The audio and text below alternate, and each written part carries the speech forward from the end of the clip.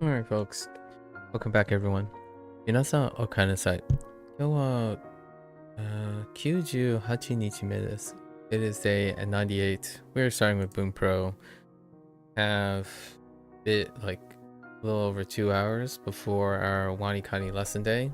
So today we're going to try to keep it brief for Bunpro. Maybe do some of the reviews, especially the grammar ones. And then move along to HanziHero. Squeeze in HanziHero before we do the WaniKani lessons. Alright, let's get into our... actually, we had one from yesterday, right? Let's do it with our mouse here.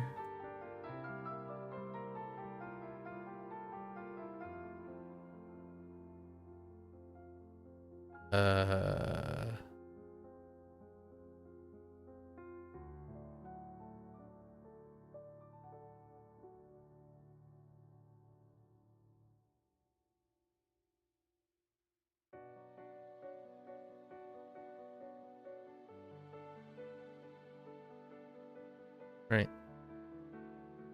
Odoroku. Odoroku.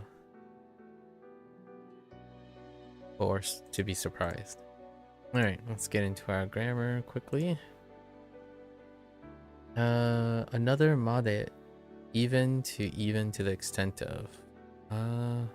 Made and mo. The adverbial particle made is used in the same way as many other adverbial particles, is that it's highlighting that the statement that comes after is as important in some way. However, unlike our first look at made, which just discuss it as until, this use of made has a nuance of even or to the extent of, which is still until me. Interesting. No voice samples here. So, tonari machi no what? Tenbo. Is it tenbo? Merchandise? No? Yes? Oh. Town. No. Store. Tenbo. Interesting. Oh. I mean, it has a hut and... Oh, you know? This... No. That's not a familiar character to me. But it's store. Tenbo made... Itta kedo... Doko... Demo. Soko demo. Interesting. Soko demo. Oh. Meatte no. Okay, I see. That's also a new phrase for me.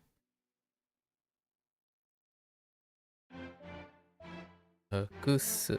Oh, guzu is merchandise. Goods. Gutsu wa utte nakatta. So being sold goods, but interesting. But even there, demo, even there. That's interesting. Okay. Not familiar with this phrasing. Okay. お腹が空きすぎて大嫌いなバナナまで食べた。 Oh, interesting.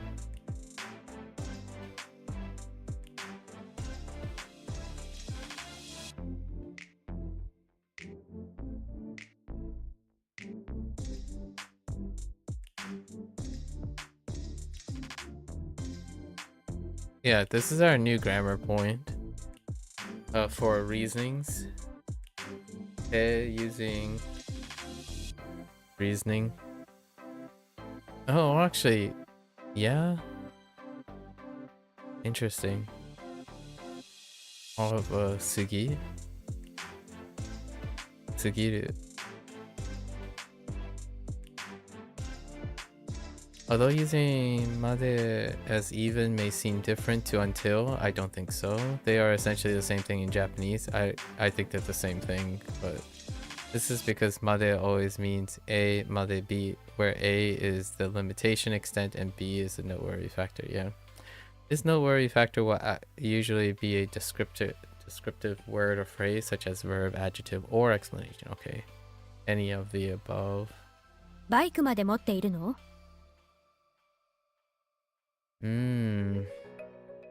一回笑ったら面白くない話までおかしくなる。おかしくなる。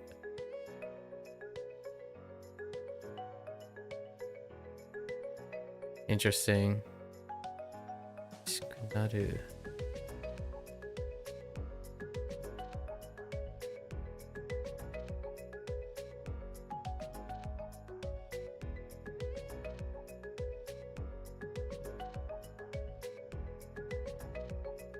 Funny.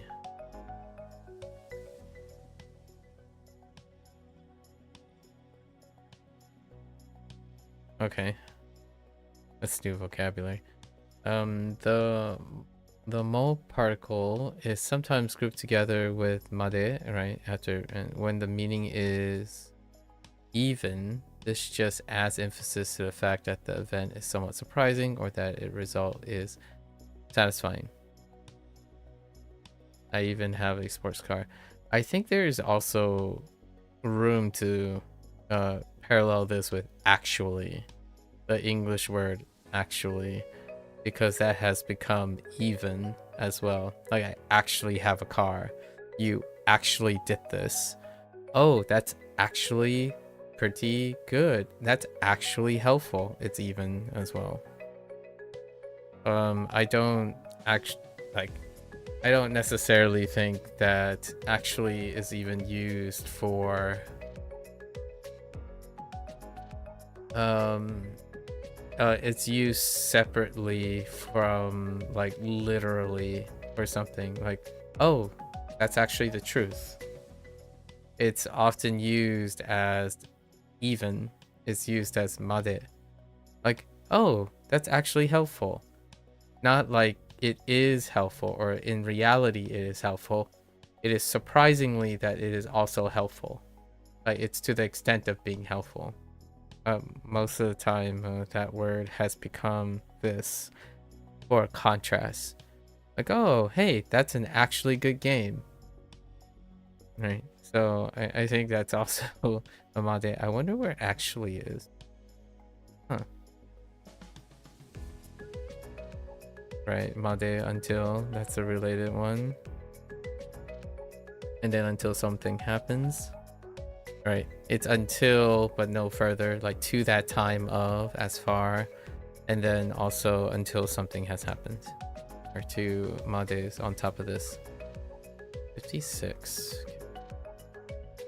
And this is still suggesting, oh, you know what this kind of lacks? It kind of lacks the N4, like the N4 markers. Like these are marked, right? So these are all the N5s. And my presumption is that most of these are going to be N4s.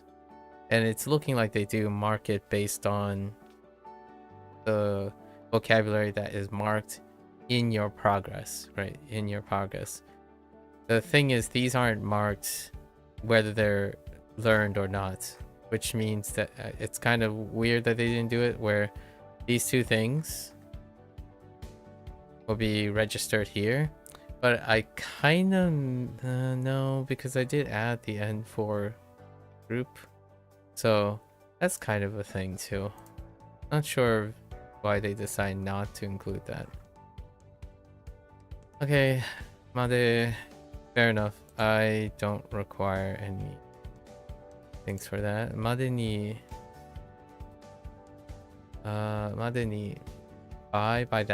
by the time that, yeah, before. Yeah. So this is more like a deadline situation. Made ni is a combination of two different types of particles, the adverbial particle made and the case marking particle ni. Made ni, made ni, is very similar to made when it means until. However, there's one very important. The distinction is that made ni means by and not until. It's still until, but that's fine. Like, by something is still until because of English colloquialism. But I can understand from a grammatical standpoint in English that by and until are two different phrases. Because by is at this time, no further as well. And until can be a little bit more flexible, but it still means the same thing. Whether it's not distinction or not. To use made ni, we will need to attach it to the end of a noun or a verb in the non-past form.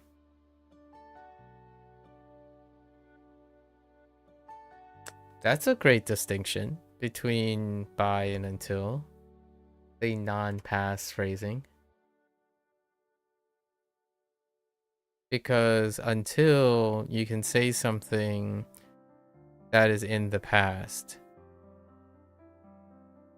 and by is something that is yet to happen by like a certain deadline, for example.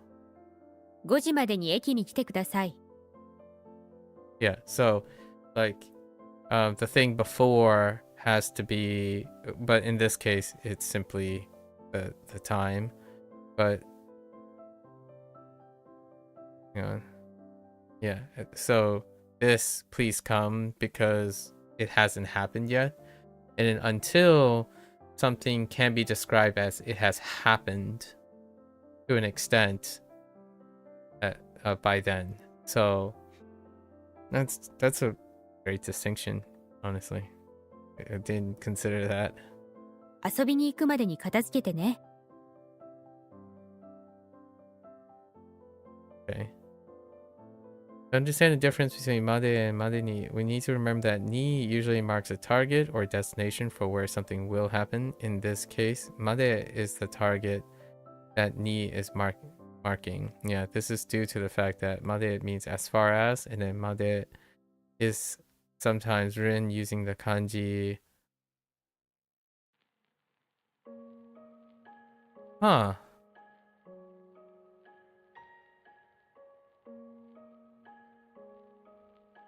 I see.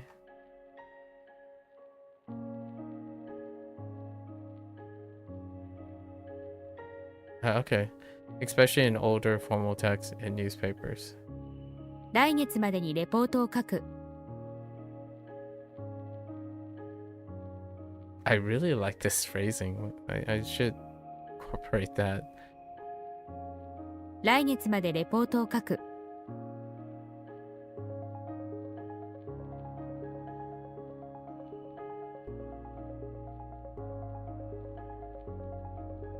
Yep.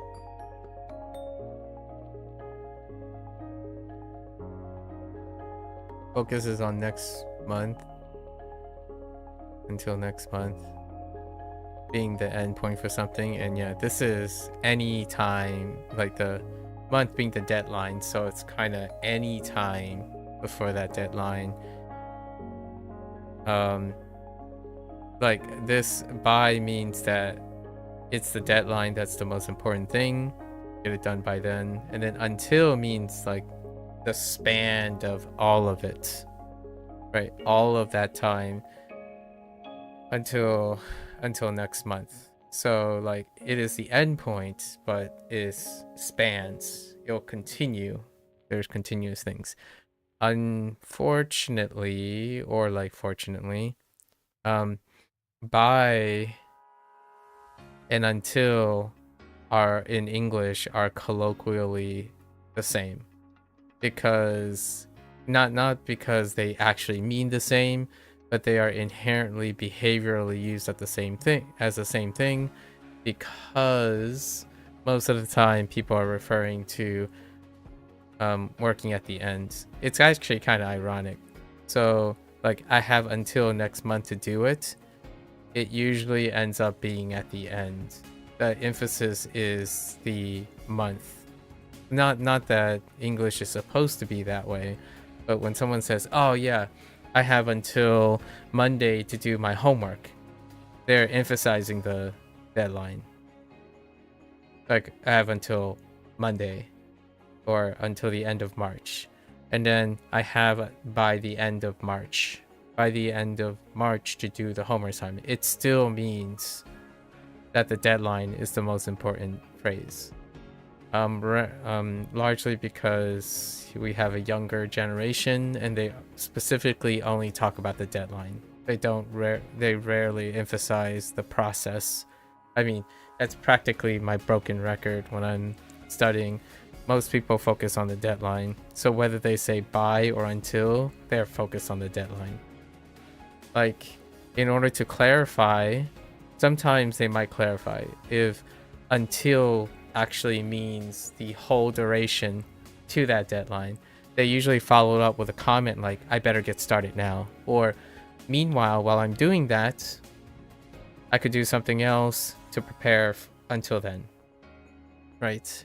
However, most of the time, they're not referring to that. By and until are still referring to the deadline, which is interesting. That's a great way to differentiate it, though. I actually totally understand what they mean now. That's such a excellent way of delineating. And ni is really helpful in that. I wonder how you would do this in English.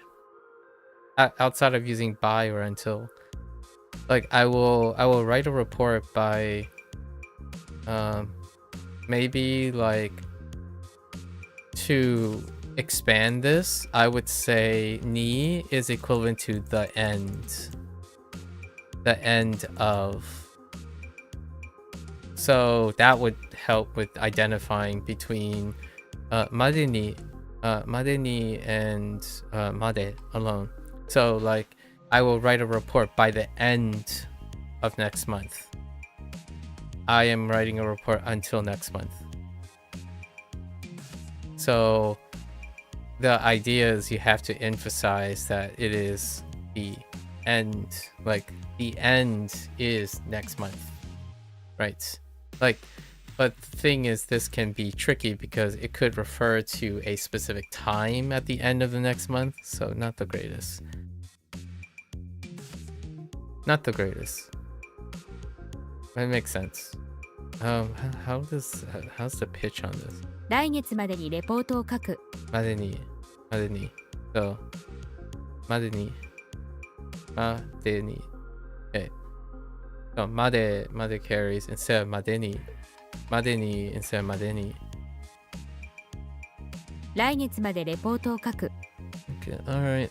In this way, までに more literally means A as far as N marks the target. Yeah, B. Okay, fair enough. Fun fact, originally, まで meant as far as in regard to the passing of a particular event. Oh, okay. However, in modern Japanese, most people assume that the speaker means by the beginning of a. Due to this, sentences that have a very broad event, such as natsu made ni, could actually be interpreted as by the start of summer or before the end of summer. I see. Depending on who you're talking to. In these cases, it would be better to add a more specific time frame. That is exactly what I was referring to in English. By and until are only segregated as well. I know they're only specifically talking about the segregation of madeni, the phrase, but in English it has to discern. You need context to understand if the person is emphasizing the deadline or a period before a deadline, like and up to the deadline, with the following expression, which is it would require a time frame. So in this case, did they give an example?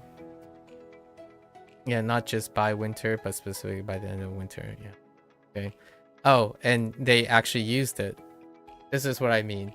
I didn't even know they were going to mention this. So this is exactly, in my opinion, what English would also do at this point. You have to use the end of something. So in order to specifically either specify or duration of time. Although this is functioning to separate between by the start of summer or before the end of summer, which this convolutes with the idea of focusing on deadline. That's what I was worried about. So at first I was thinking, oh, maybe you should add the end of. You're interpreting this as the end of, but then it could be referring to the specific time frame. So it can create more confusion in English. Weird how these things work. Anyways, 冬が終わるまでにスキーをしたい. Alright. Yeah, English is weird too. I mean, I've got this gives me, every time I do grammar, it gives me a lot of opportunity to reflect on how English have changed. I still use until. So the way to separate between by and until is process. And by is destination. Which is appropriate because destination is also ni. Ni is the target. And then the lack of is non-specific. So when you do not have a ni, a non-ni, it's, what is the word? It's exhaustive. So it includes everything. So when you use until made, it's everything up to the deadline. So it's exhaustive. This is non-exhaustive. It specifically is emphasizing the destination. And because of the usual English vernacular, both of these words, until and by, means destination most of the time. Like 80% of the time, I would say people are talking about the destination. So I have until next month to finish the exam. They really actually emphasize that the most important thing is until next month. That is the focus, not all of the time before the next month, right? Which is before the end of something. The reason why I say this is because this is how I speak to people. The most consistent response I ever get when someone says, oh yeah, I have till the end of March to study. I have the end of March to study. Whenever you talk about it, it's like, okay, so what are you doing in the meantime? You have so much time before. It's like, oh, you know, I have until the end of March. And I'm like, okay, that means that you have a lot of time up to the end of March to do something. What are you going to do about it? But they were specifically, their response was that they were just emphasizing that the deadline is March, not that they care or was going to talk about what's happening before March happens. So oftentimes they say bye. If they say bye, then there's no confusion. When they say until, then I have a follow-up question like, okay, so what are you going to do until then?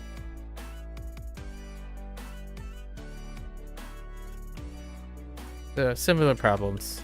I would say similar convolution in English as well.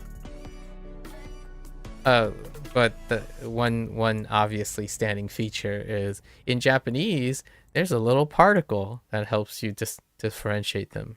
And this goes back to English being inherently generic now, incredibly generalized.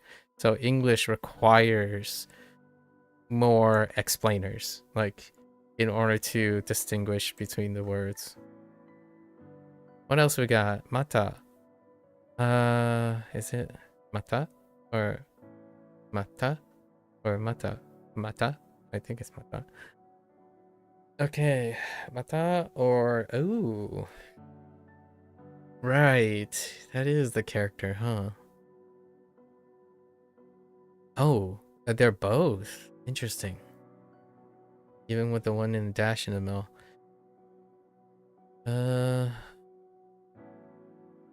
again, right? Yeah, and also, yep. In its kanji form is an expression which means again, additionally, also, or moreover, right? This may seem confusing at first, not particularly to me, but it may be easier to think of mata as meaning repetition of a. Yeah, it's just again, repeated.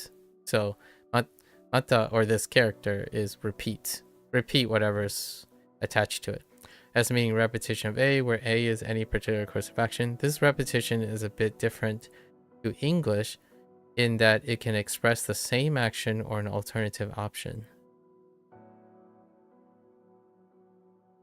Yeah, I can see that. Can be used as an adverb. Can be used as an adverb or as a conjunction. Actually, I think this is even stronger now. It's not just... I don't think this is a bit different.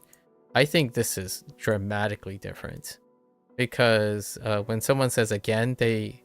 in colloquial English, they pretty much literally means the same thing again. As opposed to again with the possibility of change. Actually, yes, that would...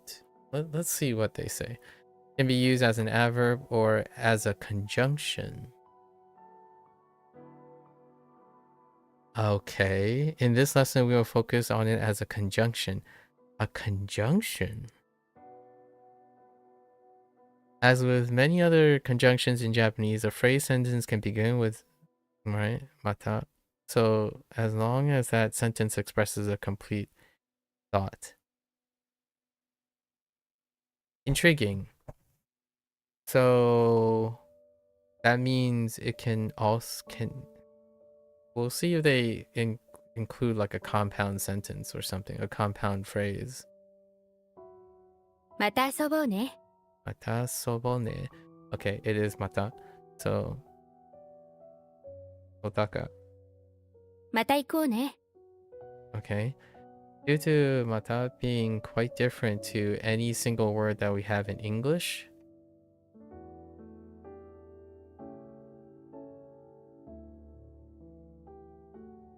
let's try to make the meaning a bit clear. Imagine that A action always has B results. That is the thing that I was alluding to. That again means a lot of times.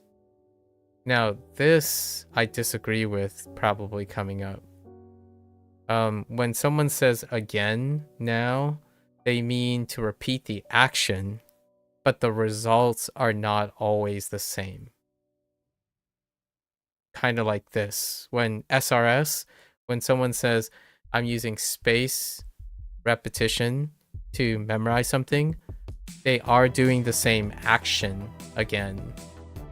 Right? SRS, a repetition, but they are expecting different results. That is the classical now use of the word again. So like, oh, I'm going to repeat this, expecting a different result, not always expecting the same result. I would say repeating would be typically the same result. So this is what I would default to. When you repeat something and you're expecting it to be the same, then you get the same results. That's what you're expecting, not a different result. However, the action will lead to B result could be many things. Because of this, mata can have the following meaning. Yeah, so the same action is taken has a nuance of again or moreover, and a different action, A, is taken has the nuance of also and additionally. Interesting.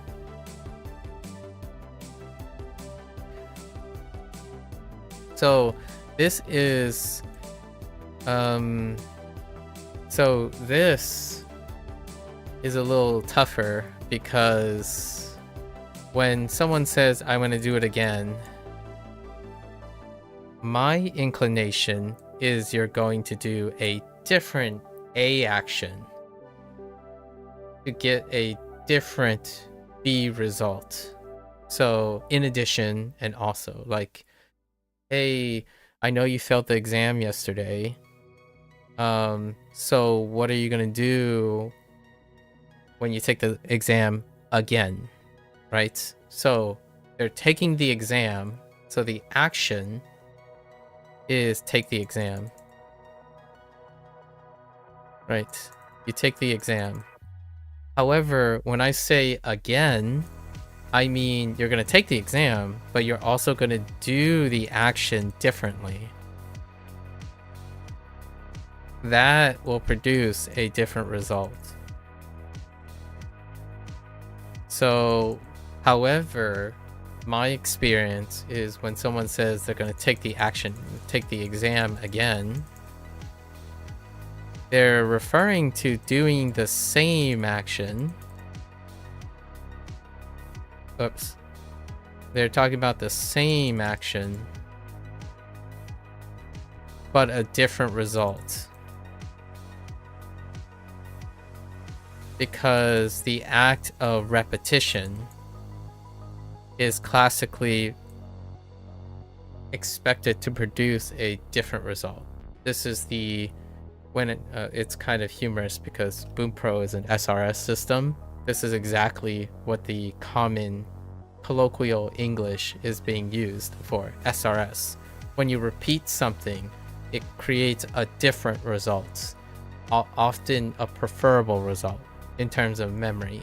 So whenever they say, oh yeah, you know, I'm doing Anki again, the same old, you know, Anki again, the same day again, right? It's the same action, but it produces a different result. It is expected to produce a different result.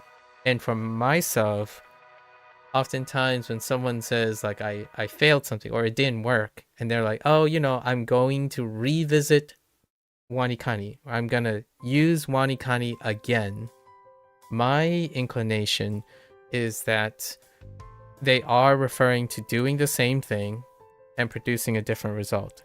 But for me, I typically ask them, oh, so what are you going to do differently this time?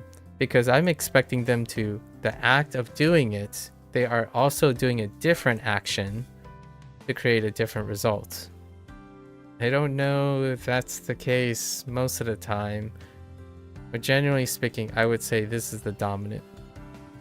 Which is interesting because now Japanese has an emphasis on the nature of the action, which is very important because I also think this is very important. When you do something again, I'm typically referring to you're doing the task again, but the action, the nature of the action is no longer the same. At least I like to think. So whenever someone says, I'm going to repeat something, in reality, in my opinion, their intuition would be different the second time around. So even despite them intending to say they're going to do the same action, their results are going to change because their action might not be what they intended. Anyways, that's kind of the idea. So in this case, the same action is taken. So let's see how this works. またカンニングしたの? Kaining? Interesting. Kaining.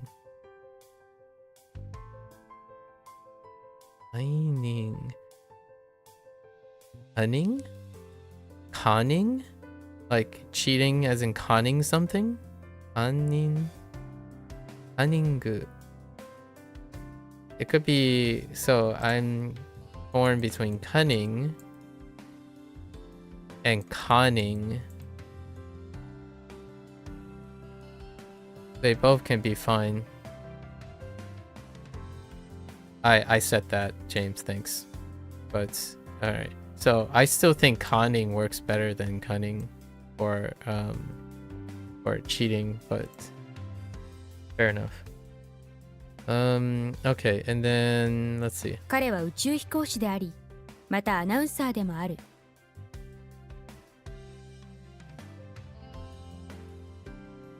There is a mole there as well.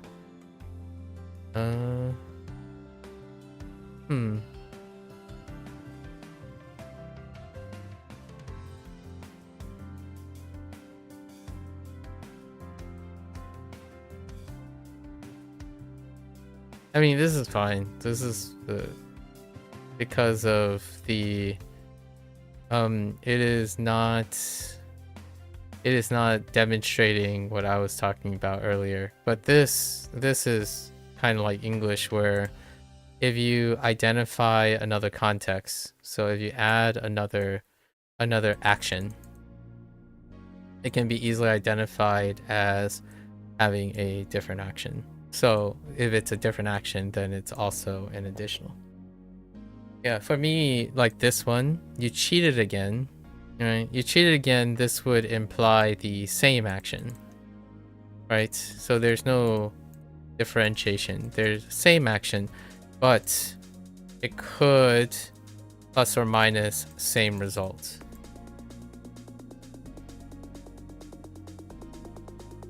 And for me, I can entertain either or. So when someone says like, oh, I cheated again, I would ask, so what happened?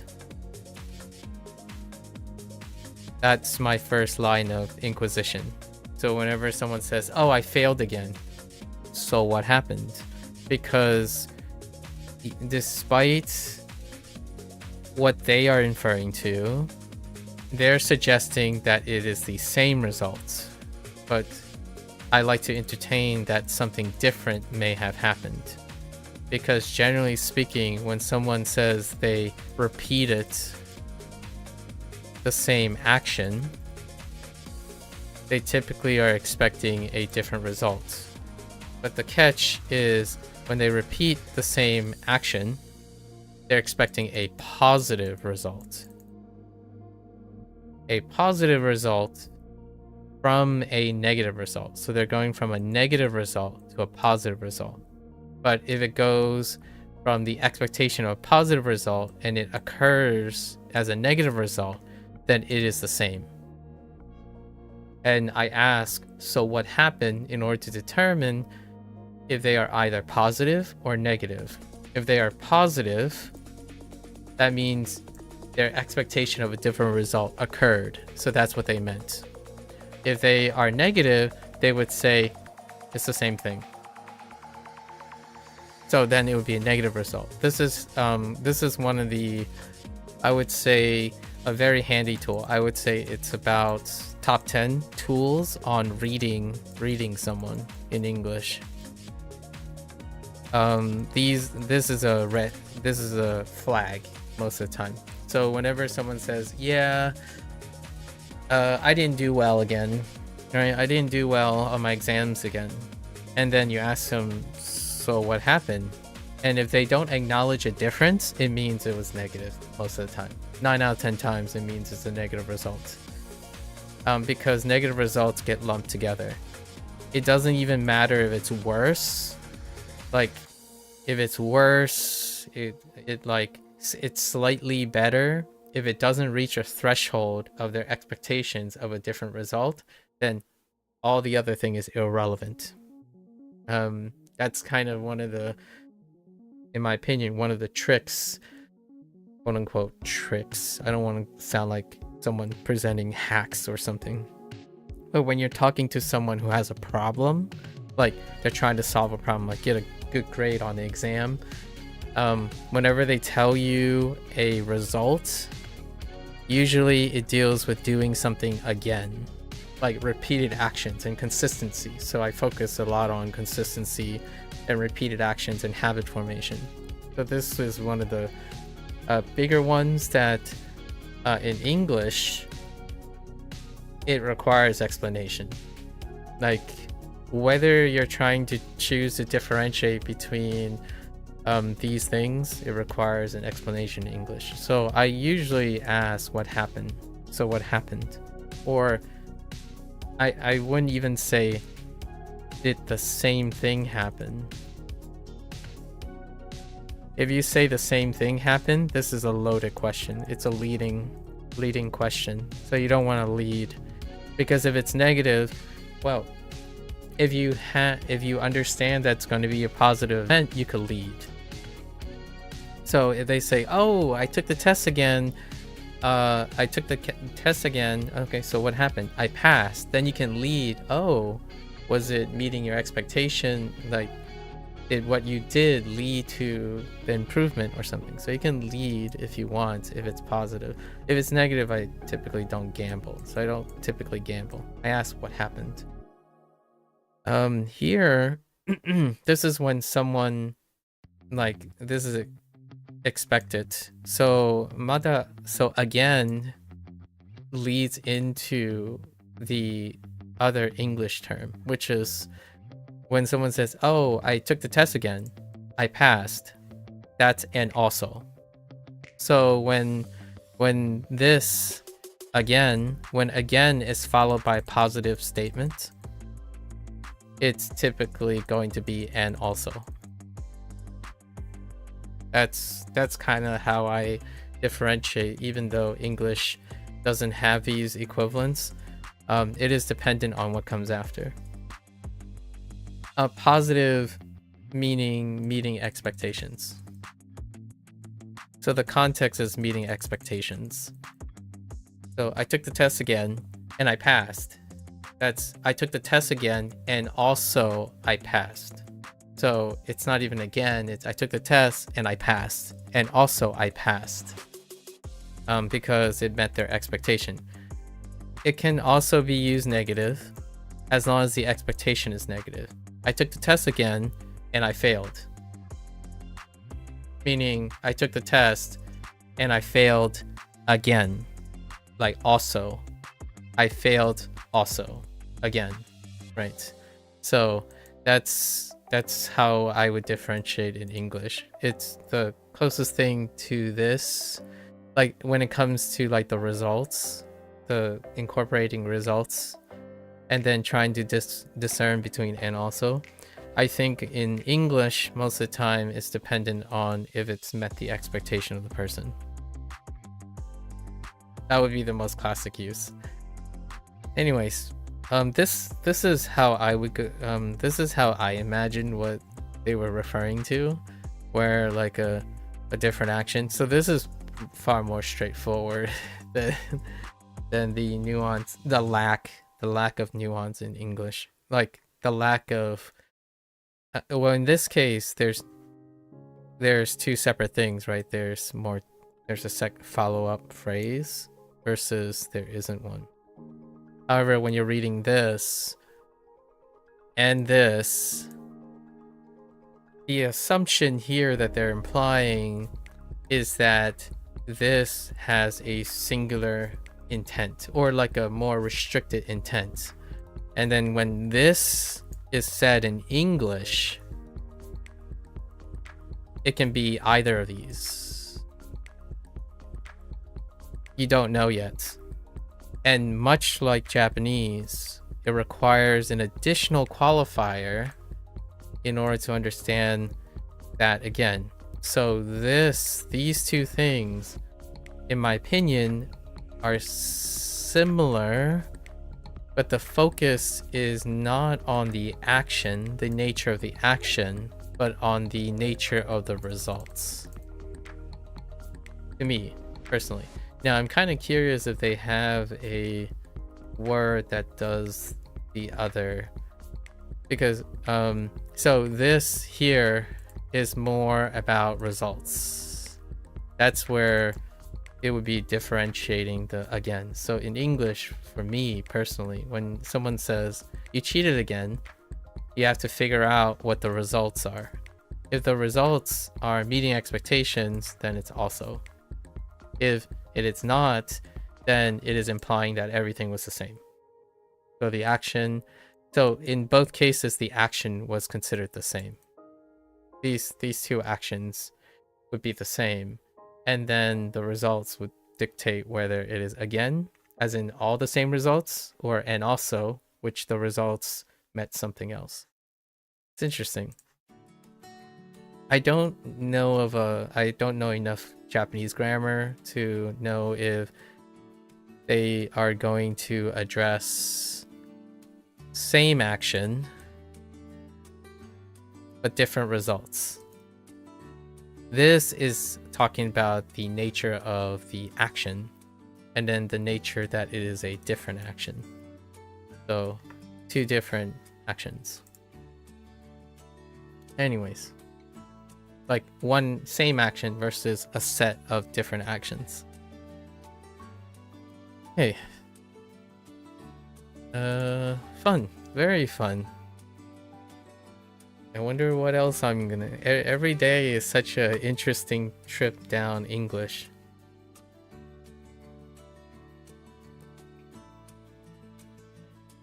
I don't know if I'm ever gonna be able to turn like English into something useful, but it is great to reflect on net speak, or my interpretation of current colloquial net speak whenever reviewing Japanese things.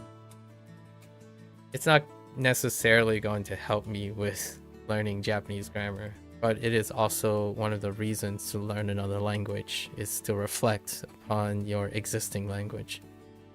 Yeah, the by thing is definitely it. By and until, that is a big one.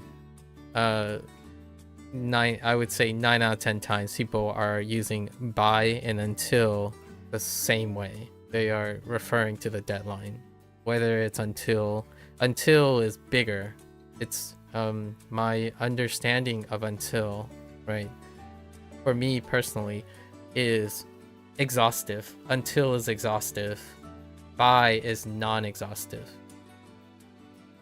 By means that they are specifically referring to the deadline. Until means that is everything until the deadline. So I typically say until, like, oh, how long do you have until the deadline? So even with the word deadline, like, so how much time do you have until you run out of time? As opposed to, by what time do you need to finish this? Despite by and until for most people will mean the same thing, and typically the same thing means referring to the deadline. I have until March. I have by March to finish this project. 9 out of 10 times they're referring to the importance that March is the deadline, not the difference between the two. But Japanese does have that, which is great, because that's cool. And it's linked by a single particle, so that's kind of neat.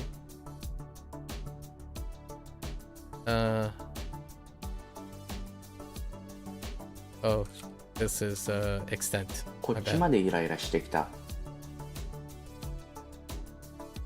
No, we gotta make sure to distinguish between extent and restrictive. Oh, restrictive is a better word, actually. So it's restrictive to the deadline as opposed to showing extent or the scope, right? I was using exhaustive and non-exhaustive because exhaustive means it includes everything, because that's what makes it exhaustive. It includes everything.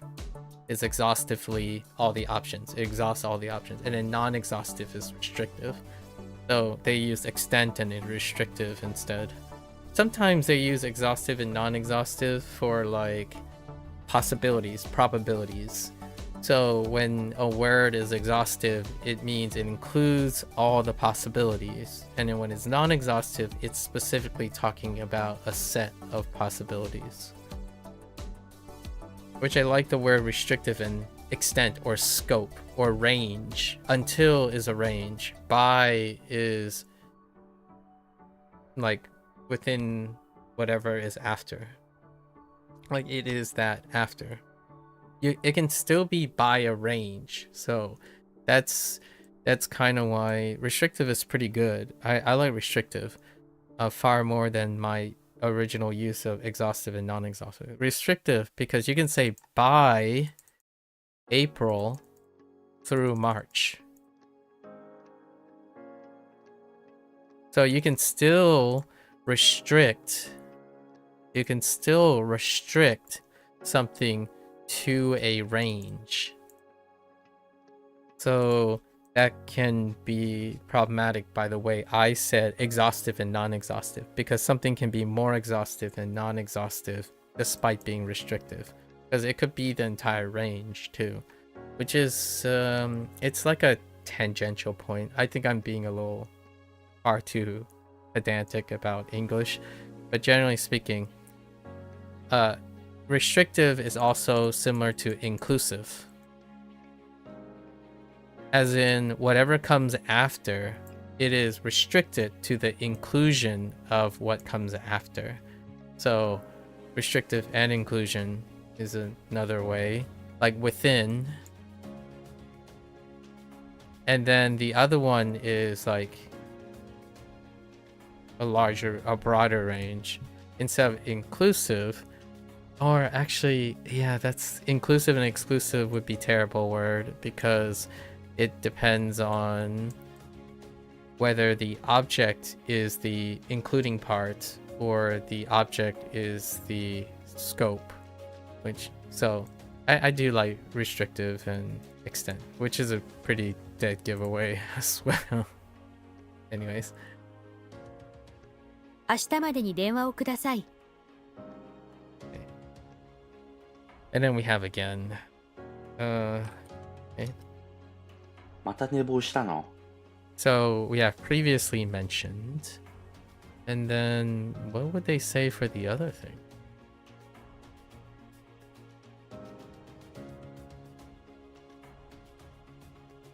Interesting. It'll be curious to see how they express it in English. I'm very invested in consistently drawing comparisons between English and Japanese until otherwise mentioned if I can even understand how to describe Chinese in this.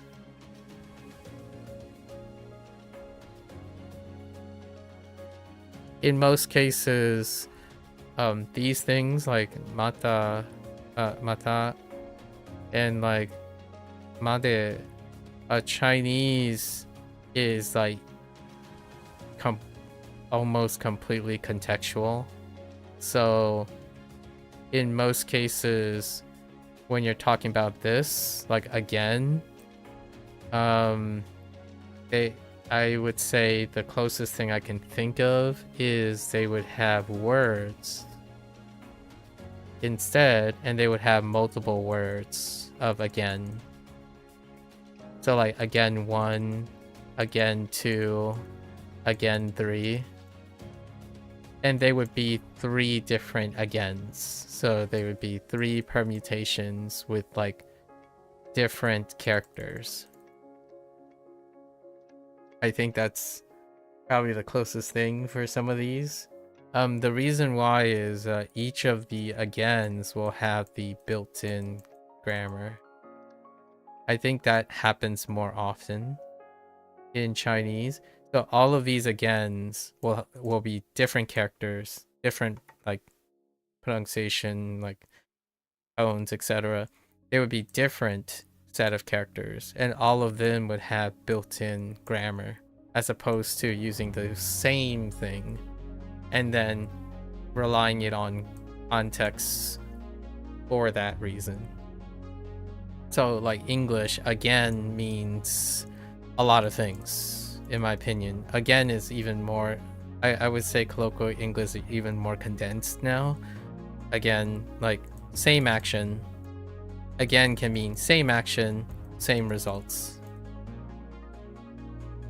Different action, different action, different results. And then you have same action, right? Same action, different results. And then different action, right? Different action, same results. So all of that is again in English. However, there is a preference. There is a preference. It's usually same action, different results.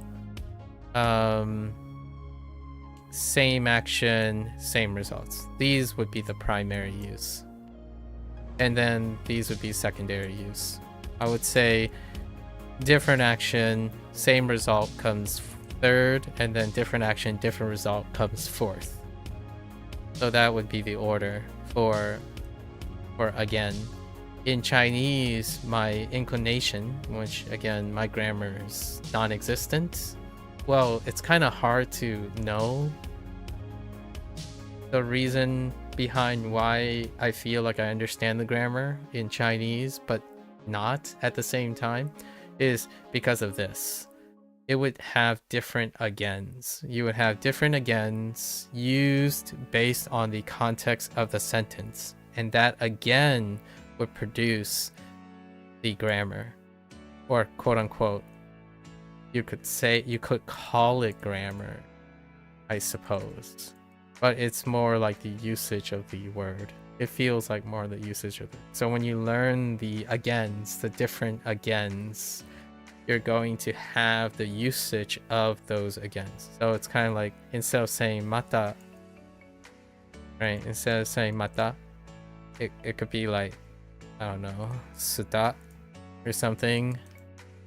Or it could be like, I don't know, it could be something like mata versus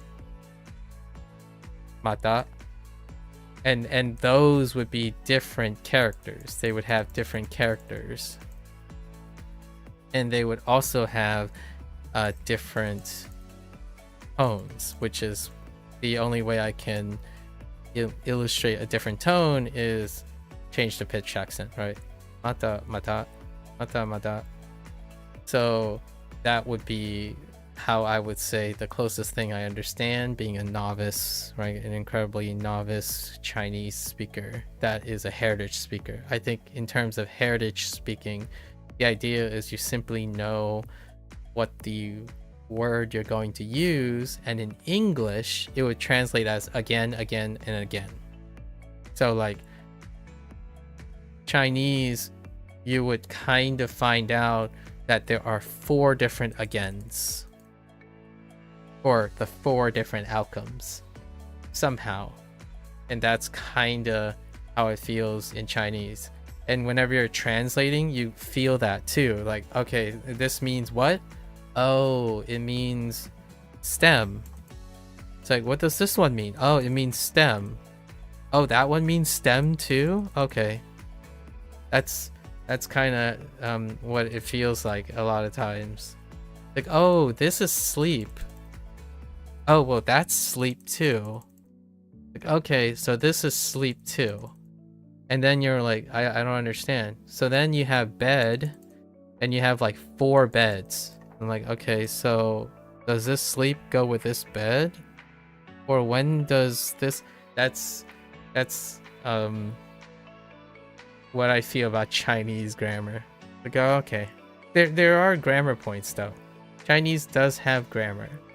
They're a very specific grammar, and they're pairing words up based on them. So there's no like, how you say, like a particle system, or like a helping, like a helping verb system.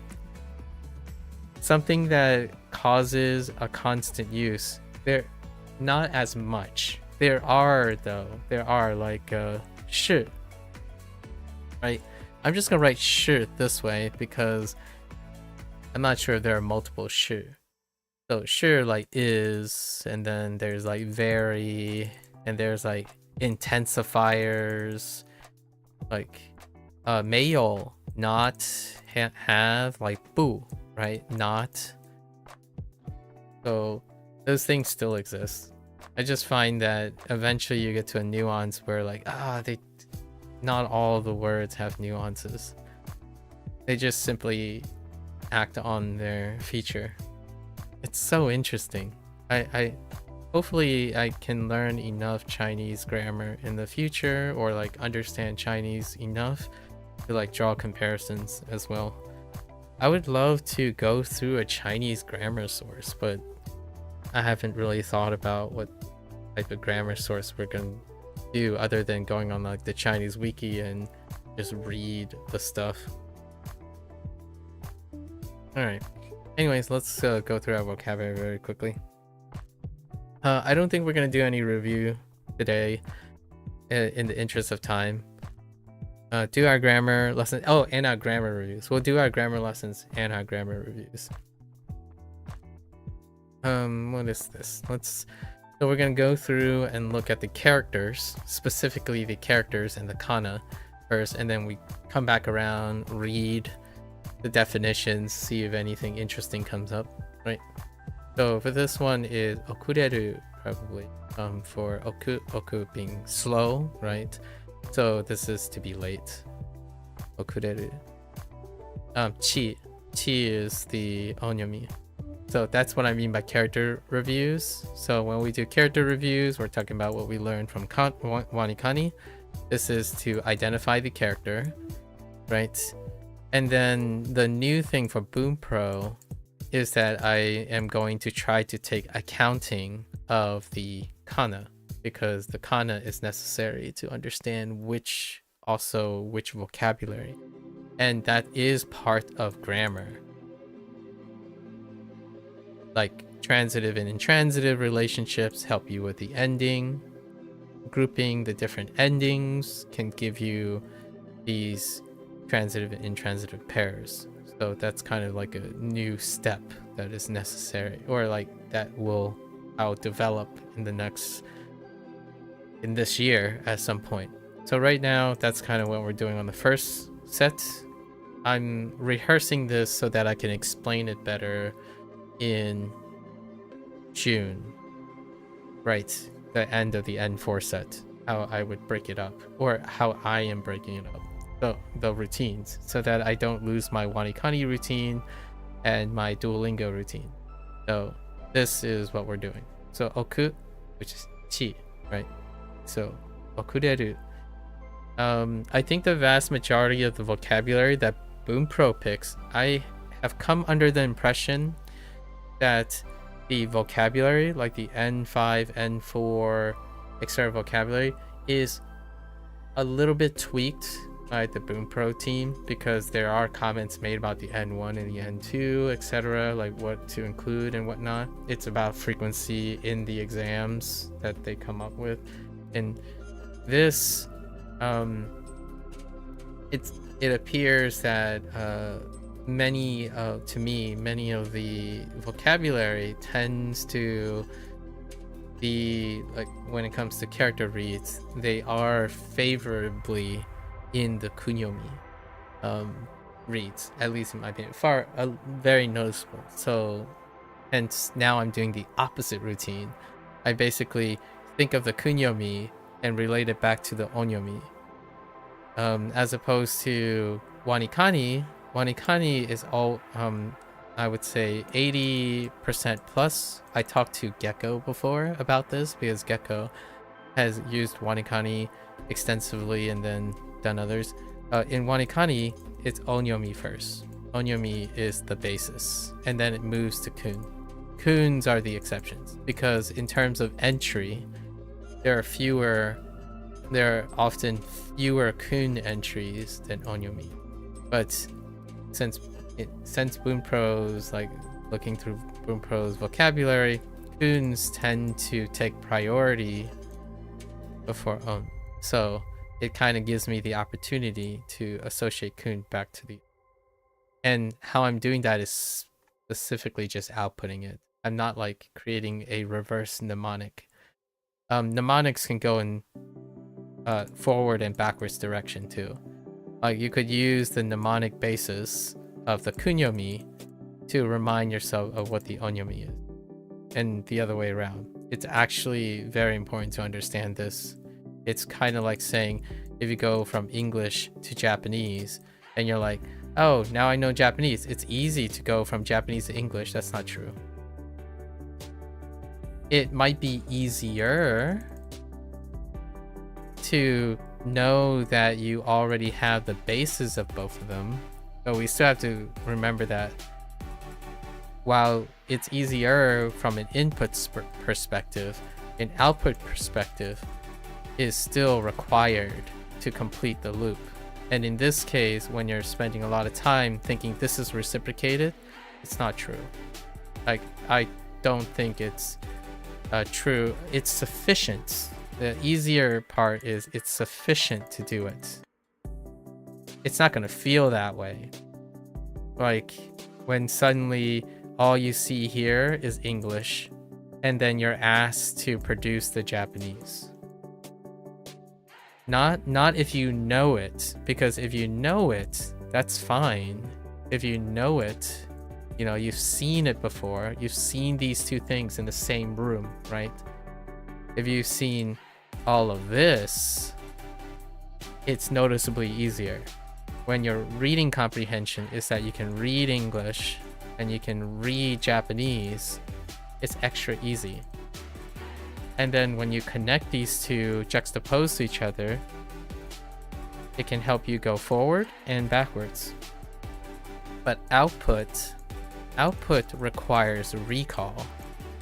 Output requires active recall, not passive recall. This is passive recall when you're looking at the relationships between things, which in reality, that's usually what happens. You know, when you talk to someone, it's in the context of a lot of things. So a lot of things create a passive, it helps you with the passivity of recalling something. And then the active recall is bolstered. In this case, when you break it down to specifically if it's there or if it's not, you'll probably come to realize that output is directional. Output is by feeling. It's incredibly directional. So if you're playing, you know, if you're playing a game, and this happens and people mention all the time, if you're playing a game and the UI is in Japanese, right? And then you're asked to explain it in English, it might be easier because your output direction was to read Japanese and then translate it. But if the game was placed in English, and since you already know your Japanese, right? Like for most people who say like, oh yeah, I already input like all the time. And then you're asked to read the game in English and output it in Japanese. That would definitely yield a different result than doing it this way. So as much as I like to, I don't want to rain on people's parades, I'm going to speak for myself. I do something really well, it doesn't mean the opposite is going to do really well personally. So I like that Bunpro is having me read the English. Or like, I don't know, for CI, like, you know, they have a Japanese sentence, it's a blank Japanese sentence. So I'll read what I easily can define a lot of times because of WaniKani's character studies. And then there's a gap. I read the sentence and then I look at the gap. I'm like, okay, so I understand this. So it's got to be something. Then I read the English. Double check that usually there's an English sentence underneath. Double check that all the other things are good. And then look at the blue targeted word. And then go back up into it. So this is creating different flows. The flow is that I'm confirming all the stuff that I've been working on in WaniKani, not the grammar, because I'm still working on the grammar. So as long as I know all the individual words that are in the sentences because I've used WaniKani, that's fine. Then I look down here, I could guess at their relationship up here, then confirm their relationship in the sentence in English, and then go back up. So then I'm doing all my routines. This is the comprehensive workflow. Your output is directional. I disagree with this might be a slight hot take. I'm not saying it's more important. So we're not making it a competition whether input is more important than output. I'm kind of really, it's whatever you believe in. That's perfectly fine. I feel that input and output are very dependent, are strongly motivated by feeling, and feeling that deals with intuitive experiences. That's kind of how when someone says, oh, input is more important, output is more important, I think most of the time it deals with feeling and experiences, not necessarily trying to quantify if the actions of input is objectively more demanding than the actions of output, like categorizing them and from like a linguistic standpoint or some learning pedagogics standpoint. I'm not an expert in pedagogics. However, when someone tells me, oh, output is so much easier than input, my first thought is, that's going to be a really interesting experience you're going to have in another 2 or 3 years when you decide to output. And then when you decide to output, it's going to be directional. Because if someone tested you, the person would make an argument that the natural output is the only output that's important. And I agree with them. Because if they can tell me that the only thing they need to do is to speak in Japanese, think in Japanese, and talk in Japanese, yes, the directional output is the singular one-way directional output is a means to an end. In fact, once you go from English to Japanese, right, then your output is cyclic in itself, so you remove English. That's now the question is, did your output improve? The answer is yes, singularly in one direction. It doesn't improve in the other direction. Rarely does it significantly improve in the other direction. It actually diminishes over time because you don't output is directional. Like if you run a lot and then you suddenly stop running and then you decide to walk most of the time, it's not like your running is getting better because you're walking. Rarely is that the case. It usually diminishes over time. Like if you do a lot of, I'm using like physical ones because it's a little bit easier to identify with output. It doesn't mean that you can't train that there's overlapping things. They do overlap. Walking and running overlaps. So your running can improve to some extent, an extent that is sufficient. So, right, when someone says, oh, just walk a little before you run, right?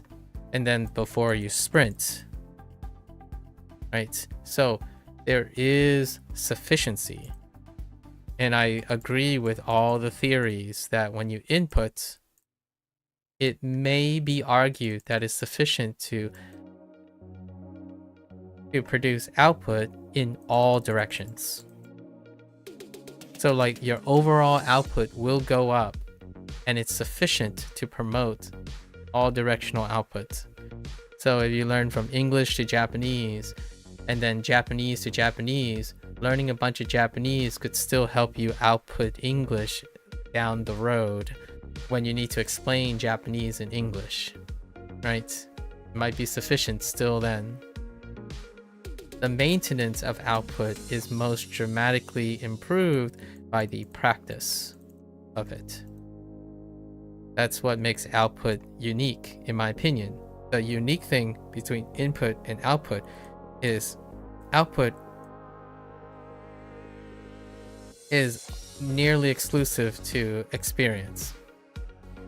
Like, what I mean is, input has experience, but the amount of output requirement in terms of like its directionality and whatnot, it requires more. The output feels not great because I feel like when you think about input, when you use English to learn Japanese by input standards, the reverse is also true.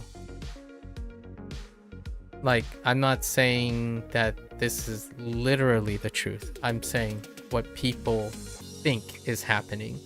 When you understand English and its relationship with Japanese, then it is reciprocated. As in, when you need to do the action, the output action, it is easy both forward and backwards. For me, if you ask someone to do it, that is not the reality. It does not track most of the time. That's like kind of saying if you can go forward, you can go backwards. Have you tried that? if you always walk forward, then clearly you can walk backwards. Right? Like, if you understand the mechanics of walking forward, you would think that you would understand the mechanics of walking backwards. So that's input. That's the concept of input. It's reciprocated. And output is not that. And that's where this all comes in. Like, I like delving into what I can do differently, quote unquote, to like tie it back to the made, to the the mata. So when I'm studying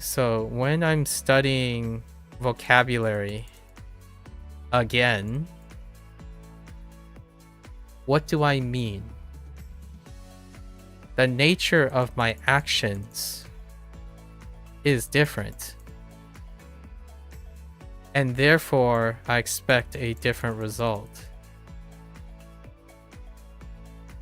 In English, most of the time when someone says, oh, you're reviewing N5 again, they're talking about same action. Expecting same result. To indicate this is the second most common use, which is from an experienced person. An experienced person would typically insist that the same action, there's the same result, right? And that would be their metric that they would measure. The first one is often when someone says, oh, I'm doing N5 again, they're going to say, oh, are you trying to improve? That's the typical way, which is when someone says, oh, you're studying WaniKani again. That means you're trying to improve. The expectation is you're trying to improve by doing the same action. Just to relate back to everything else. Anyways, that's kind of what this gets me to think about most of the time. Because technically, this is the third time I'm going to do the same thing with my N5, N4 vocabulary, because this also came up in Duolingo.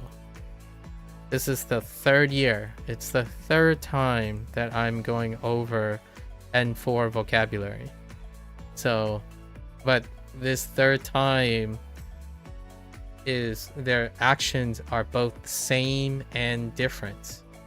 The idea is I'm going to do what I have done for Duolingo and WaniKani and then add to Bunpro and like to see what's missing in the output stage involving output, and then I try to do all of them in a way that they are layered on each other.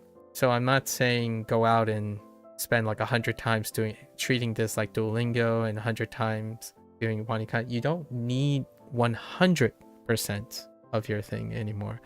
Output is based on experience. So your experience leads to maintenance. And maintenance is, in my opinion, based on momentum and consistency, not based on overall knowledge. Like input, you can constantly tell yourself like, oh, I've seen this before.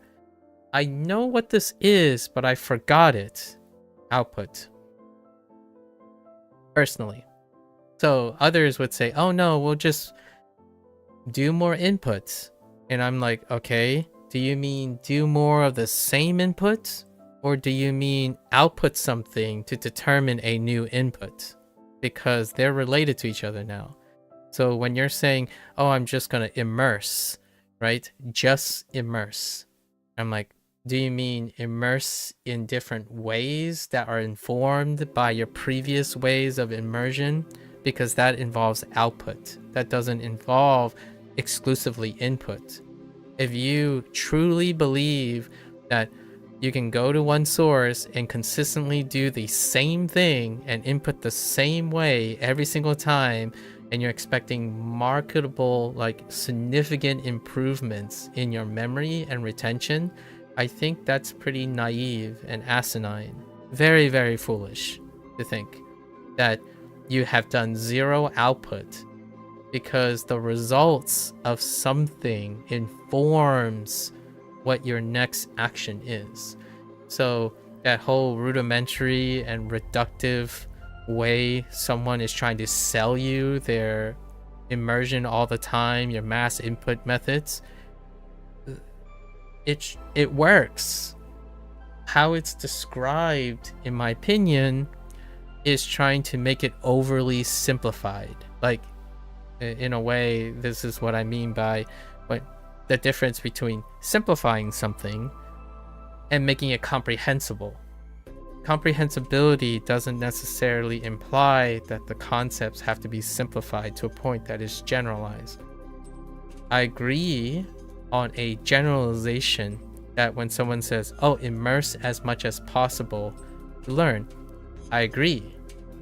Now, if you're going to explain that to someone, it's not doing the same thing, expecting the same thing, and then somehow creating a different result.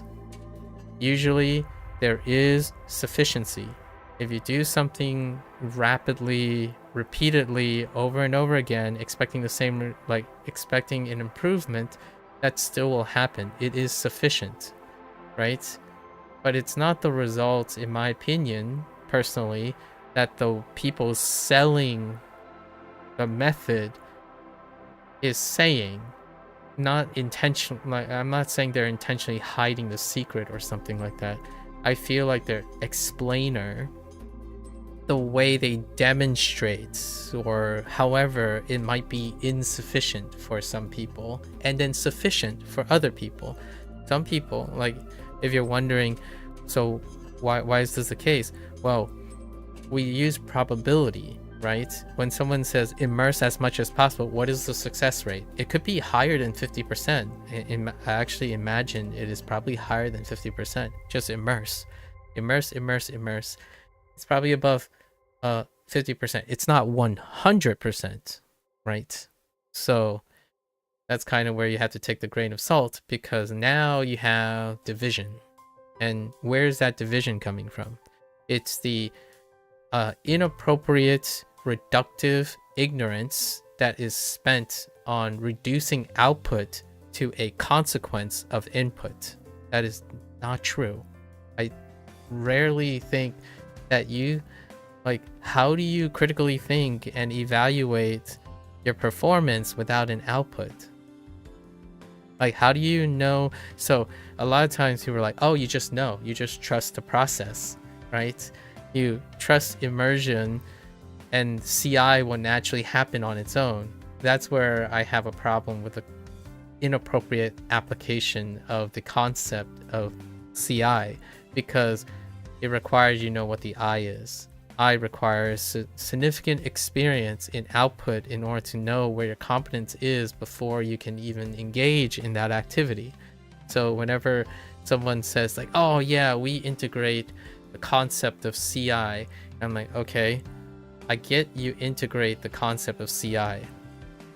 Now, did you build a system well enough to know that it guarantees the person where their eye is? And that's where most of their focuses are. Like, most of the apps try to use a dynamic process to figure out where your eye is, and then when they narrow it down to where your eye is, then they can provide the material, serve you the material that is on your level. The person is not doing that anymore, right? The person themselves. And why is that a problem? Because this is the same as using your smartphone, ChatGPT, and that person saying, oh yeah, this app worked really well for me, and they go around to another person and say, use this tool, this is what the tool does. And when that person explains the thing, they don't explain how it works. They typically just explain what it does, not what it works, like how it works. So when someone goes around, it's like, oh yeah, I use this app.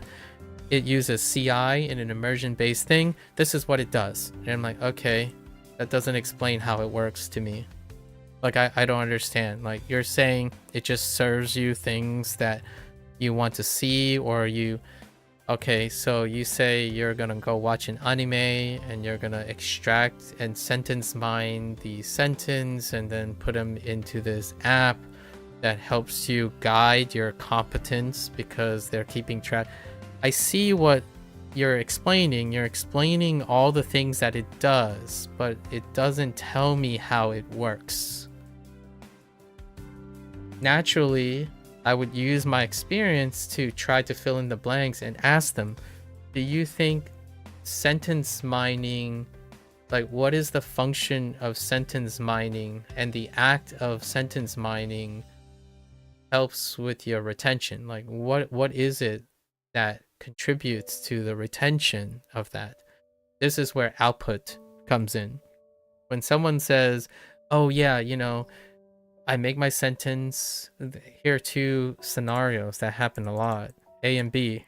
Someone who mines and auto-generates. So what they do is they focus on creating the highest efficiency on this roadmap, versus B, where this person selectively filters based on output, their sentence mine, and then they generate based on outputting into a card their personal things. And this delta often is not as significant, it's as slower. It's a slower process because output is involved in the process. Now, if you're gonna take bets, who A and B, which one is gonna burn out first? Probably retain less.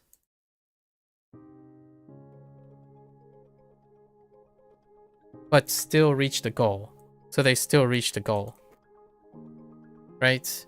B would naturally be less burned out. And they will probably end up being able to retain more. But they will still reach, and then obviously they'll reach the same goal. But the idea is that anytime I've ever asked someone, there's like 10 people who like they're part of the immersion only movement, right? The defining feature between one who is more successful, one of the distinctions, because it's a procedure, right? It's a protocol. Oftentimes when people sell a method, that is exactly what it is. They sell a method. A method is procedural. It is protocol. It's not understanding or comprehension of the theories and stuff behind it. You're not doing any analytical results of this. You're following protocol. So oftentimes you have person A and person B. B ended up outputting in the process. A ended up solely relying on input. So because they solely rely on input, there's no adjustments. There's no adjustments, no corrections, right? And then you could even throw in low effort, because effort does also imply that it is efficient in time, right? And then someone who's outputting does actually engage in corrections, iterations, and whatnot, right? They'll both reach their goal. And that's kind of what I mean. And the people that are most successful, like in my opinion, James, you, the way you describe things, and the way Beth describes things, Drama describes things, you are outputting something in order to make corrections and iterations. Rarely are you making zero adjustments. Is what I mean. And it's very different because oftentimes when someone asks, oh, this method isn't working, and if the person says, are you sure you're doing the method correctly? That would be someone who's not adjusting. And then someone will say, oh, hey, I've encountered that problem before, so I decided that I would do this instead of that because it worked to my benefit. That is someone who's outputting something. They're only, in my opinion, one of the major sources of understanding how to adjust is you need to output something. Otherwise, you can't make any adjustments. You rarely can. So would you say an advantage of WaniKani Bunpro would be its output requirements? I agree. That's what I would say. So I met this person, and we're just gonna call this person GYE, Guy. I'm just gonna call him Guy. And in order for me to explain, so I didn't explain whether it's an advantage or not. More so, is it complementary? So this person asked me a really standard question that occurs a lot. It's like, okay, I have a Bunpro subscription. I also have a WaniKani subscription, and I also signed up for classes, right? So then this person literally asked me, is there anything complementary about these things? They're not talking about redundancy, because they understand immediately. I jumped right into the complementary things, because an advantage would define that the output and input are complementary to each other, not redundant, right? Obviously, you could remake the Bunpro deck in Anki and then interact with WaniKani in the same way if you want it. So then you could say, okay, the input is minimally same, right? Ish. I don't actually think they have to be the same. But then when you talk about output, technically, you can do the outputs in Anki if you want. You can also do it in WaniKani and Bunpro. However, when people use these things, when they use these things, they often are referring to the defaults, right? Their defaults. And if I were to give an advantage would be something like they don't want to think about it. They're not interested. If the person is not interested at the moment, they're not interested in why it works, then I would say the advantage is what you say. The advantage is that Bunpro and WaniKani, we're not going to talk about Anki. Anki can be customized, but in terms of Bunpro and WaniKani, the advantage is its output requirements. Your output, how you're checking for your output. The only way WaniKani can be, in my opinion, successful is if the mnemonics, if it leads to mnemonic consistency, which involves the building blocks of radicals, right? It's not consistent in the sentences. Like, you can read the sentences, but that's fine. Like, it in its mnemonics, and this is its read dominance. So, like, for example, and leading it all the way back to why I'm digressing here now is because I'm reading it as separate things. This is kana. The first routine I'm doing is this is kana, this is character. That is its output. WaniKani's output is this. It's its character, it's its kana. So I know this is a verb. I know this is transitive. Or no, sorry, intransitive, because it's oru. Reru. It's intransitive. I know this means slow. And I know the mnemonics that contribute to this. Do I need to command that? You don't really need to command that all the time. I'm doing it intentionally right now because I'm trying to I need it to support this stuff. So I think that's one of the great advantages. And if you don't, like, if people are not interested in this, like, what I mean is you don't have to be interested in it. It's like, no, you don't have to know the semantics of why this stuff works. My argument is, why not? As in, I'm trying to present a case to make this stuff interesting, you don't have to agree with me if this stuff is interesting. To me, I like using different tools because they're different tools, right? The idea is you have a bunch of people and they all are technically doing the same action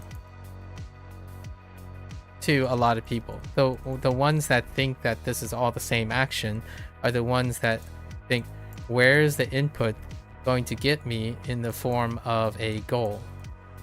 So all of these do lead to Japanese being learned. Like, you will learn your, if this works, you'll get your N5 and your N4.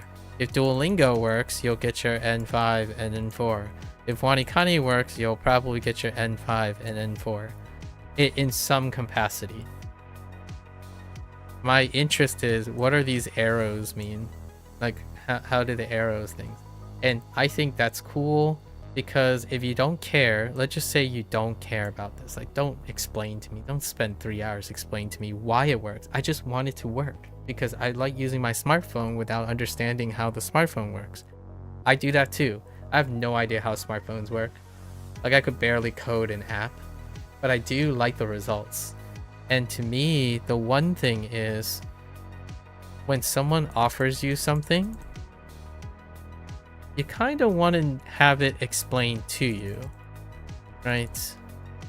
If you're curious. And it is through the analyses of these things that people who sell things is responsible for, at least in my opinion, in terms of making more money, right? It's a win-win. If a person's selling you an app, you kind of want to pay attention to these things. So my goal, oftentimes when I ever get a chance to interview someone, right? Like, if I interview an expert who made this theory, right? Like, my favorite thing is in science, when you go to like a conference and then you finally get a chance to meet the speaker, like the speaker who tells you their results from what they did, right? What they did. You finally get an opportunity to ask them how and why they did what they did to get the results, potential results, what they did, and then how the results dictate their conclusions and their, basically how their output, how the output of their results then educate them in their new input, right? And that part can't be substituted. This is the experience output. So the results are explained in a way that is served as input, right? When you go to a seminar, you're listening to what has already happened as information. And the nice thing about meeting someone is you can ask how and why. And I think one of the advantages about how and why is if you understand your output. But if someone is inputting, for example, if someone is inputting solely for the sake of inputting, like 90% of their time, you're not going to ask that person for advice, right? You have to wait. You have to wait until the person starts outputting something, and then you ask them for their advice on what happened when they were inputting in the process of outputting, right? That's kind of in my opinion, that's the way people would gain usefulness from an expert. So what I have come to understand is, though, if you're inputting all the time, that doesn't stop this person from providing advice. And it's not bad or good. These are caring people. The way you can tell if they are input dominant in their thing is their advice would be procedural. So if you're ever wanting to understand like where their viewpoint is, and I use this, in my opinion, to talk to them in a way that it doesn't feel like I'm challenging whatever their notion is. So when someone tells me, oh yeah, you just use Mikaku sentence mine from your favorite game, use Yomitan's plugin. I don't even know if Yomitan has a plugin, but like a game extractor thing, and then do this. Do it a couple of times and you'll understand what I mean. I'm like, I'll consider it. Right? It's something I can do. I can follow the procedure and see what happens. And then that's how that person is explaining something to me. They're explaining the procedure. Whether it'll work or not, that's not the advice they're giving. The advice they're giving is they're giving me something to do. Whether it works or not requires that you output in order to understand if it works. And to me, I'm a bit of both. I like taking someone at their... if I have time and someone says, oh yeah, just go watch this movie, right? Go watch this movie. It's awesome. This tells me that the person inputted most of the time.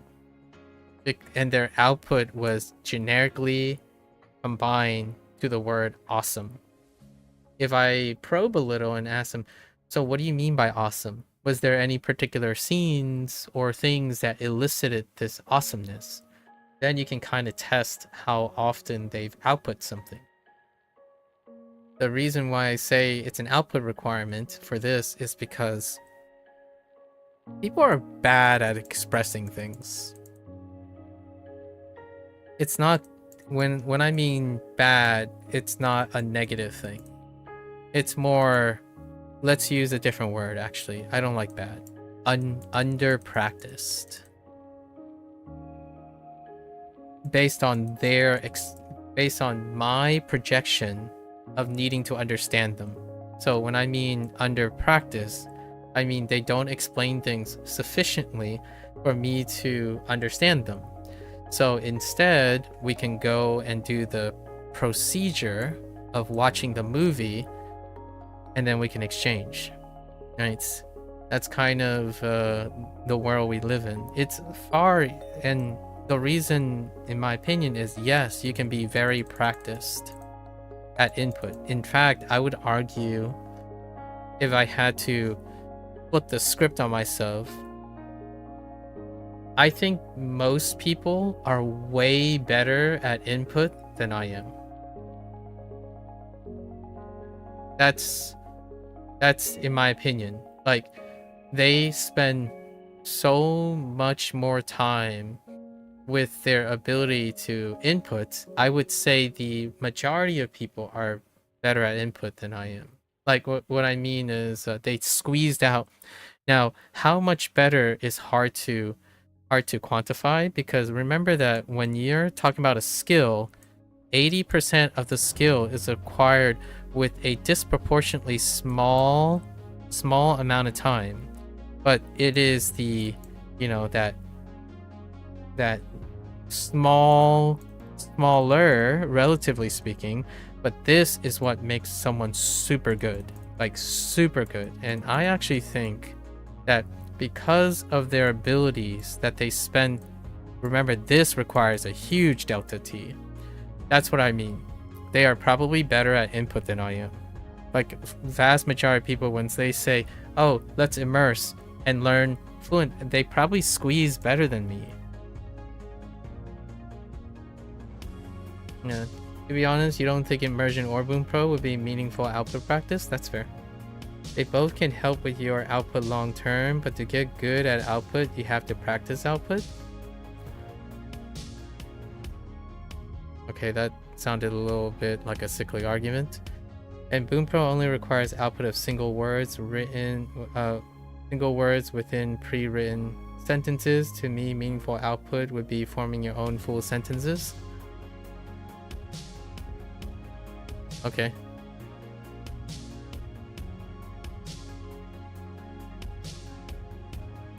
So, goal oriented, fair enough.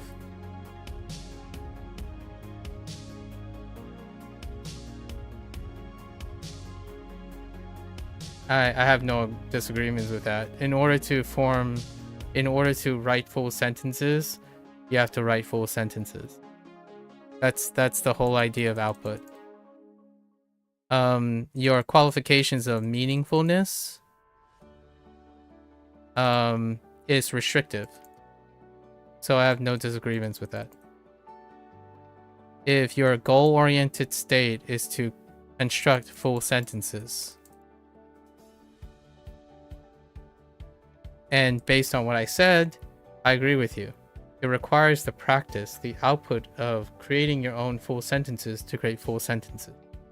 And if that is the only thing that is meaningful output practice to you, then it is the only way that it can be meaningful. Right? Whether you choose to know what is meaningful about Bunpro or like immersion or something, that's up to you to ask, or maybe consider what is it that I just spent the last 3 hours explaining about the importance of that. But if that is not meaningful to you, then in my opinion, in a way, you just indirectly said that whatever I said, you don't really care about, which is fine. Like, what I mean is the whole idea of what I'm doing here, you specifically don't think it's meaningful because your metric is to form full sentences. That's accurate. It's very logical. Right? What you're projecting, though, if you are trying to convince me, I'm not saying you are. I agree with everything you have said. If you're trying to output full sentences, Bunpro and most of immersion through input has no way of causing you to practice. Like, literally demand that you output full sentences, right? So that's unsaleable logic. It's great. I agree with you. Now, if you are sharing this, I'm not saying you are, but if you are sharing this with the intent of maybe integrating what I have said, I think you failed substantially. However, I don't think that's your intent. You're not trying to convince me that Bunpro is not meaningful. Like, you're not trying to convince me that it is not meaningful. You have convinced yourself that it's not meaningful, which I agree with, because the internal logic is, if you ask me, is Bunpro meaningful to construct full sentences? My answer is no, it is not. Right?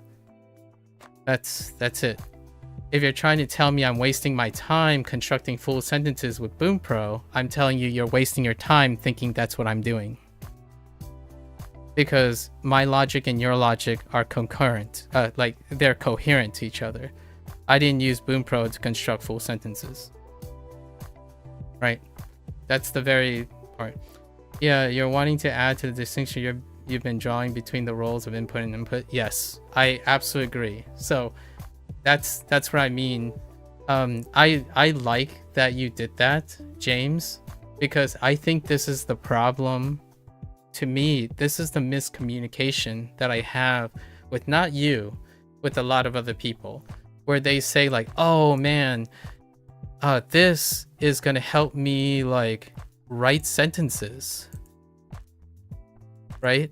No, it's not. It might aid in it, right? Like, it might kind of, if you push it really, really hard, maybe is sufficient. But we're talking about you're being so idealistic, right? That's what I mean by immersion. Immersion, the people who are advertising immersion, they're trying to make it argument is sufficient. You're trying to create sufficiency. I'm like, okay, but to what ends? Like, is it going to be 15 years of this? Like, are you going to somehow magically output these things? And usually the word sufficiency is thrown in, right? Like, you're saying, okay, just read a lot of disjointed vocabulary words over and over again, and there is a chance, right? There's a chance it'll be sufficient. And you're saying, okay, well, that's what scientific terms are. If something is possible and it is sufficient, then it's possible.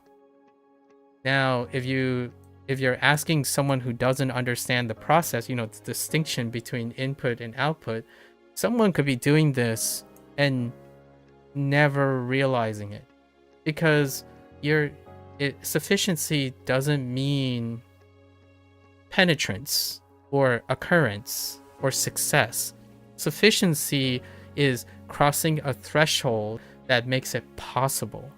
So like, for you don't know what the penetrance is. Say you can argue that just learning a bunch of vocabulary will, if you find a case, or like 1 out of 100 case, that would be like the penetrance of it, where someone completely inputs all the time, even immersion, right? You add immersion to it.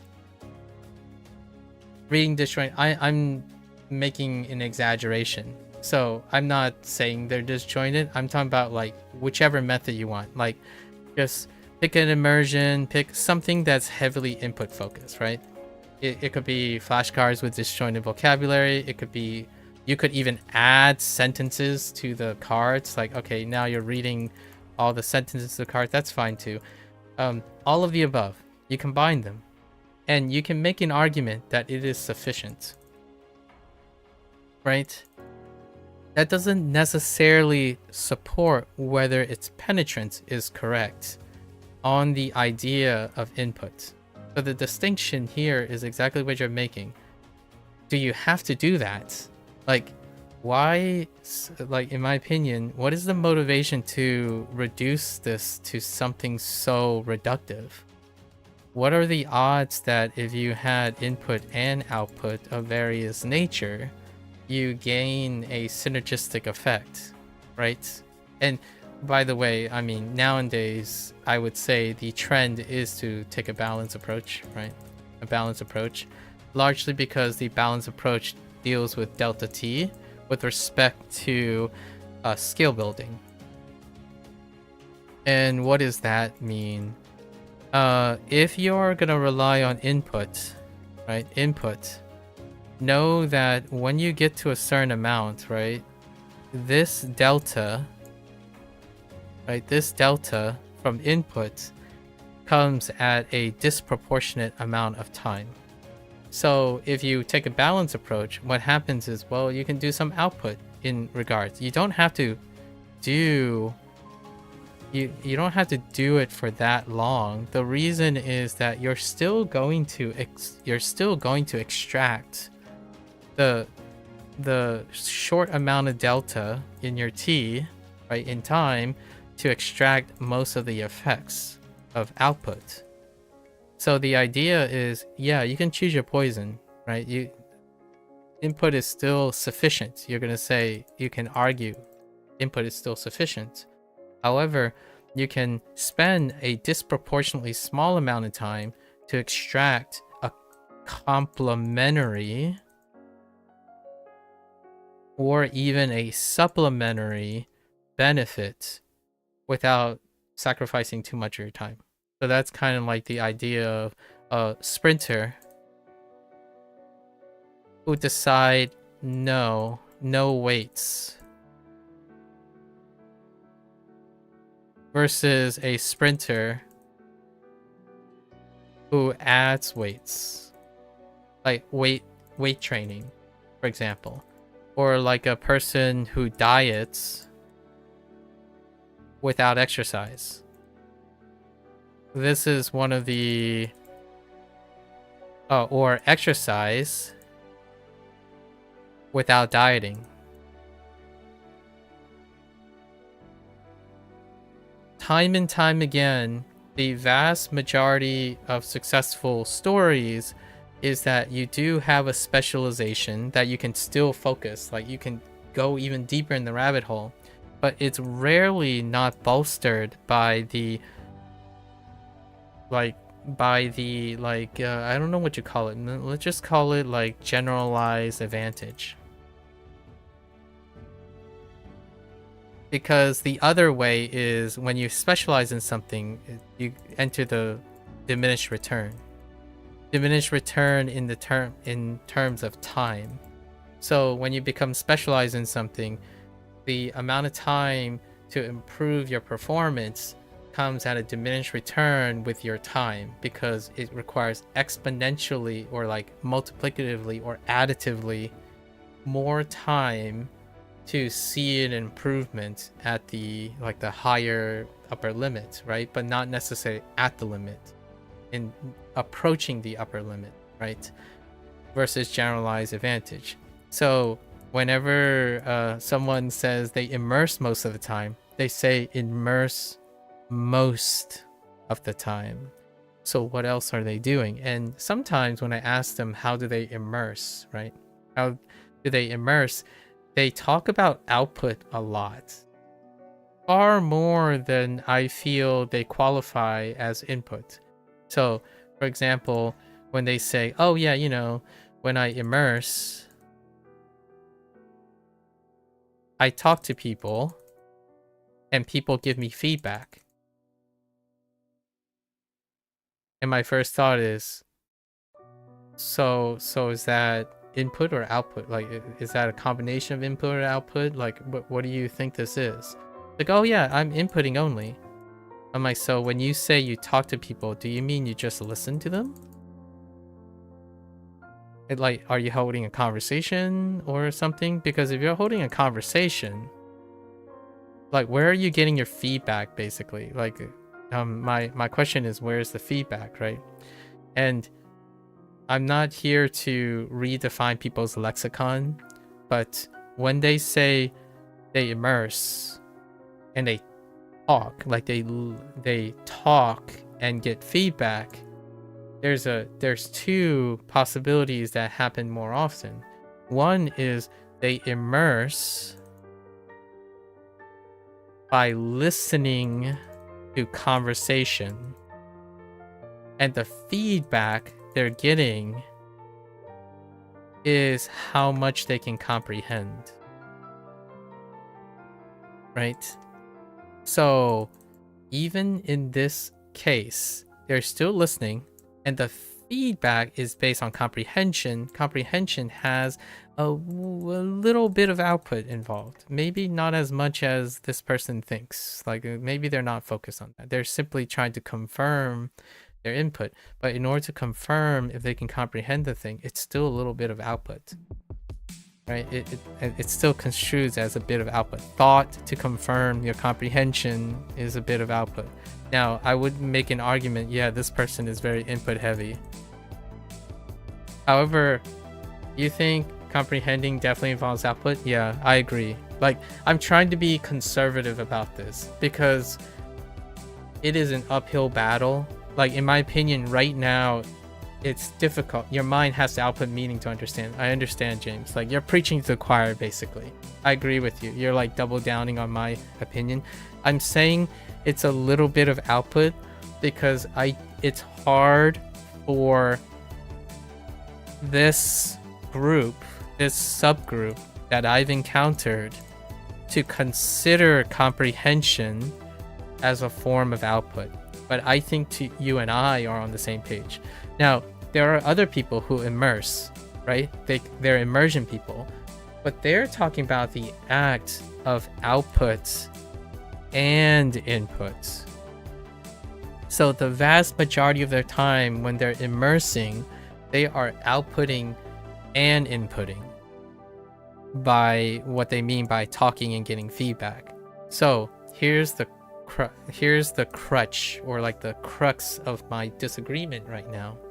When someone says feedback, right? When they say feedback, there is passive dominant feedback and active dominant feedback. Active requires participation both directions, and that is output heavier. Passive feedback is when someone explains something to the person, maybe from their lower outputs. So for example, and this is where I have been trying to help someone for a while, when someone constantly says, "What do you think?" And my first comment back is like they would say, what do you think? I'm having problems with this. And then I would ask them, what do you think the problem is? Can you explain the problem to me first? Because the idea is I'm getting them to actively participate by outputting their problem to me, so then I can provide feedback in the way of active participation through output. So it's a combination of taking input from them, which is an output from them, right? I'm getting the input from their output, and then I'm going to output something in which then they can take it as input defined by their active participation. This is what, when someone asks me, can I get some feedback? This is the feedback they're talking about. It's incredibly input dominant. It's to the point where they minimally output, so they minimize output. So there's no incentive for them to explain something well to someone they're asking for information, because that other person is expected to provide all the input. That's what I feel when someone says immersion. I think so the people who are successful are doing this. The people who are less successful think this is what the successful people are saying. They're saying, sit there and be passive and then have everything explained to you so that it will somehow produce the necessary sufficiency to output as their goal. So if you sit there and have someone explain sentences to you over and over again, somehow it will lead to the sufficient output of those sentences. And I'm arguing that yes, it's probably sufficient, but to what end? Like, you only need one person to kind of argue in this day and age that is sufficient. So you need one influencer who has enough influence to say, oh, it worked for me, to create this, in my opinion, a mirage that of self-selected bias, confirmation bias on its sufficiency. So things that are sufficient are far more powerful when there is influence behind it. So when someone says, oh yeah, I just listened to anime all day and then read a bunch of manga and it worked for me, right? And this person commands a lot of influence and they do activities that enrich for input, strong input. Because in my humble assertion, that is what most people do really, really well. So when they do it really, really well, it can often seem like it's very feasible because it's easy, right? Like if someone tells you, oh man, you just need to continue doing exactly what you need to do, maybe with a little minor tweak, like just use my product. You're already doing the things that you're already doing, right? Like you're already watching anime, you're already watching manga. Take those things and just spend some money subscribing to my app and then doing the downstream effectors. And you are likely to improve in your learning. I actually agree. It probably improved their learning. I'm not saying that they don't work. I'm suggesting that do they understand where their gains are? And then to what end, right? To what end? Which is what I agree with you when you say forming your own sentences. Someone would get mad at me oftentimes. This is what they refer. Like my first year I used Duolingo. I use this a lot. I'd be using Duolingo and then someone comes in and is like, dude, Duolingo is not going to help you speak sentences. And then they would add more qualifiers. They're not gonna help you speak native sentences. And my first retort is, well, Duolingo doesn't teach you to speak, period. But like it doesn't have you construct speech. So we're talking specifically output. We're not talking about listening. We're talking about speech. So it doesn't do that. It barely does sentence construction. And all of the voices are synthetic. So yeah, it's not gonna be native. And then they're gonna say like, well, it's also an unnatural way to learn. It's like, I understand people don't, if you think about how learning sentences without someone telling you in context, that is qualifying as unnatural.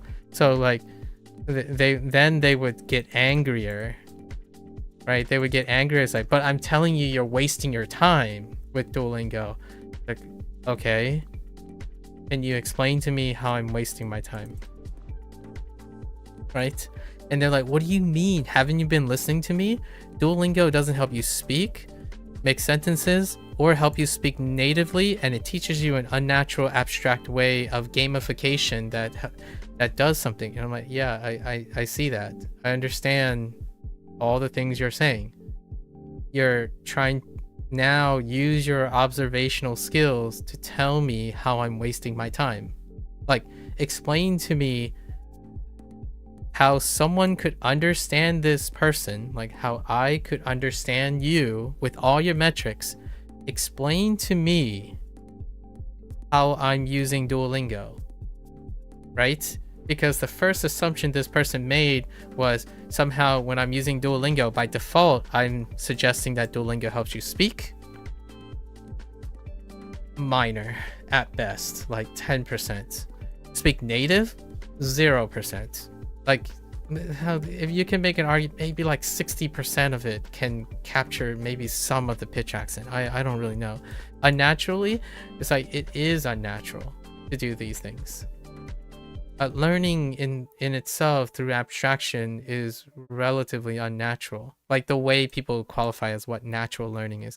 Natural learning is like having a kid trip over and experience something. That's what they qualify as natural. Like, I'm making a presumption. I could ask the person, can you qualify what you mean by natural? Is it that you have to go outside and touch grass?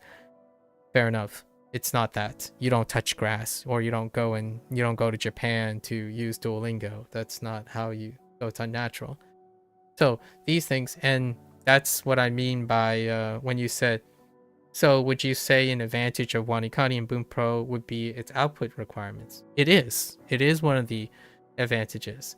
Now, it is certainly not an advantage to do what it's not doing.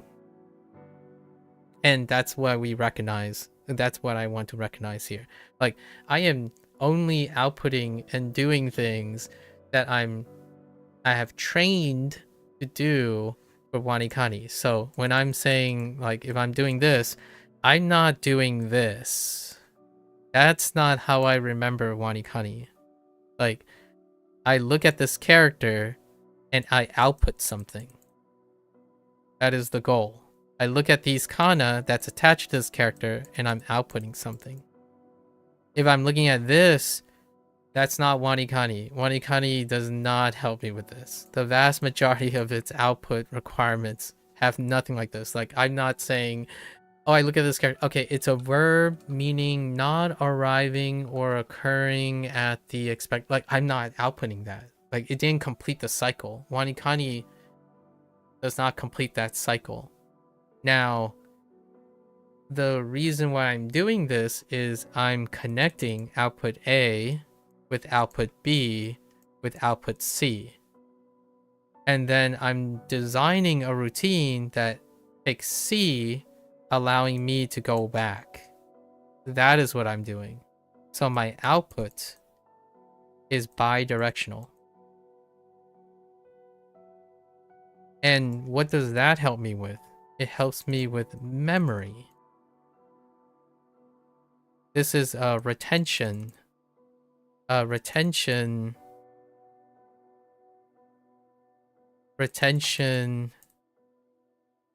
my method, mostly. And by proxy, the content itself is associated with these methods.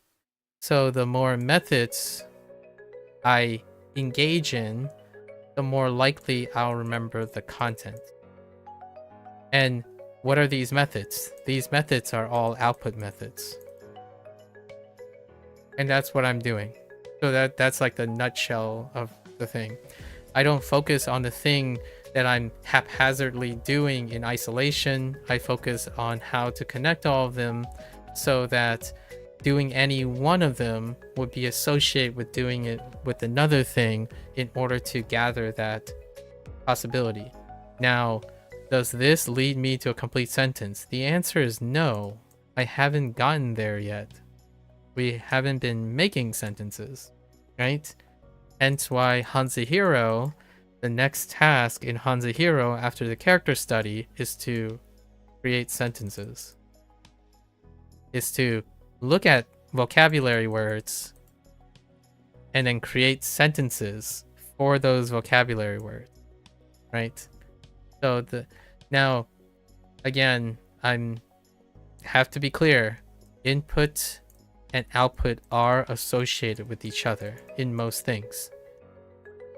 The extent of particular properties of output and input, they can be significantly segregated for those things. And for output, it's experience dominated.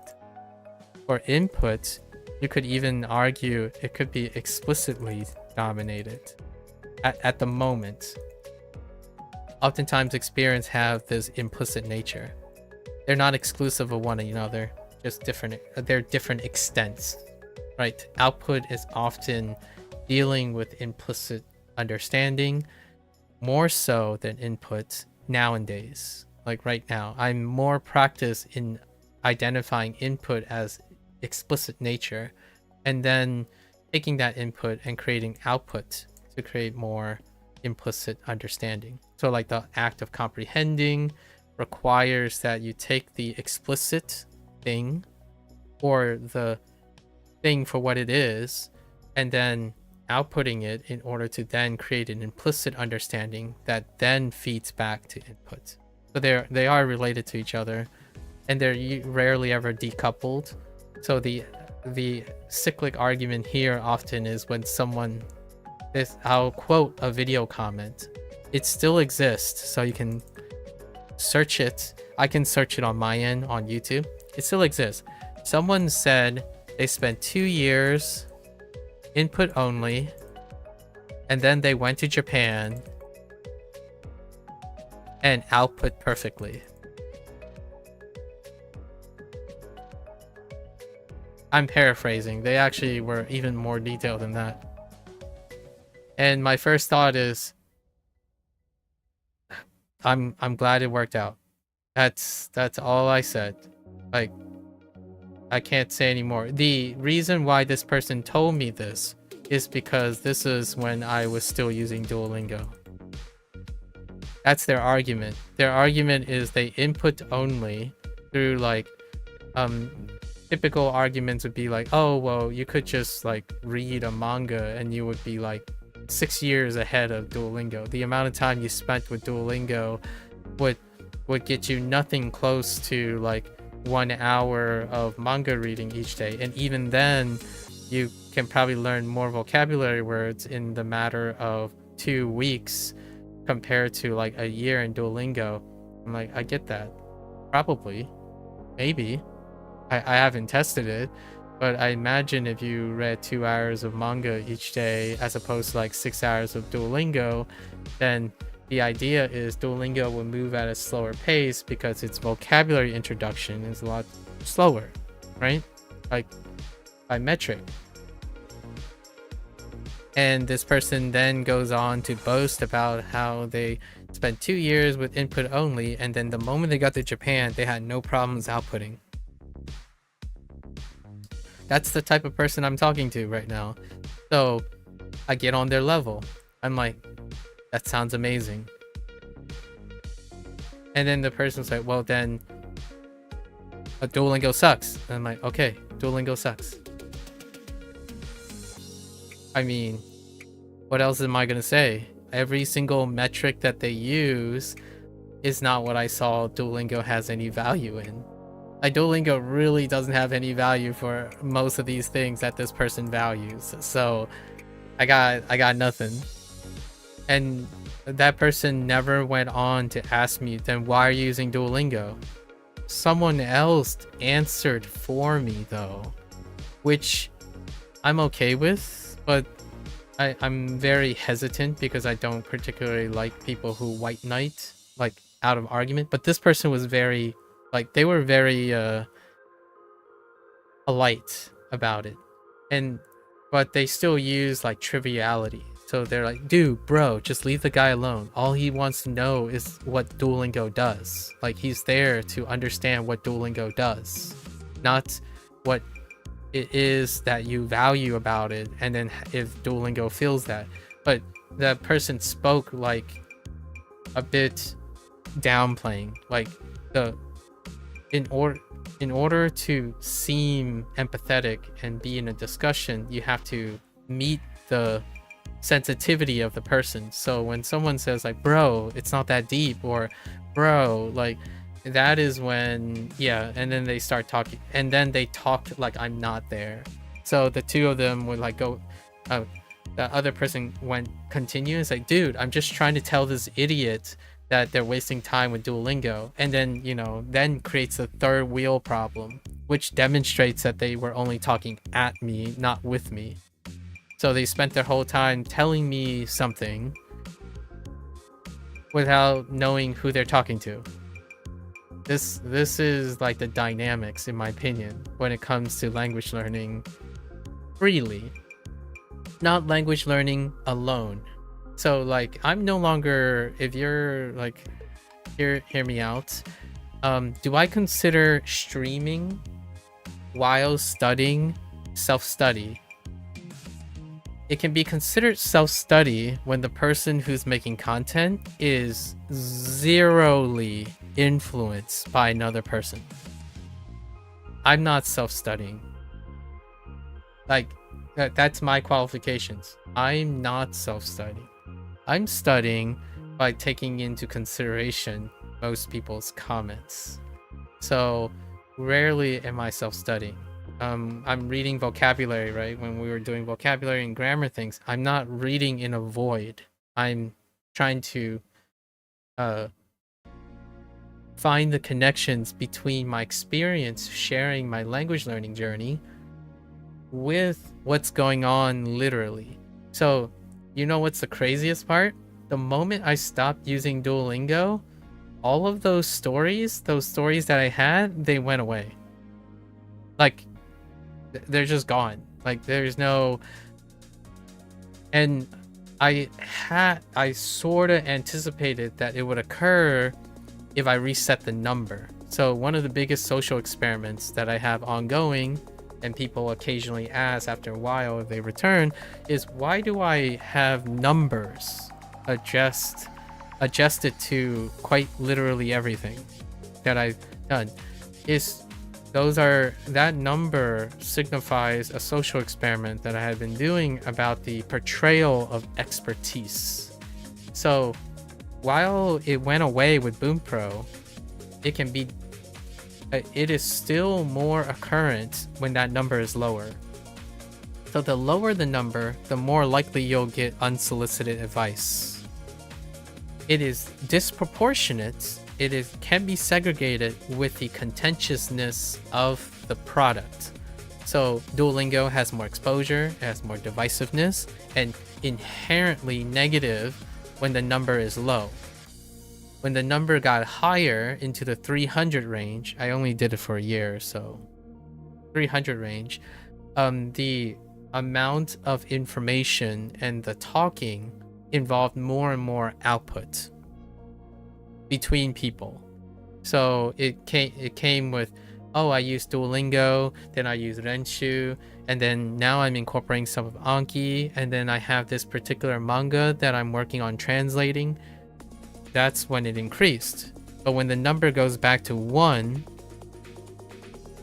then we get more questions that deal with projection, right? Like, hey, you know, oh, in case you didn't know, like, I know you're just starting out with Bunpro, but here are some hot tips for you. Make sure you don't fall into the trap of thinking so-and-so. And I'm like, I understand. Like, oh, okay, I just thought I'd let you know because all these problems may occur. And so then I get a feeling of what type of advice that people give. And generally, number one advice is fear. You can use words like bad, trap. So now this is my social experiment for learning things. How do I tell how beginners get advice online? So like what is the nature of advice? Usually it deals with fear. And that's where I'm getting all these anecdotes. The reason why when I talk to someone and I ask them, like, what's the nature of your problem? Like, have you tried describing it to someone? Give me a shot. Tell me about it, and I'll ask questions accordingly. So most of these things have been great social experiments, and hopefully in the future we can make that a little bit more meaningful. Yeah, and I agree with you. I don't think so long story short, I don't think Bunpro gives you meaningful output practice in completing full sentences, because it just doesn't. Like, I would venture to guess that those who think so would have to greatly temper their expectations in order to be satisfactory with Bunpro. Like when you buy Bunpro, right, and they're expecting that you're suddenly going to construct full sentences from the understanding of grammar, like transition well into it, understanding grammar, and then a bunch of vocabulary that they insist, and then somehow it just marries together and it would come out as an output product. That is probably going to be a very sobering activity. For myself, I've already described my loop, right? I already drawn it out. You know, you have Japanese, so I can wield WaniKani and wield Bunpro's vocabulary, right? And then their grammar. And what happens is these are the only things I can output. I can pick out the words and then pick out the grammar structure, the grammar rules, which is what I do when I look at grammar rules. I look at the relationship, confer it with a translation of it. So that's confirming. So it's two-way confirmation. Then I look at the target word, which is in English, right? And in English, then I trigger WaniKani. So I have to output the character. So I have to imagine this in my head. That is a new step. The new step in Bunpro is to think, can I write this character in isolation? Not in the sentence, in isolation.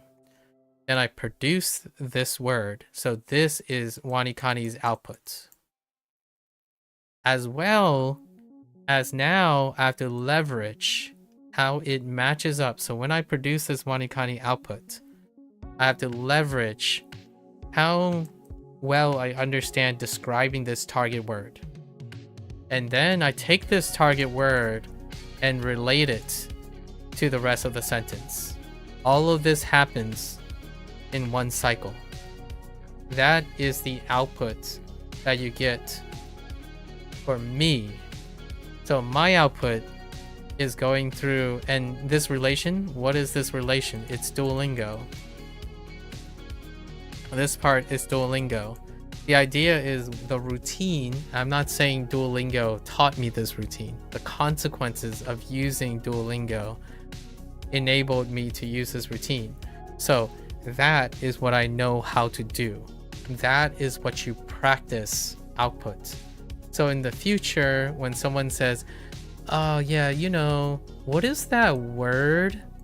What is that word that you use when you're kind of talking about fruits, but you're also talking about eating a fruit, like having eaten, you know, ate a fruit.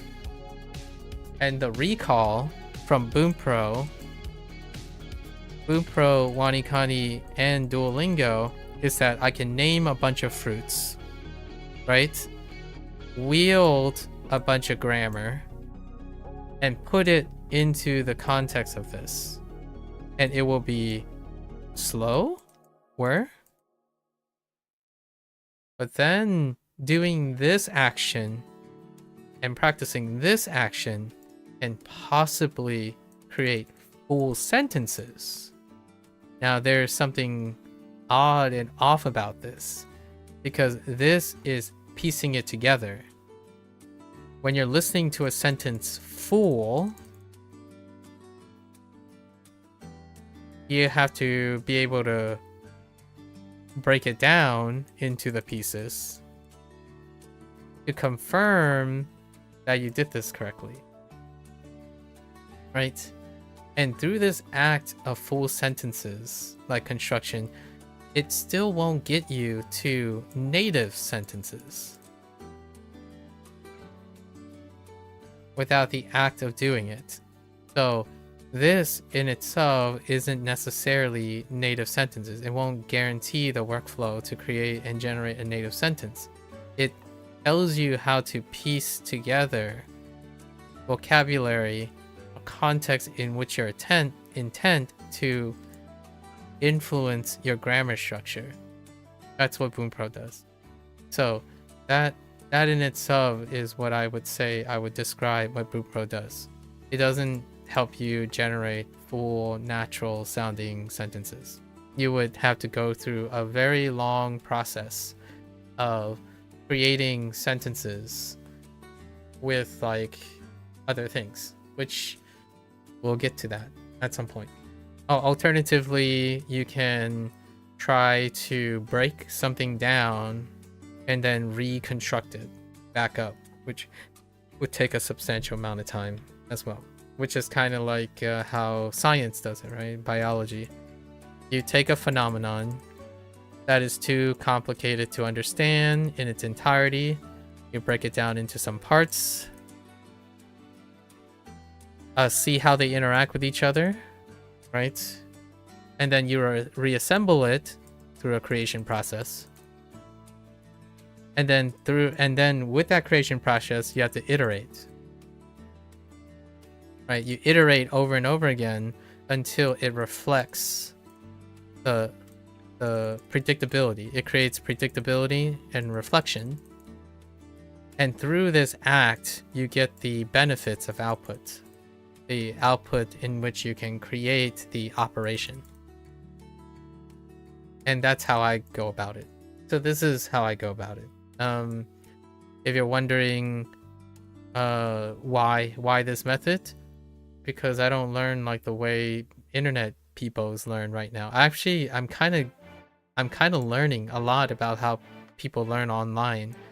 Like, how do people learn online? Like, how do people self-study? I've learned quite a lot lately about what people consider as self-study. All of this that we are talking about here is a reflection of what I have learned about other people, like online.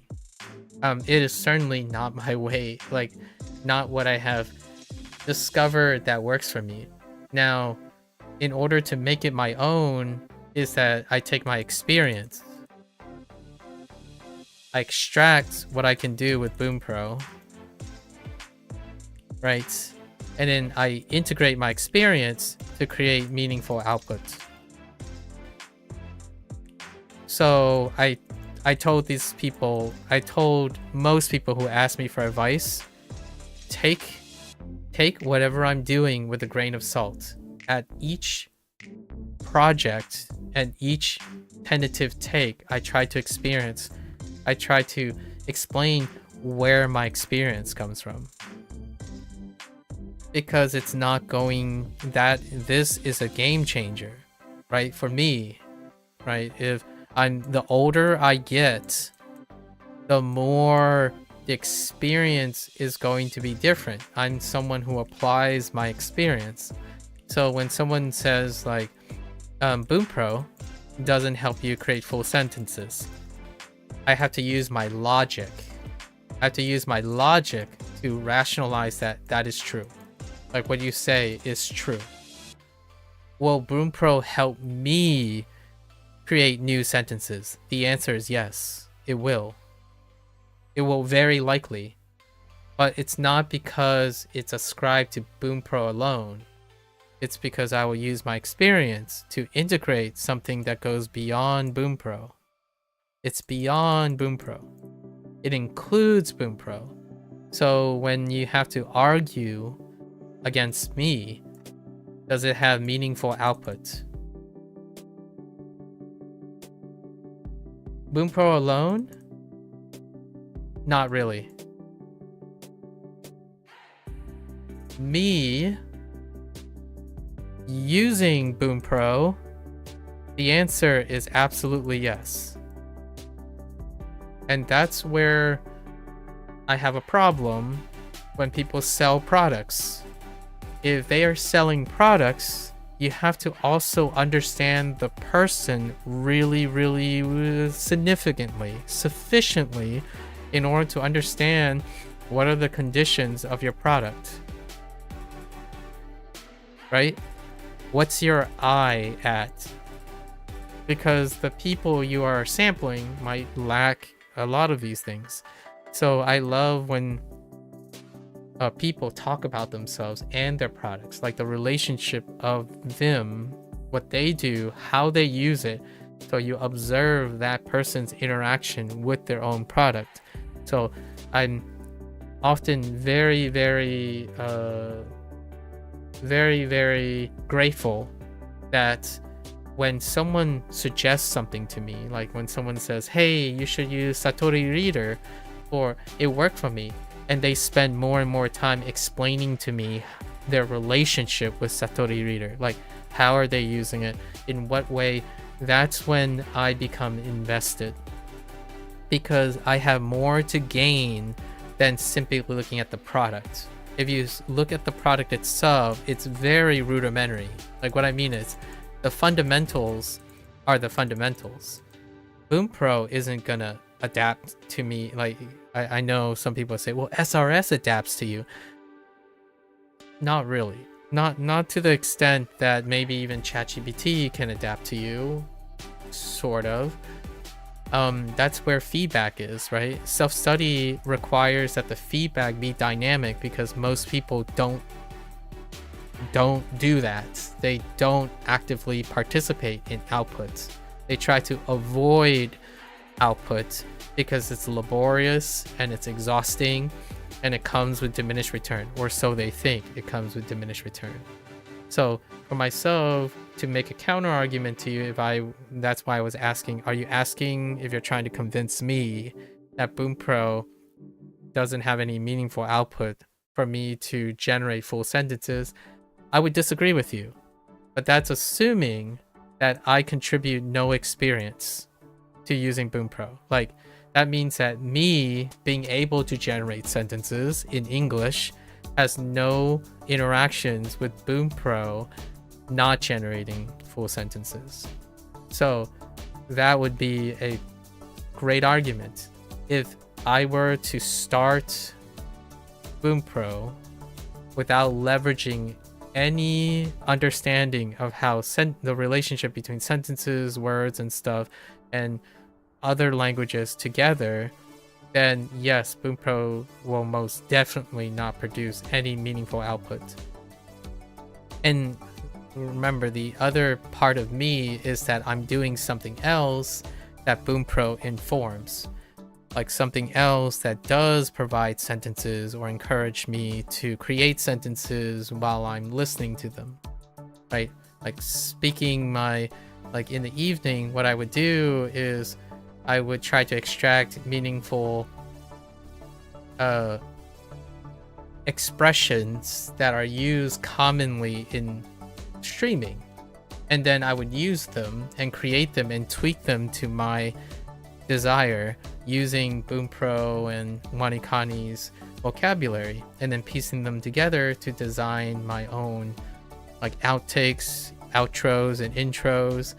That is creating a sentence. So in a way, you could say it's part of the process. In another way, if it's goal-oriented and the metrics does not include what the product does, I can reasonably agree with most people, right? And that's why it's very interesting to hear and gauge how other people process the relationship between output and input, because this would be an output moment. I'm outputting why I believe that I can tell people that if they're not thinking about making sentences, creating sentences, stringing together sentences and outputting that in their free time while using Bunpro, then yes, Bunpro will not have any meaningful outputs whatsoever, since you're not creating full sentences in the process, right? Along the process. But I'm not doing that. I actually do create sentences while I'm learning things. In fact, what I typically do is I do hybrid language while I'm doing that. It's my compromise.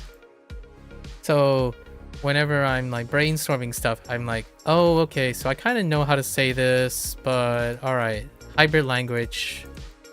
But now I need like something to say about this. It's like, okay, so now I need to figure out how I can say this in Japanese. That's what I do on a daily basis. I hear someone say, oh yeah, this phrase is fantastic. But then I usually say this, but I have no idea how to say this. So how would I connect this phrase? Let's go look in Japanese. Do I have anything from Bunpro or WaniKani that helps me bridge this? And then I go test it. So in a way, Bunpro is part of the process of creating full sentences. Yep. Just to make like a slight alteration. Again, we've already clarified that that's not what you were doing. Your intent was to draw the distinction between input and output. Yeah, mine is, it requires an output of my own experience in order to make Bunpro be part of a process that involves making full sentences. But the Bunpro itself does not create the output of full sentences. Okay, anyways, now we're gonna breeze through this in an expedited way to save a little bit of time. So, okureru, sandaru, self-explanatory. Which one is this? Is this suna? Okay. Okay. So this is a standalone one for san. Kikoru. No, okoru, not kikoru.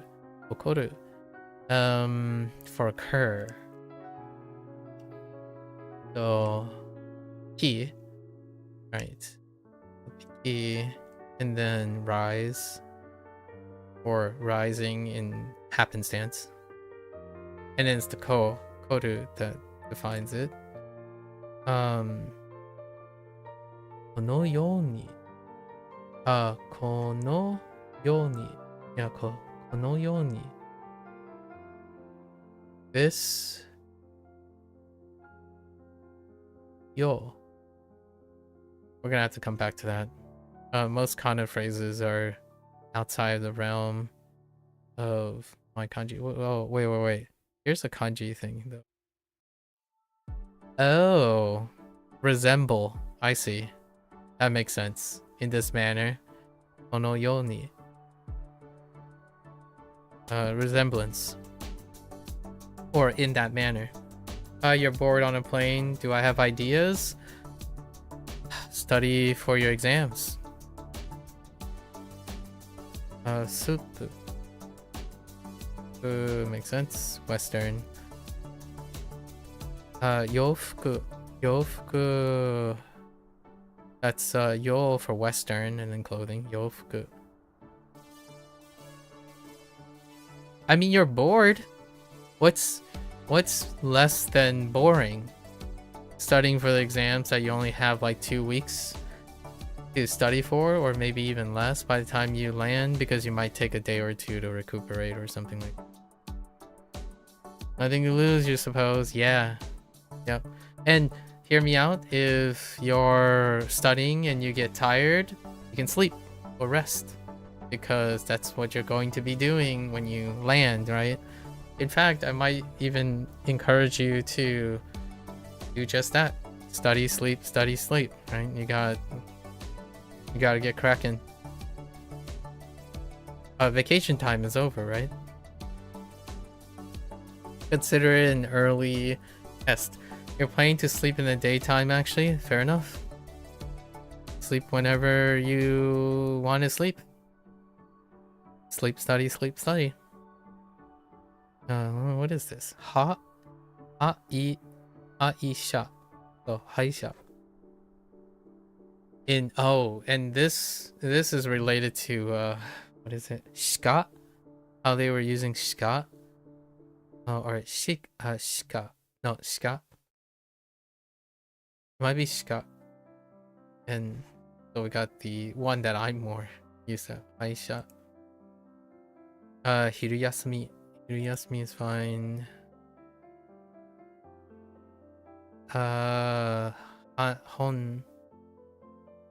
Honnyaku. Ooh. Hold up. Hon.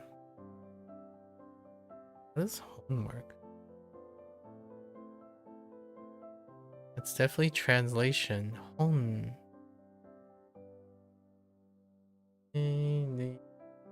Help with hon.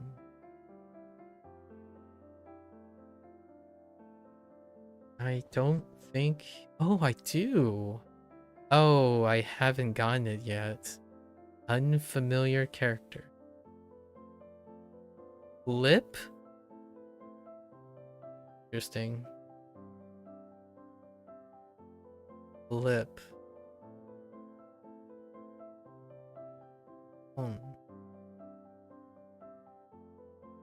Lip translation. I might have to write something for this. Possibly.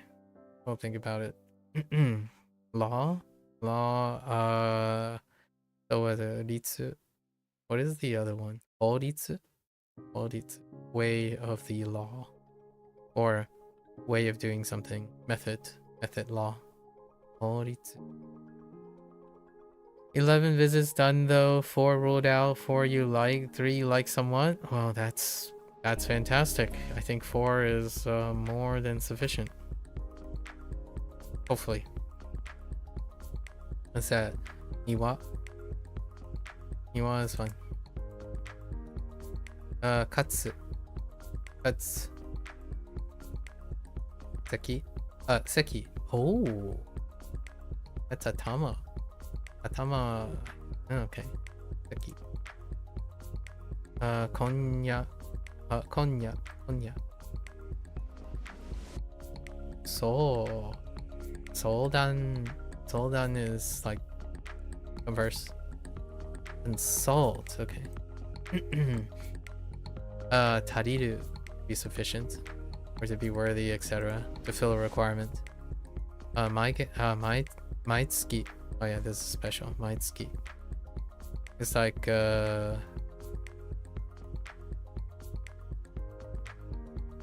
Maitoshi. We got Jisen, Jishin, Jin.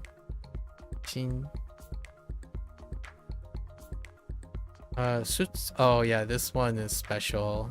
Yeah, Sucho, business trip, long excursion, long exiting, excursion. All right, let's go back really quickly. We got a long WaniKani day. Long WaniKani.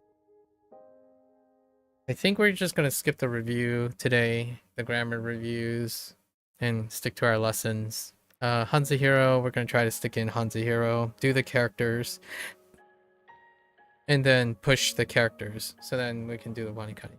I enjoyed like seizing the opportunity to digress, so we're gonna liberate that time. So okureru, a verb meaning not arriving or occurring at the expected or scheduled time, right? Okureru.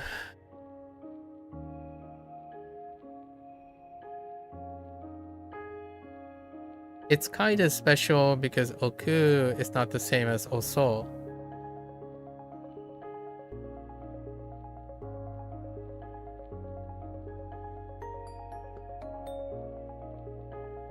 I think this is probably, we're gonna need something. I haven't decided if I want to add the radicals into the descriptor yet. It does make it a little bit unwilly, but I almost feel... Alright, we're gonna close this and see if we can keep this intact. And then we're gonna commit to using radicals as well in our notes. That's my thought right now. A non-Japanese word for a type of footwear that leaves the front of the foot exposed, providing ventilation and comfort. Andaru. Front isn't interesting, just the front. How about... He's okay. Small loose particles of rock and mineral materials found on beaches and in deserts. A verb that describes an event happening or incidents occurring, often used to talk about unexpected situations, right? Okoru.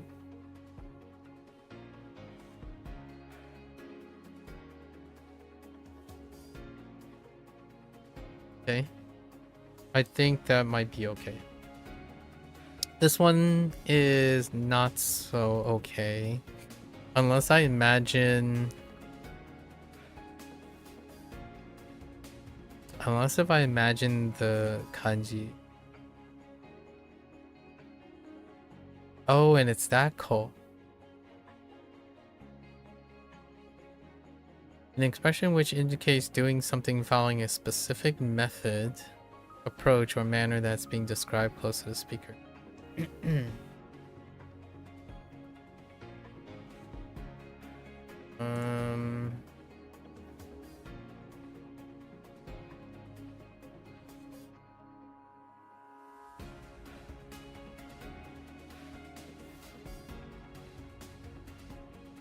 I don't think I have this character. I do not.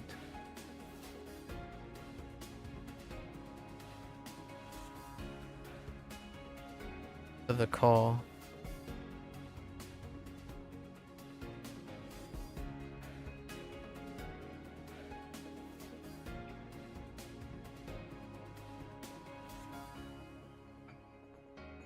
Maybe it's a separate thing.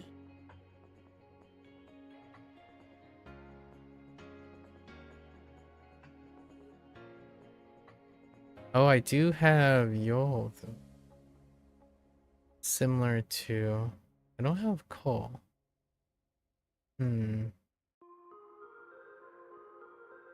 Guess it's that rare, huh? Well, we're gonna come back to this one. So... D for days until exam. How would you suggest studying for Saturday?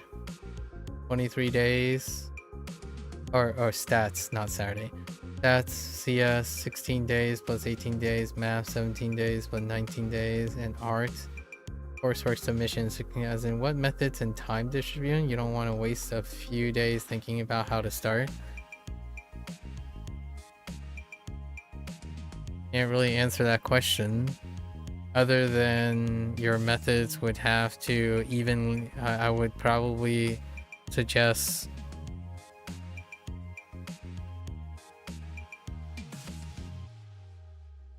and I'm assuming all those days are not staggered, right? They're all the same days, like the same 23 days is the same 16 plus 18 days, which is the same 17.9. Like, you have 23 days. So this represents 23 days, right, for stat. I'm guessing that's statistics. I'm not sure what SAT stands for. But let's just say statistics. Plus multiple exams, yeah. And then, yeah, so you're still gonna go through the 20 days. Oh, SATs. Oh, for SATs. Oh, so now they're not subjects. Okay. Now CS. and math. Well, I can tell you something about this thing. Don't linear it. So I can tell you some safe stuff, maybe. Not linear. Don't do like, alright, I'm done with SATs, now you start CS. It's like, oh, I'm done CS, then start math. So you're gonna have to evenly distribute them, right? So the classical way, typically when you have multiple, so you have like arts, there's still arts. So you have 4 things, right? And you have 23 days here. You have 24 days. 26 days. Okay, so 24, 26. And then you have 16. So 16 days.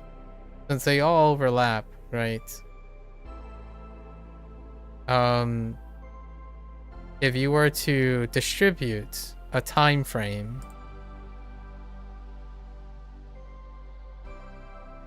you can evenly distribute your coursework. So here's your work, whichever one it is. Set it to the minimal or maximum or whatever. Set this. So you need 16, whatever this amount is. So this would mean the completion point, right? Typically you would want to have milestones in which you can submit the product as is. So oftentimes the last 2 would be like, oh, if I don't get to these last 2, I can submit as is. So I don't know what that is, because it's like still days until exam from now, so 16 days from now.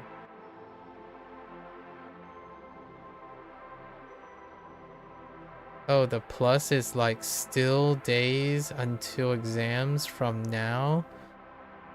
So, okay. Alright. So you decide to use 2 different notations. So we're just gonna say 18 for CS and 19 for math. So we'll just use the max.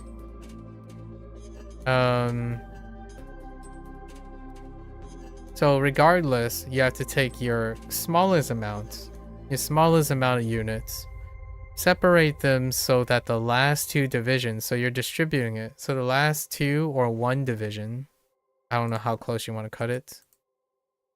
This is procedural, so that's kind of the idea behind this is, if you don't make it to the last part, you can still submit it as is. So that gives you a breathing room.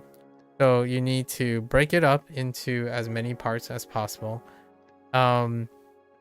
Distribute it with the deadline in mind, and have a buffer of 1 extra session. The reason why you need to split this up is it's probably going to be split up in 4 gaps or something, is because then you would have to do the same for every single one of these.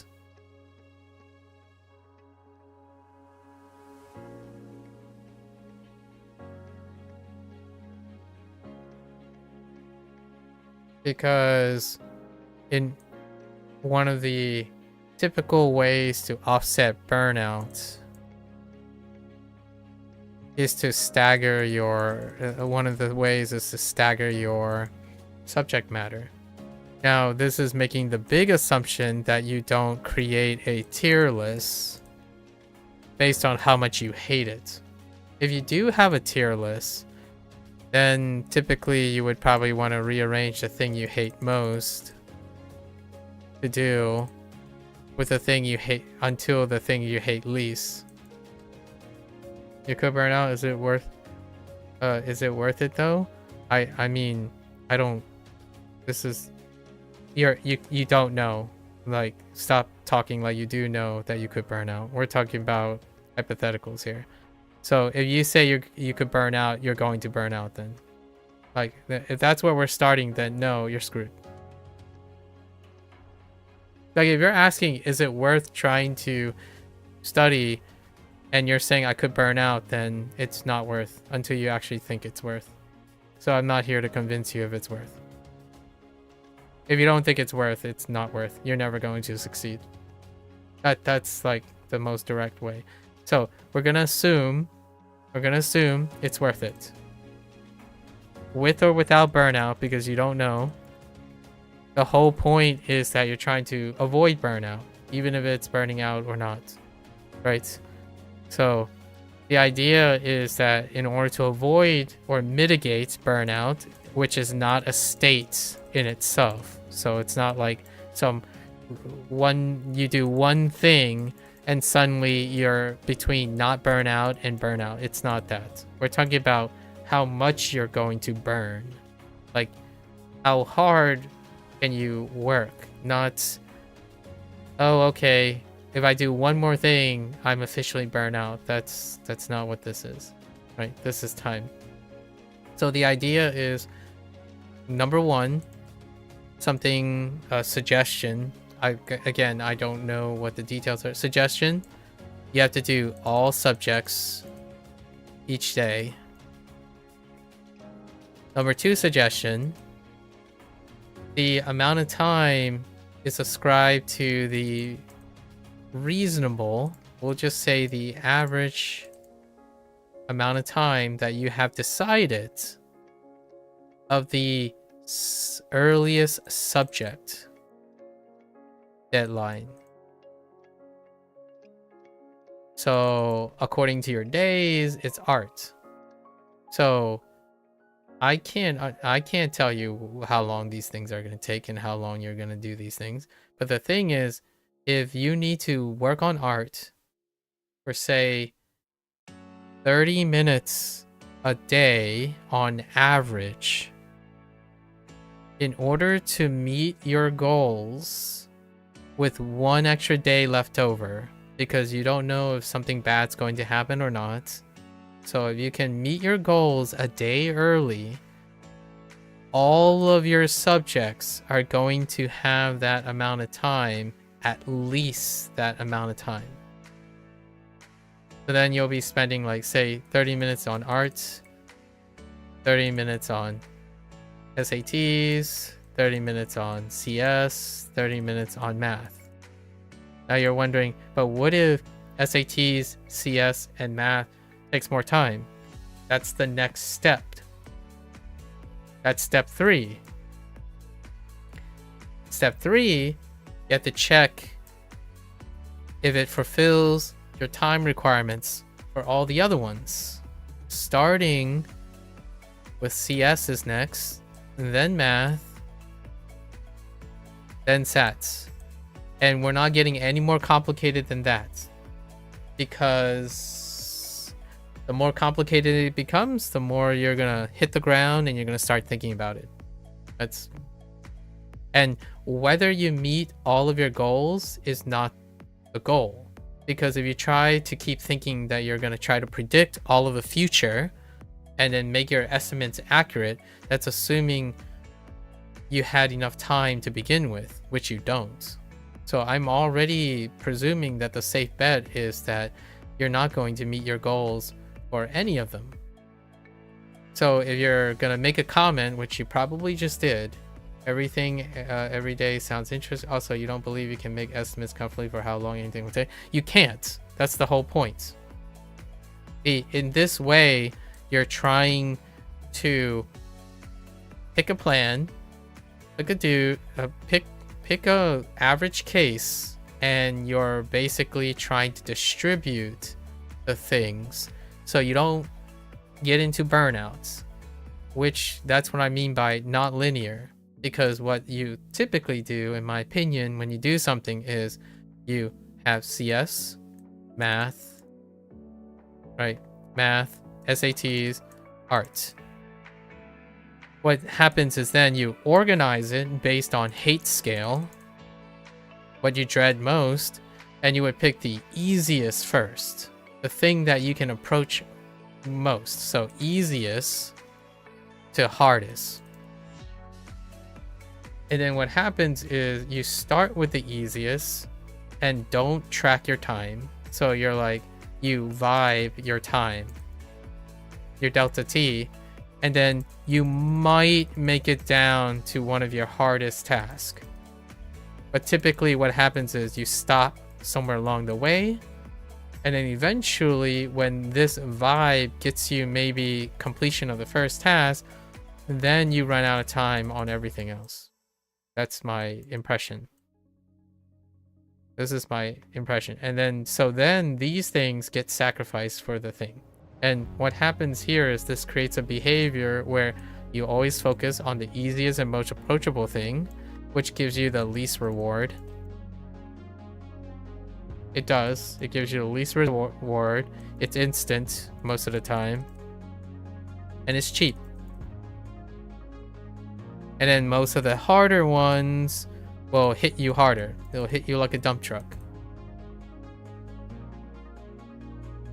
So, in order to address these things that I've come to accept about you, you have to arrange it hard to the easiest, determine the time it takes by spreading these things, and distributing to all of them so you know that you're going to have work done for all of these.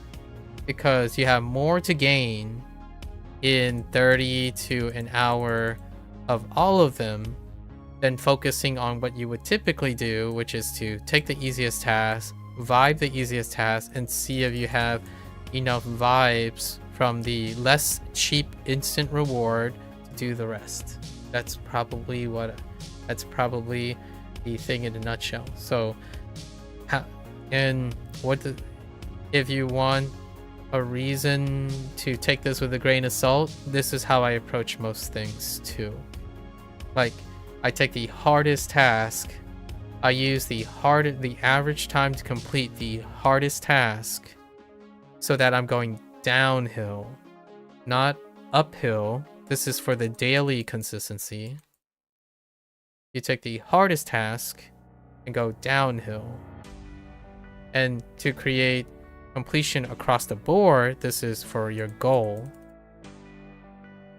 Some time invested into multiple things give you greater overall reward typically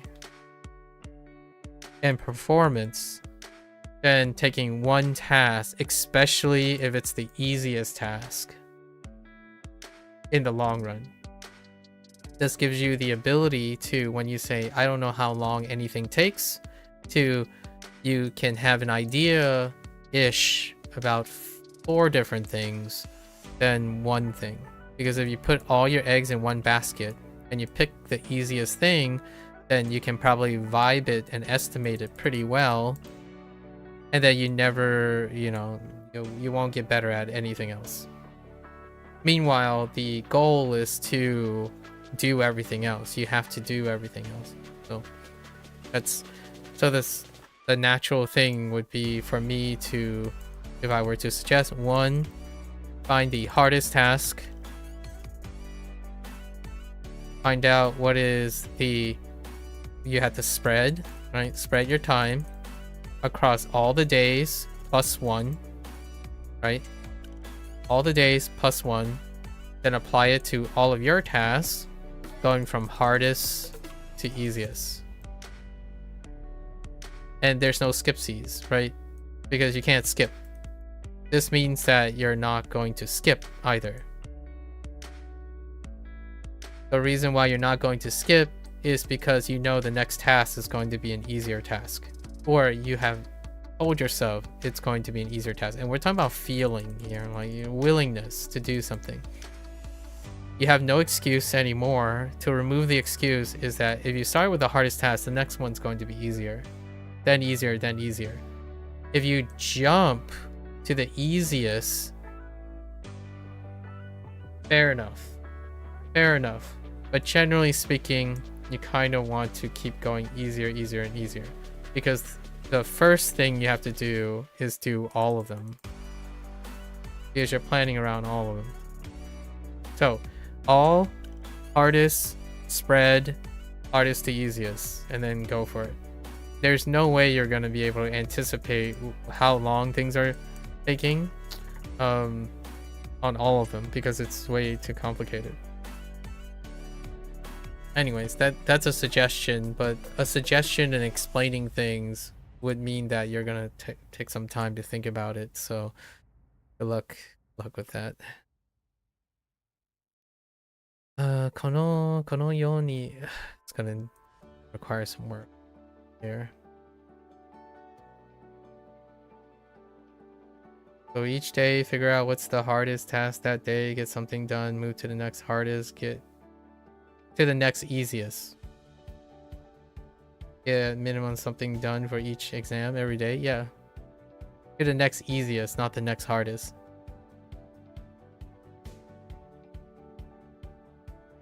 Yeah, I think of it in reverse. I think that's what you meant, but I think the habit, that's an old habit or a conditioned habit. When anyone says like you start with something, you start with the hardest, and then immediately the habit is okay, the next thing is the next hardest, but it's the next easiest. Yeah, I think I know how that feels. You could call it like a Freudian slip or something like that. I think for the most part, that's what would be the natural arrangement. People would start with the easiest and then they go on to the next hardest so they can work themselves up. I get you can do that. It'll still work. The reason why I suggest hardest to easiest is from experience. Like what I mean is the amount of times we've talked, it's usually the hardest that causes you to stop everything. So you start with the hardest. Other people do work up. Like for example, you can do like a bell curve. You can start with something easier. And then when you get warmed up, your hardest is in your midday. And then the easiest is at your end day. This is a different strategy. You warm up. I do this for the most part. I warm up to something. So WaniKani, Bunpro, and then HanziHero. That's why I ordered the things this way.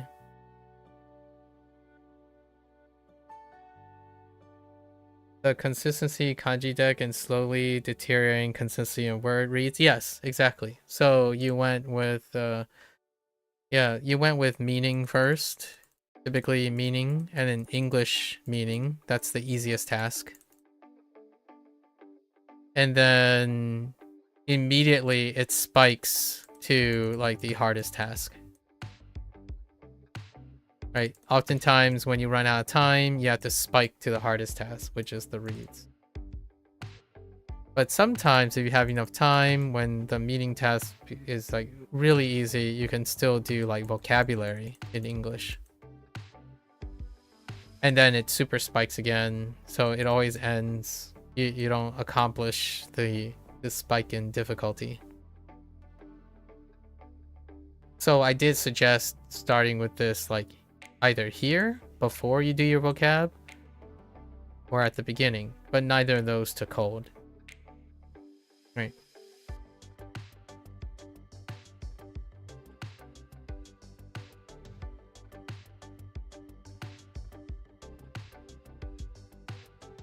In a way, that's kind of like taking your output, right? What you have described to me, I'm taking what you have described to me as face value, and then you're working against it. Would flashcards be advised against? I mean, it's up to you. Like, I don't actually know what you're going to do. The idea is the details, right? The devil's in the details, obviously. So I'm not going to say anything about details because I don't know what type of things you need to learn. When it comes to the method,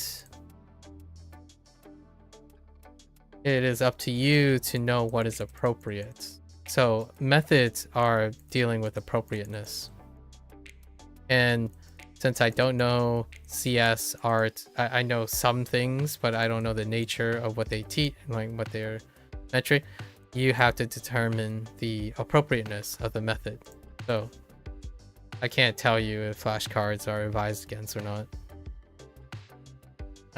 I was specifically talking about reflecting on your behavior, like your behavior, your habits that you are already established, and working with the understanding of your habits. It could be flashcards. I don't think the methodology is gonna necessarily dramatically affect your timing of things. You gotta do something. Okay, soup. Soup. A liquid-based dish made by simmering ingredients, often including vegetables, meats, and spices. Sure. Yofuku refers to garment or attire, especially Western style, right? That's the West clothing. A medical professional who specializes in oral care and take care of teeth. And the care of teeth. Right? Aisha. A designated period during the day when people take a break to take a break to eat lunch. Yeah, hiruyasumi. I wonder, oh man, I wonder if this is gonna end up overlapping with hiru, like, or just saying a meal and then attaching, inferring it's a break. The process of converting text or speech from one language to another. So, honyaku. So, hon is new, or I haven't gotten this kanji yet.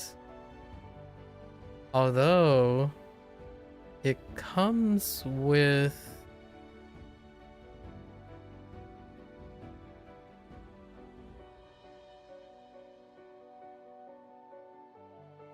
fun.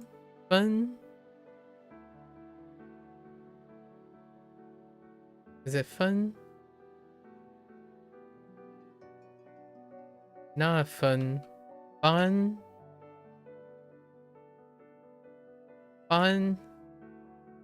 It's fun for turnover.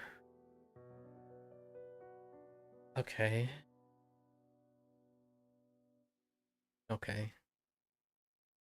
And then I get the hun. I see where the hun comes. You're sort of worried you'll spend 30 hours on one painting for your art and quantity is an issue? Well, that's why I guess you still haven't heard what I said. You take the hardest. Right?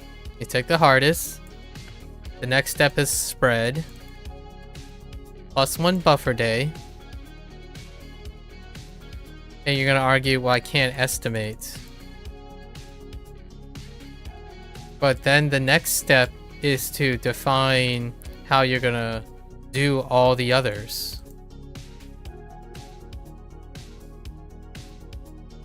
From hardest to easiest. So either you decided to ignore what I said, or if you're worried, then you should do something about it. But yes, I would worry about spending 30 hours on one painting for your art because, again, not linear.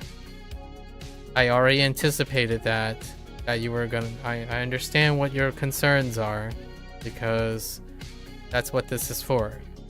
The idea is that your concerns are that you have to do all of these categorizations. And when you say you're sort of worried about spending 30 hours on one painting, if you're suggesting that you're going to do that, then you need to figure out the spread. It's part of spread. Because you have to spread plus 1 day. So if you have 16 days in art, and you're saying 30 hours. Well, 30 hours. Let's say you're 30 hours and you have, I don't know, 6 paintings, because I don't know your, again, all the specifics. 6 paintings. Well, 6 paintings times 30 hours is 180 hours. You have 16 days, right? You can try to split that up if you want on the worst case scenario. If you're worried about the worst case scenario, then adjust the worst case scenario and then see how feasible it is. If it isn't, then you have your answer, right? Regardless, it has to, each one of your days have to account for all the others, which will make it so that you can't spend 30 hours in, there's no 30 hours in one day. But even then, you can probably make it work, because if you needed 6 things and you do, right, in the beginning, all your paintings, it could be 180 hours, who knows? The idea is you're probably going to end up getting burnt out, and then you don't do the rest. So that's why you had to organize everything and expect to do everything, and it has to be spread across the days with +1 buffer. So if you intended to spend 5 hours on that thing, then it's 5 hours. Now, if you are arguing, well, what if you then have 16 days and then you had these days and then you decided, oh, I got stuck on 30 hours, you know, like, so you did 8 hours here, 8 hours here, 8 hours here, 8 hours here, all right? So then you have 30 hours. So you only got 1 painting done. Does that mean that you spread everything out? +1 day, right? Even if you added an extra day, this means you failed. You went out to fail, because you would have to determine how many paintings you have. If you have to do 6 paintings, you only have 1 day per painting. So then when you say you have 30 hours, you're going to hold yourself accountable. If you do, in fact, plan to do 8 hours a day, these are figurative numbers. We could say, like, say 2 hours a day, right? And so on and so forth. And then you ended up doing 18 hours or something, right? Then it's your fault. And that's healthy. You talked about advice and plans, so you don't have to think about it in plans. Well, if you're planning something, we talked about this, right? Many times. When you plan something, plan to do it. It's non-negotiable. The reason why it's not negotiable for you is because you have no accountability. No one is telling you that you have to do this. Only you. So if you're saying you're worried about spending 30 hours on one painting and you already plan to not do that, then it's your fault and no one else's, which is excellent, right? Yeah, new season of Boys did just start, James, the first episode. I'm looking forward to watching it. Right now I'm watching, I'm looking excited for Boys and Invincible. Invincible is on its last season, I think, and it's on episode like 5. And then I'm also watching season 2 of Daredevil. They're all kind of very related, if you know what I mean. Like they're like their themes and motifs and stuff are very related to each other. So yeah, episode 1 was, I think, the 8th. So it was, I think it's today. Today is or local time. Local time is the 8th. Today's episode 1. Oh, you got 2? Oh, we get 2 episodes? Nice. I can't wait to watch it. This is the last season of Boys too. Okay. Yeah, this is the last season of Boys too, the series finale. And this is also the, I believe this is also the series finale for Invincible as well, which is a long time coming. However, it's not necessarily the end for like the Boys universe, but it's also not the end for the, obviously, the Invincible's universe, but as well as Daredevil is on their season 2. Last season. You watched the whole show with your bud and you're looking forward to it? Nice. I'm looking forward to talking about it with you at some point. I also watched Gen V, right? Gen V was the last season is gonna feature Gen V characters. How many seasons do they have? 3 seasons? Gen V concluded. Right before season 3 was Into the Boys, so Gen V will have characters in it. Anyways, yeah, excited. That's kind of what I'm watching at the moment. Those are the 3 like Western productions that I'm watching at the moment. There might be one other. Can't seem to remember if there's one other or not. Oh, that would be it. That's kind of neat that you're watching with someone else. Okay. Anyaku. You've been rewatching One Punch Man season 1? It is a great season. Season 1 is a great season.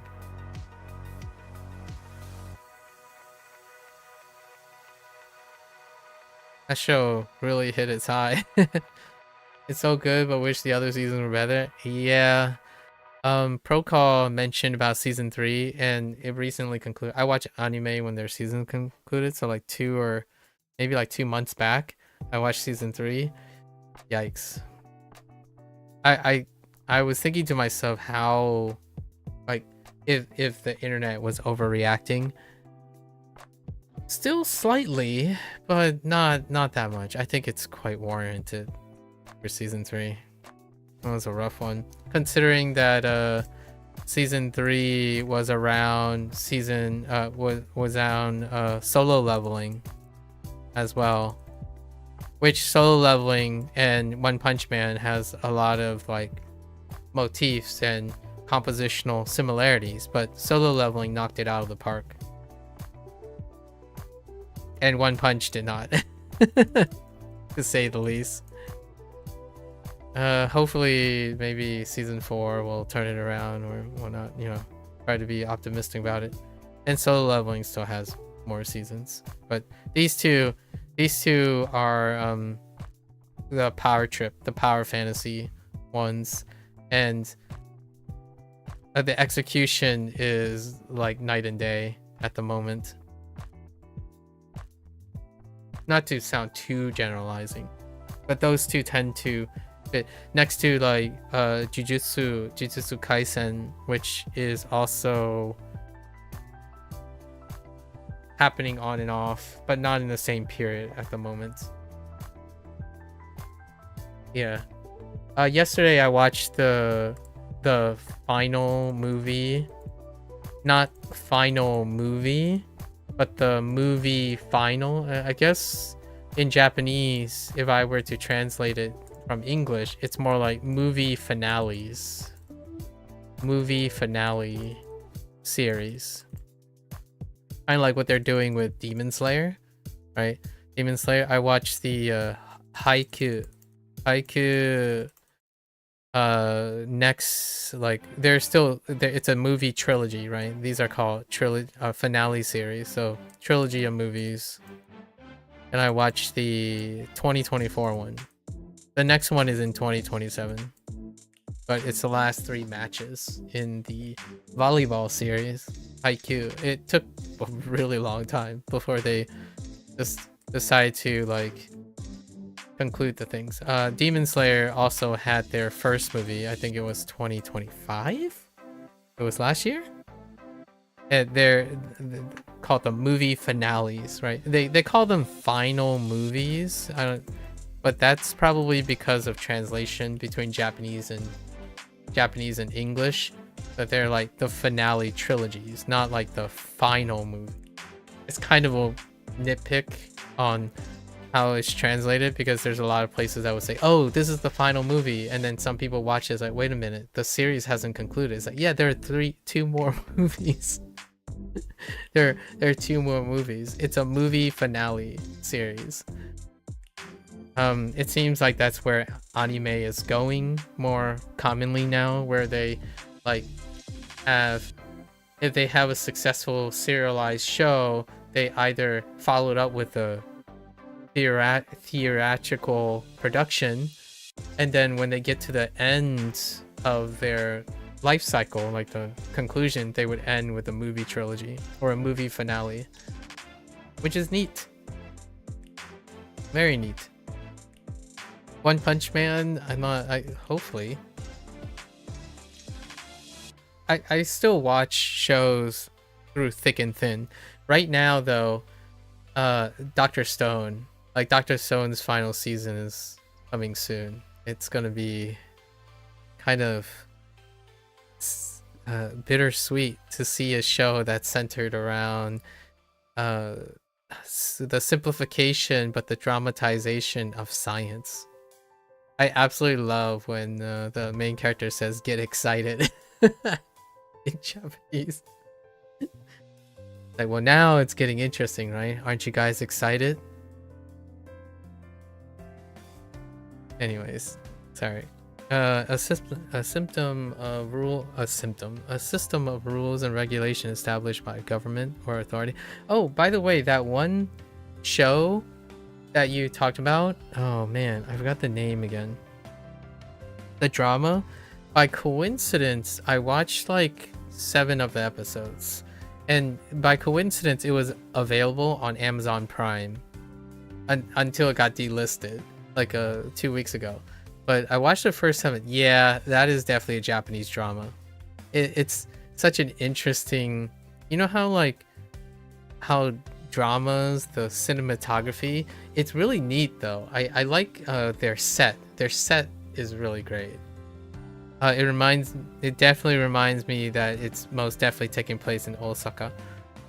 Their set was pretty wild. It's a pretty large set that they had. It's cute, it's quaint. Your Asian dramas, very cute. Okay, Horitsu. Okay.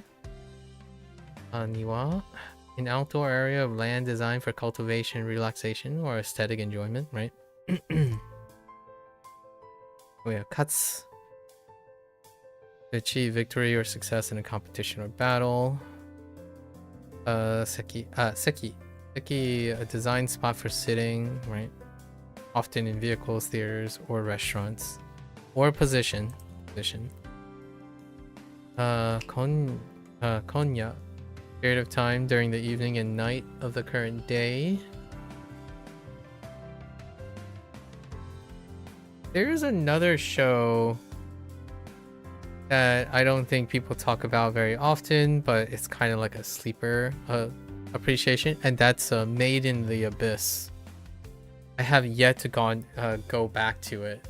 I had a pretty big hiatus until the movie came out, and then a follow-up. But Made in the Abyss, the first season was pretty wonderful. The act of seeking advice, guidance, or discussing a matter with someone. Right. Hold on. And then Tariru. Tariru, a verb meaning to have a quantity that's sufficient or adequate in different ways, both literally and figuratively. Qualifications. Refers to an action or occurrence that happens on a monthly basis. Okay. On a monthly basis. Okay. Maitsuki. A sudden shaking or trembling of the Earth's surface, often caused by tectonic activity. Jisin. Okay. A journey made by an individual or group for business purposes. This one. Cho. Alright, let's see how we do. I think I might have forgotten one or two things. It's okay.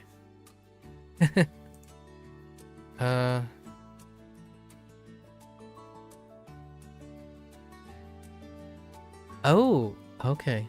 Yeah, that makes sense. 最近の流行りに遅れないでついていくのは大変だ。遅れないって、conjugated.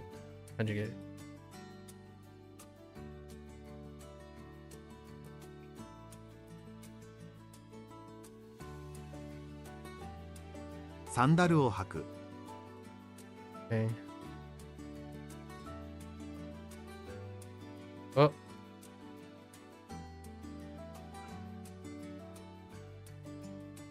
砂で泥団子を作る。泥団子。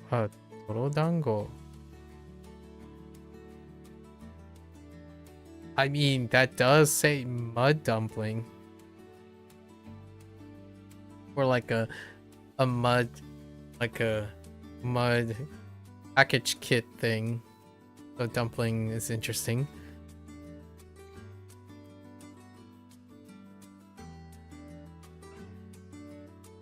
Huh. Interesting. It's kind of cute.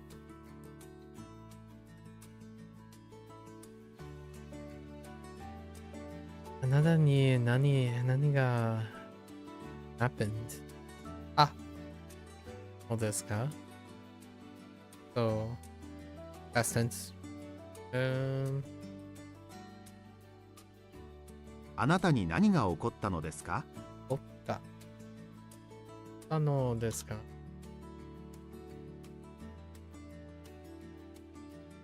Oh, I see. このように歌ってください。歌ってください。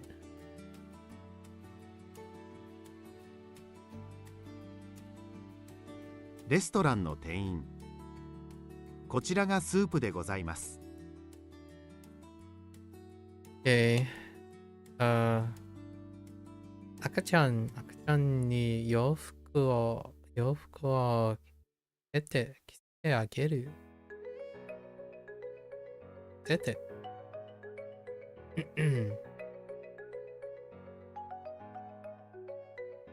赤ちゃんに洋服を着せてあげる。私の父は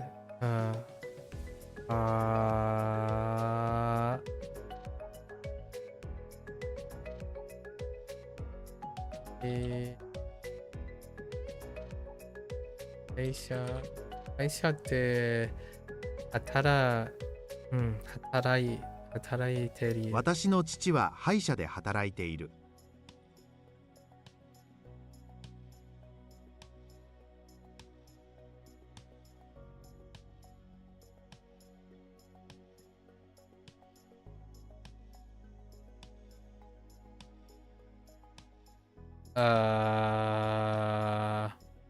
Oh, wait.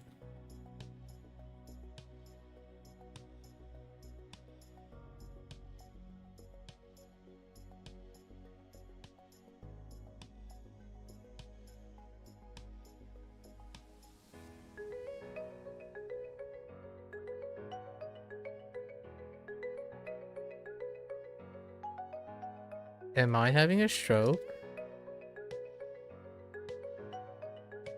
Oh, I keep typing shoe. Shoe. Okay, it's fine. I don't want to talk about it. 昼休みに友達とサッカーをして遊ぶ。I kept typing yashumi, not yasumi.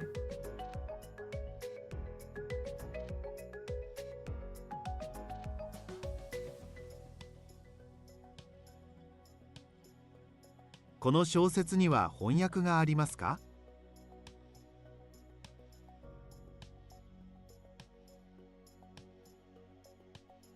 この国よりその国の方が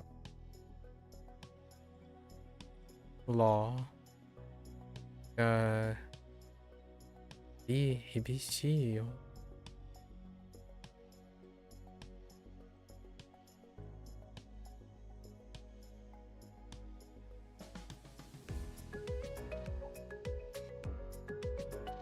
この国よりその国の方が法律が厳しいようだ。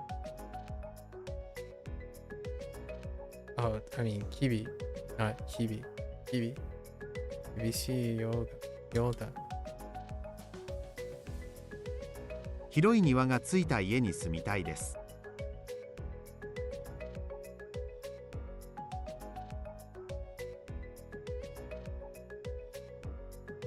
卓球ね。Yeah, 卓球。卓球の試合で、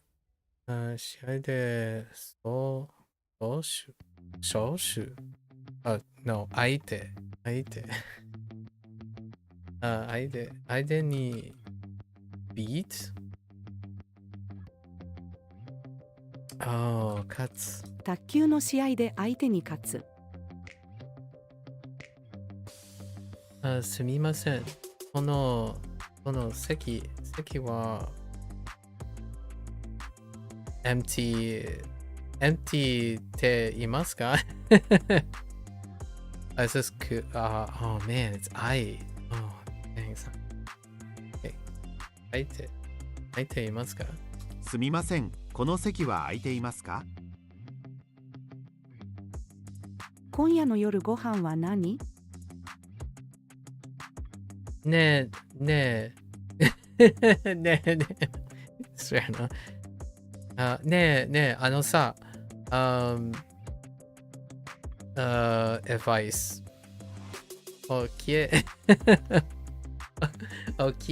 聞いてくれる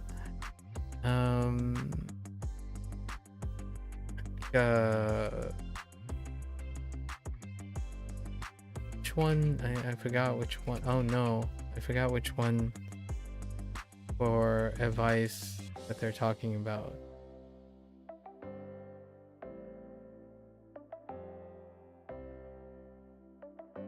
Oh. ねえねえ、相談を聞いてくれる？ねえ、さ、all I can think of is さ、ねえ、その財布を買うには2万円で enough かな？ enough.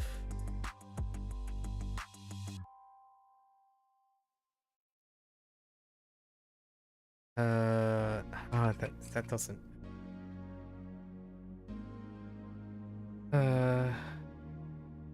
その財布を買うには2万円で足りるかな？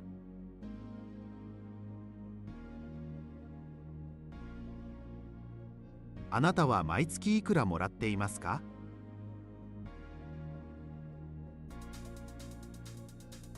東北地方で地震が起きました。Oh, hey. The cur. They just threw it in like that. Oops. 出張で海外に10日間行く。10日間行く。10日間。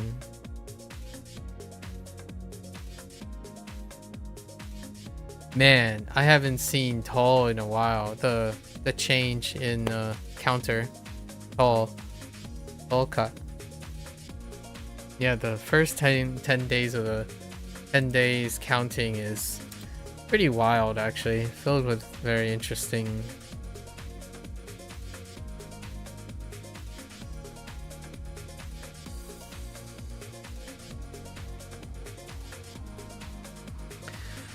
Alright, so in the interest of time, we're gonna move along here. We're gonna squeeze in HanziHero and then follow up with WaniKani. WaniKani is gonna take us till late.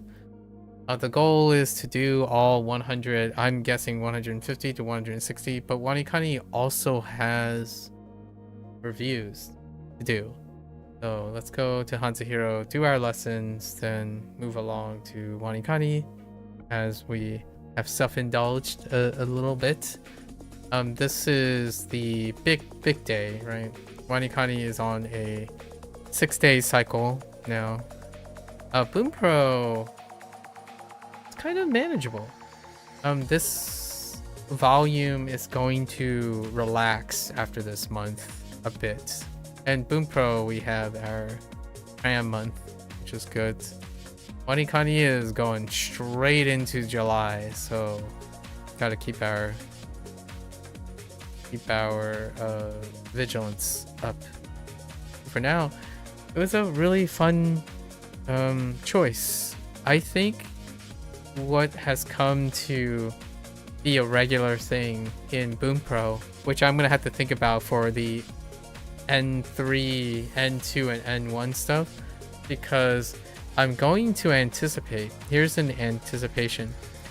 When we get to N3, N2, and N1 stuff, it's gonna become even more nuanced in the sense of the stuff that I want to reflect on in English is gonna become very elaborate.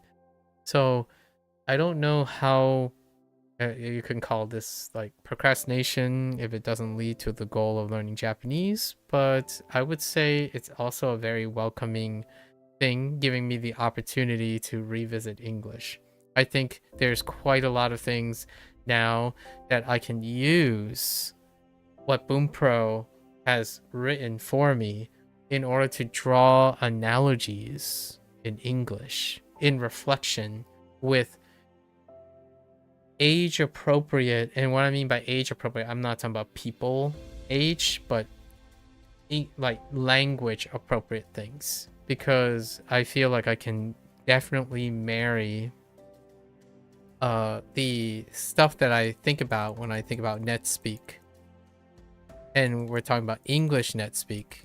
It would be kind of fun to do a try to evaluate Japanese NetSpeak if there's a large enough sample size that's accessible, maybe in the future. But English NetSpeak, how it coincides with the depiction of English grammar, because my English grammar is like 20 plus years out of date, so to speak. You might be making an argument like, but didn't you learn grammar and writing stuff when you were in science? That's scientific writing. Scientific writing is kind of like how Japanese language learners despise or like go out, the loud ones. You know who you are. It's fine. You're very passionate about like saying, oh, this is textbook and this is natural. This is colloquial and this is rigid and stiff. Scientific writing is very similar to that. The vast majority of the things I've written, even like long semantic monologues and soliloquies in the Discord with large ramblings and compound phrases and stuff, that doesn't end up in scientific writing. Scientific writing is incredibly concise, redundant, repetitious, or clarity. It's clarity to a fault. So like when something is something, it is something. When something is an approximation of something, it is an approximation of something, and it will continue to be an approximation of something. Using entirely fruity language, it can get you into trouble. Like, it has a very high propensity of being suspicious. So nowadays, NetSpeak is kind of ironically a little bit like scientific writing, minus the data and the evidence, the evidence and clarity following. It's like the beginning of scientific writing, the cursory knowledge. Like, what I would say is NetSpeak English is hearken to reading the abstract of a scientific report or journal and end there. That's all you ever read. So whenever someone's asking you to describe something, you get the abstract, and you must dig through communication and nuance and understanding by like way of looking at grammar or vocal patterns and whatnot. All these things have an inherent place, and you can be able to wield it or utilize it in a way that could be functional, as opposed to like probing and insecurity. So I'm looking forward.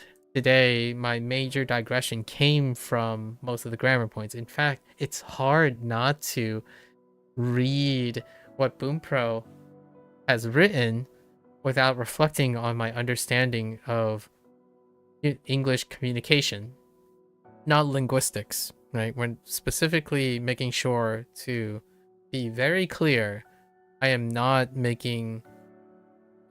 attempting, or I'm trying not to overreach in linguistics, because I am not a linguist by training, nor am I that interested in being linguistically applicable. I'm also not an etymologist, so I'm not curious enough to track the whole history of like whatever the arrangement is. I'm specifically using my output, my interaction with other people, my observations of other people.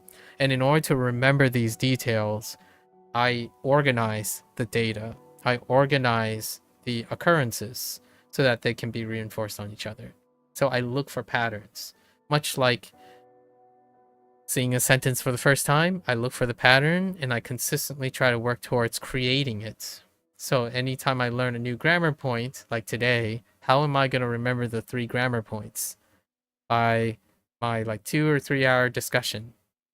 Like, what were the 3 grammar points from today, right? Made, made ni, and mata, right? Those are the 3 grammar points. And that's kind of how I go about it most of the time. I create things, maybe not in the output of the desired outcome, but in order for me to remember things, I rely on both input and output. Whenever something is offered to me in explanation, I output it in the form of comprehension.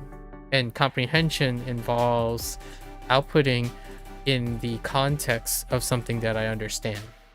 I don't necessarily wholeheartedly rely on trying to beat myself over the head without blending all of it. So I understand quite a lot about English grammar because I chose to remember it through application. Whether it is natural for the construction of sentences, it doesn't have to be, in my opinion, necessarily. It can be part of the process. So oftentimes my English improved and my systematic writing, I have, Mika and I did this experiment actually. I have 3 or 4 ways I type in English, and they vary to certain degrees depending on who I'm speaking to. So it's unnatural, quote unquote, unnatural for most people, right? Some people are, don't you only have one way to speak? Like one style to speak, like your honest style, right? The summation of your style is like, no. I would be incredibly negligent and misleading if I told people that I speak and respond without considering them. Like, for example, when someone says you always speak your mind, you always speak like yourself, you're completely reliant on yourself, that's someone who might have a really strong identity. Now, having a strong identity doesn't necessarily mean you have to be like obligatory to your identity. I think those people who are incredibly reliant on speaking their way and only their way and projecting, the desperation sometimes can be a reflection of their insecurity about their identity. You don't have to prove that your identity is strong. You can act. Or, okay, that's about the same thing. You don't have to defend that your identity is strong. You can act like your identity is strong. Which, for me, each and every day, you can kind of consider it as acting, but not acting in the sense of getting your own personal manipulation or your opportunity. I like acting to see how well I can understand communication styles, right? It's all part of me. I enjoy the idea of studying vernacular and colloquialism as much as the next person, but I don't think I'm the same when it comes to projecting a defined way. I think humans are far more dynamic than they give themselves credit for sometimes. Like, oh, your heart and your brain can only necessitate one collection of rules and restrictions, as opposed to having the capacity to willingly construct and deconstruct blends for whatever appropriateness is required. So today was kind of my fun little exercise. I absolutely love reading grammar because it's contextualized no matter what. I love reading disjointed or jointed or full sentences or partial sentences or whatnot because it is in the mindscape. It is within the context of my abilities. I do not compartmentalize them, and that plays credence to being able to agree with someone on what they are suggesting, while at the same time present alternative cases that can be additional. I like the made, you know? I like the made, or the mata, sorry, mata. And also, additionally, right, treading the same places, but it doesn't have to be quite the same actions. It might come to the end the same means, right? But actions can produce different results, largely because actions can be taken in a different manner. All right, so that's a wrap for our Bunpro today. If you're gonna watch this later, arigatou gozaimasu. As always, feel free to follow along, pick up Bunpro for yourself, give it a go. You're always welcome to share what type of Bunpro card triggers your wild contextual experience. It is, in my opinion, such a joy to learn grammar again. Like, it has been a while. It's been over 10 years since I've learned Spanish grammar. And then, you know, English grammar was definitely wonderful. I still haven't even done sentence diagramming yet. So we'll get to that at some point. So until next time, 皆さんまたね。見てくれてありがとう. Thanks for watching. I'll see you guys next time. I'm gonna get up, walk around, stretch a little bit, and I'll be back for HanziHero. Thank you.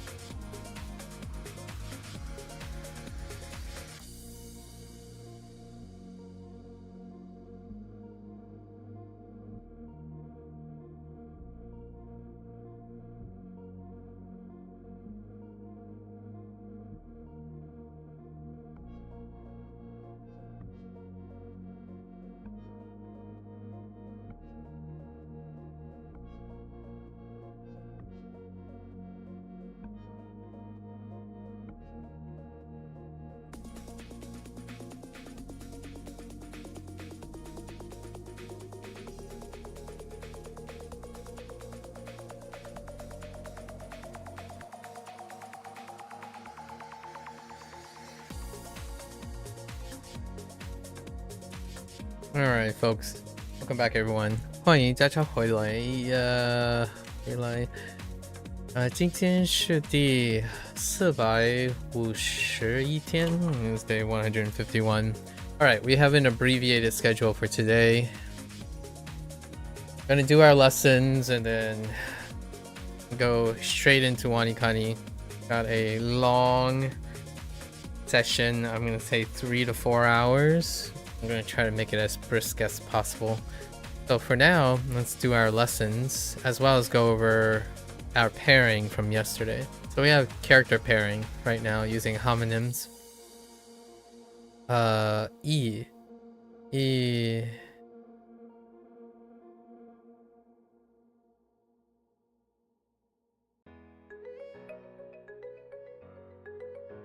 This was paired with E, wings. Then Kai. I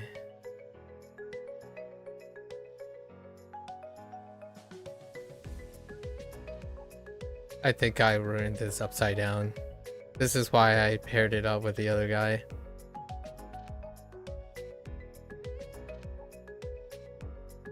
Yep. So Kai. We paired it up with Gwyn. Gwyn helps me orient the right side. Mu is rough. Doubling down, we're doubling down on Sumu or solemn.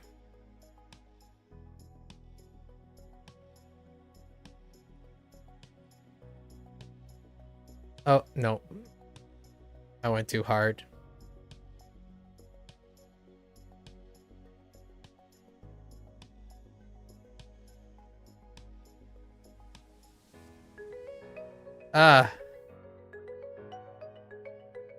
Okay. There's also Su. Su for long-winded, which was tied with Su for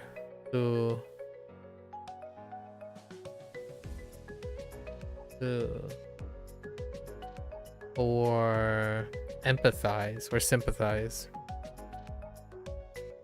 Long-winded is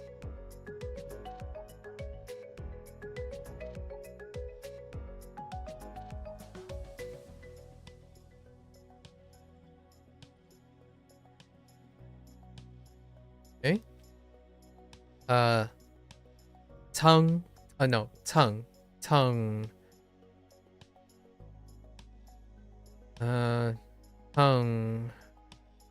is lined up with tongue and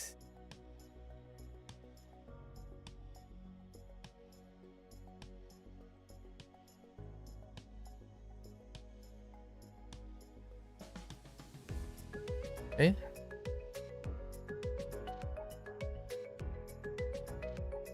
And then our last character was Ru. Ru was Chung. Ru and Chung.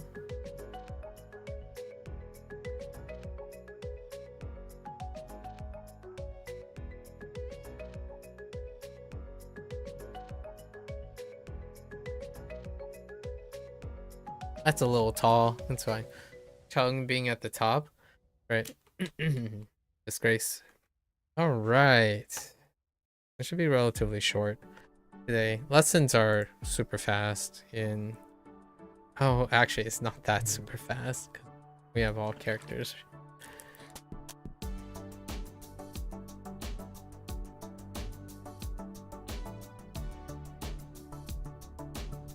Okie dokie. Lesson time. 蓝莓，蓝莓, blueberry. That's self-explanatory. 蓝莓，枫糖浆，枫糖浆, that's literally maple and then syrup put together. Ugh.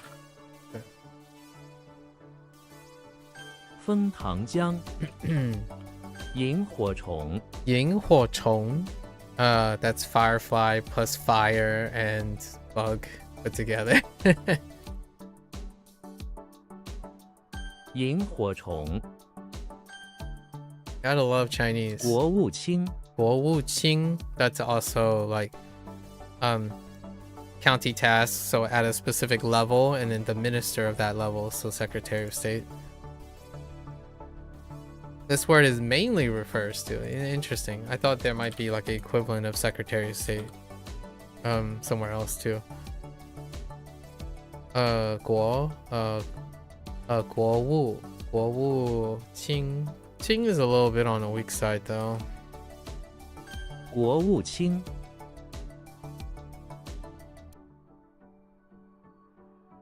It doesn't quite look like Qing. There's not a lot of Qing going on with that character.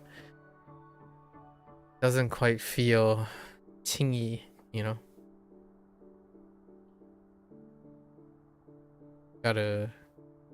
Trying to remember what my 草莓 mnemonic is. Cao Mei. It's interesting that they use Cao instead of like red, like Hong Mei, but it, when I think about it, Hong would be a little weird too because it could be black or red. But Cao Mei is not what I imagine strawberry is. Grass and berries. It could maybe have something to do with the property of the strawberry that I'm not familiar with. 草莓 Oh, you know, I know why. Maybe it's because of it's the straw. That might be it. Because it's called strawberry, right? But grass straw is cao as well. They use cao for like straw, like the plant straw, not like a sipping straw. That might be why they use cao mei. Because berries are the Americas, like the Western Hemisphere, like the America continent. For the most part, I'm fairly confident it includes strawberries. Strawberry, blueberry, raspberries. Most of the berries were later. They came later. So oftentimes when you think about it, maybe strawberry, the whole idea is straw, like the grass straw. But then they got cao mei. Obviously, again, not an etymologist. It's fun to kind of guesstimate and put things together. Whether it's true or not it helps me remember things. We're creating associations. I'm alluding to what James said earlier, where the act of creation is what makes the output more efficient, and then the act of creation also provides input. So when you're creating associated memories, it makes the memory stronger because you have to create within all of your memories that you have. So Cao Mei would be very quick to remember now because I'm making these associations myself. Anyways. 蓝莓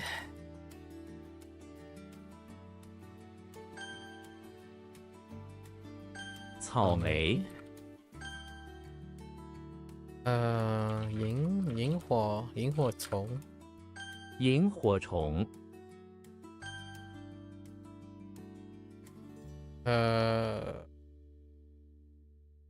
Feng is a little weak. 枫糖浆 枫糖浆 I can't smell syrup. Okay. 国务卿 Ne?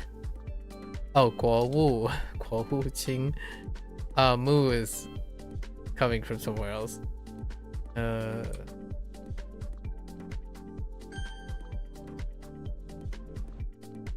That's a typo.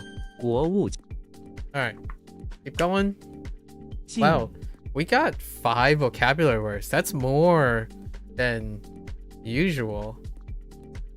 Okay, so now we're back to our character studies. Jing. This looks like Jing. Specifically clean. Or actually it's 4, so it's tone 4, but we're talking about Jing and Jing. Oh, does it go with clean? No, it doesn't. I do have to review this though. This stuff is pretty wild. Green is pretty wild. I think I might switch over to green.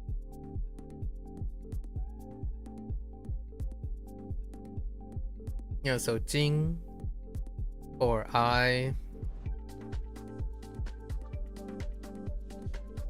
And then we have Jing for essence.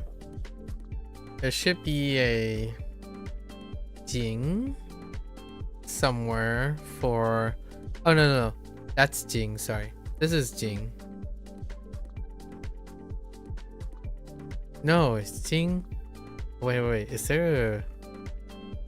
I could have sworn there was a Jing somewhere that uses this. Maybe not. I might be overstepping. No. I'm thinking of Qing for feelings. So it's kind of tough. And the closest Jing would be quiet. Jing. And maybe clean.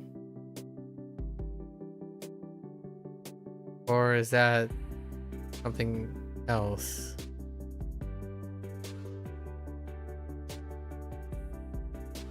Yeah, this family is pretty big. This one, the moon and moon and beanstalk, it requires a lot of shenanigans. Easily one of the bigger combinations. This group right here.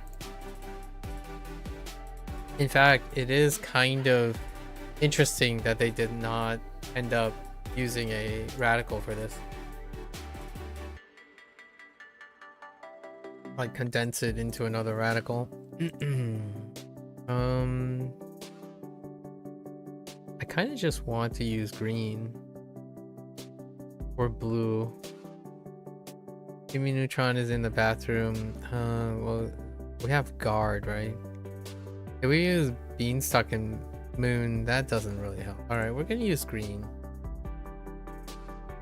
There's a reason for it, because I need to differentiate between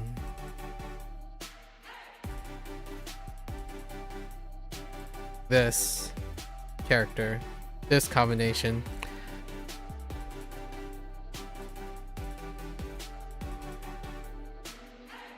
Actually, maybe I can illustrate this if we look at beanstalk, probably.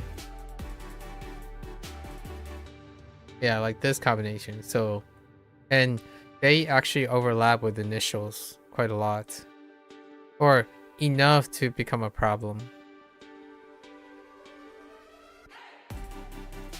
Oh, not even initials. It's like "zhe," like when you look at "zhe" and "qing," or "zhe" and "qing," things like that. I think there is going to be a decent separation if I can use "zhe" and "qing" to separate the two. So that's kind of what we're doing. And it's kind of tough with the whole moon thing. Moon seems to be even more promiscuous than the beanstalk. Okay. Jimmy is in the bathroom in an English manner, where he has been placed in charge to take care of a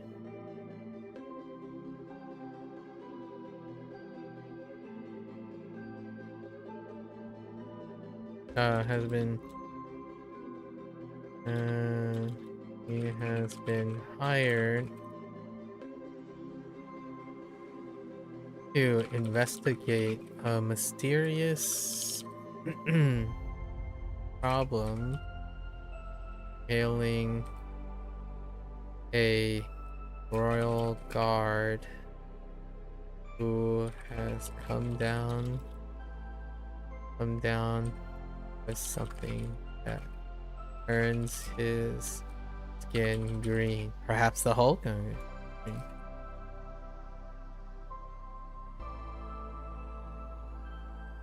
Jimmy tries many different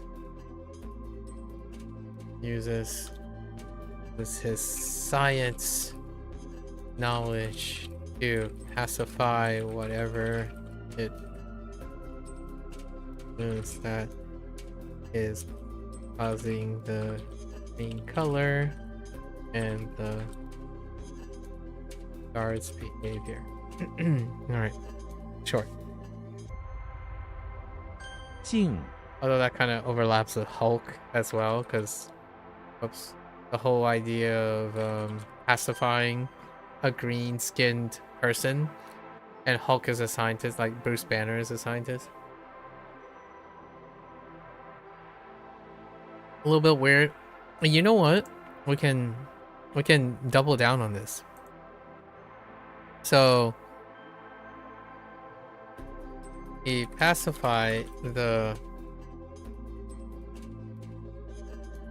whatever made the guard green, but then the guard started turning blue.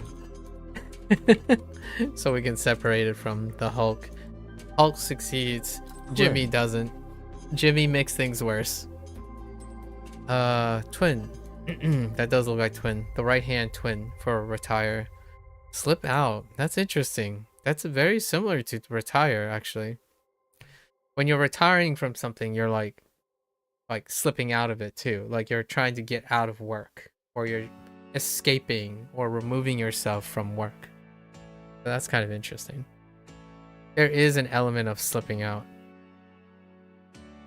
I think we're gonna use retire, which is Tway. Yeah, we're talking about this.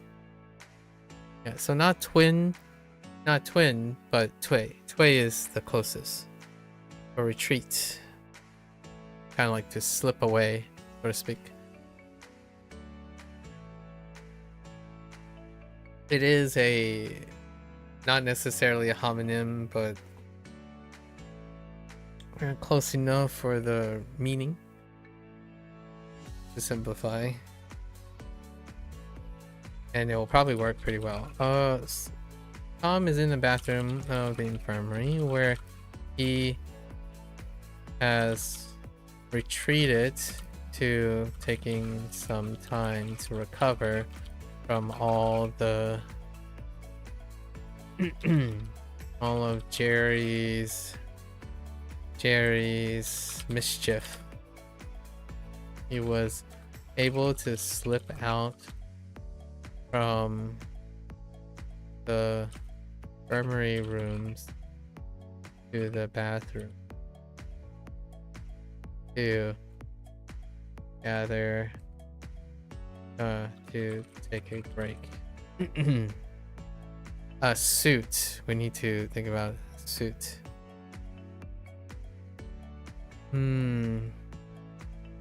Or spirit. I know that's suit and spirit. Spirit doesn't have the little notch, but I think I say maybe like take a break to recover his spirit in order to better suit the occasion.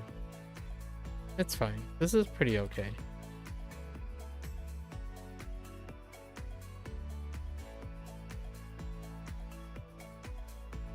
Alright. Next one. 吞 Good. About lie lie. That looks like a lie. Right hand, lie. Squint. We had another squint as well. Squint was me. Right, me.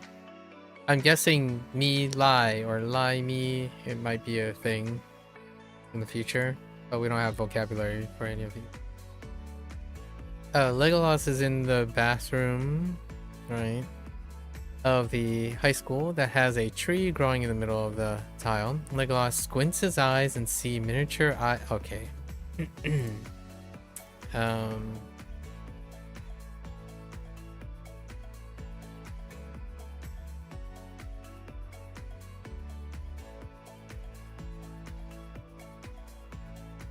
Maybe not.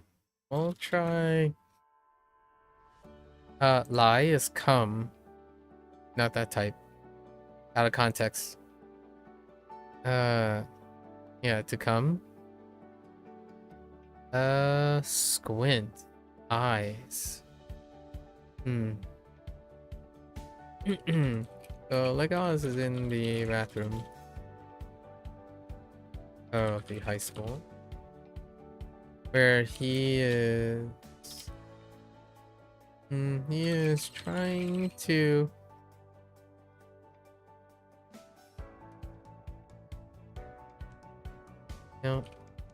keep an eye on the elven kids. That is such a thing. Elves are immortal, so oftentimes you don't think of kids. They're usually like very long-lived peeps. That's kind of an interesting thought too, because most of the Western fantasies rarely ever depict like kid elves in the scope of like kids with perspective of the dwarven longevity and the human longevity, right? What is considered a kid elf is far more extending beyond, like an elven kid is like 100 years old. So as often one of the tropes that Western fantasy or any like Western fantasy inspired thing is usually elves, the kids, are the oldest things in the canon of the stuff. So like a young elf is like twice the age of like dwarves and like 100, like 10 times the age of humans, so to speak. So kind of interesting to think of having an elvish high school. Anyways, we're trying to keep an eye on the elven kids. He uses who can be quite dexterous.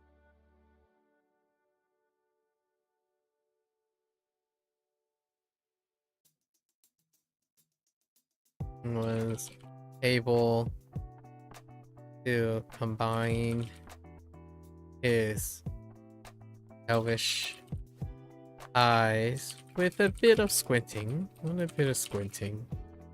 to keep an eye on their swift retreat to the bathroom. Right. Doing his duties. 外 I don't know how old Legolas is, actually. 海 Hai, okay. The closest Hai is Hai, which uses the boar.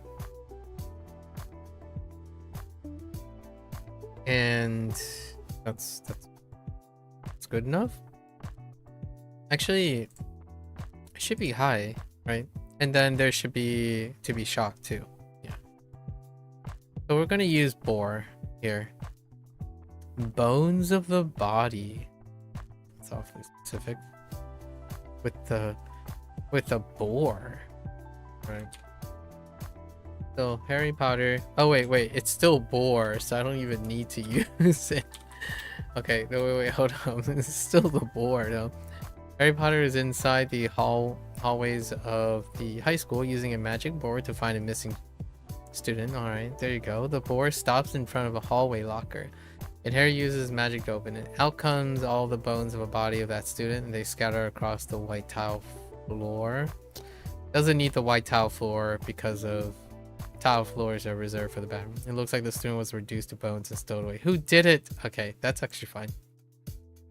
海汉 Han. Ooh, vast. So Han is pretty bad. Vast. Vast is not the same. I think the vast. I'm thinking. Oh no, I'm thinking of How. I'm thinking of How. Which is what? Spray. Whoops. Spray, soldier. Right. I'm thinking of How for vast. This is also vast. Which also coincidentally is Harry Potter. This Han kinda resembles like Han? Like Korea? Or Korean related things? I'm not sure if we got anything else here. Oh wait. They summarize that as a car as opposed to mist? This is an error. This is an error in classification. There is car and mist. Car and mist are two different things. And that's clearly mist. But let's look at feathers for a moment. Do we have any Han? I don't recall any Han with feathers. Closest would be fun. Fun and Han, like, from a sound perspective, are related. Courtesy of Japanese. Yeah, so that's not mist. I wonder how many others are misclassified as mist. Yeah, so this is an error.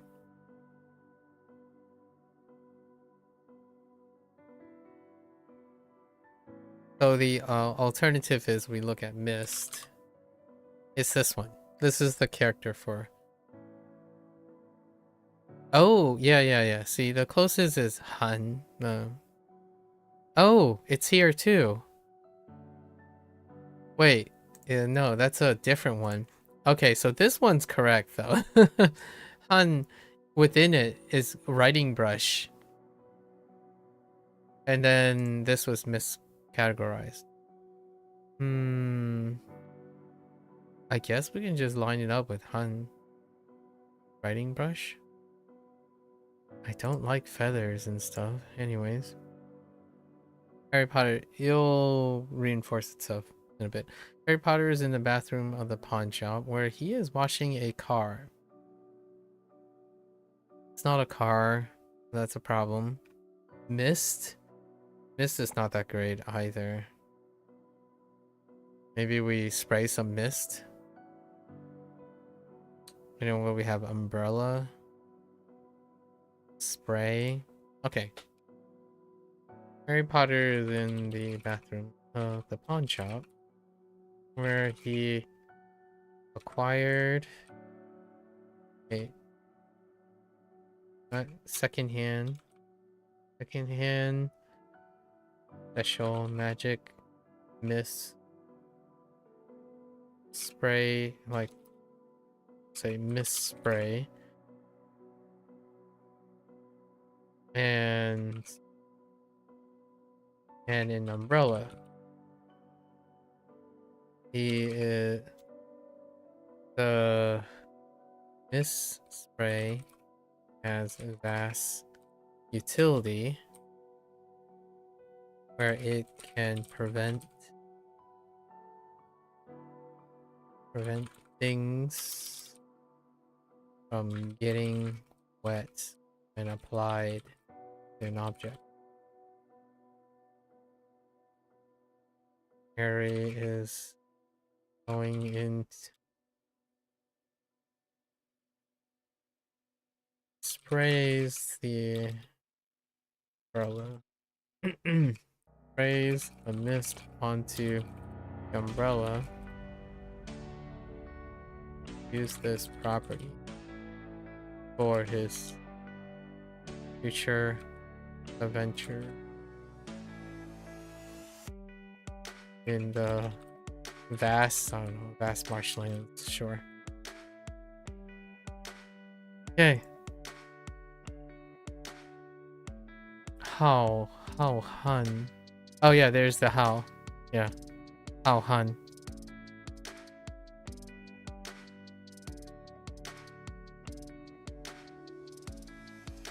Han, Okay.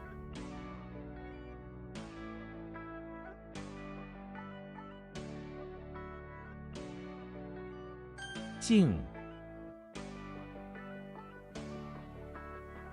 That's kind of weak. 赖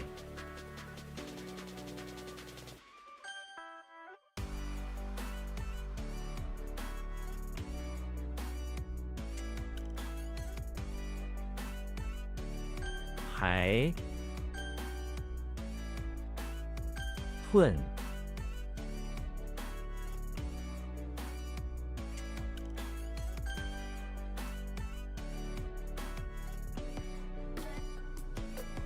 汉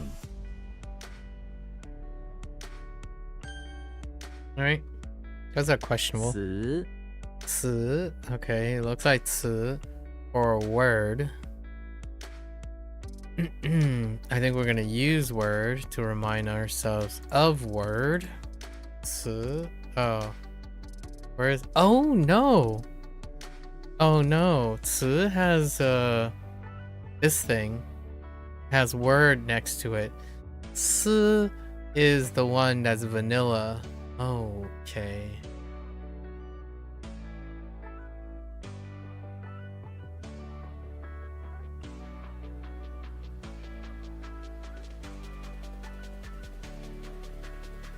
I think ci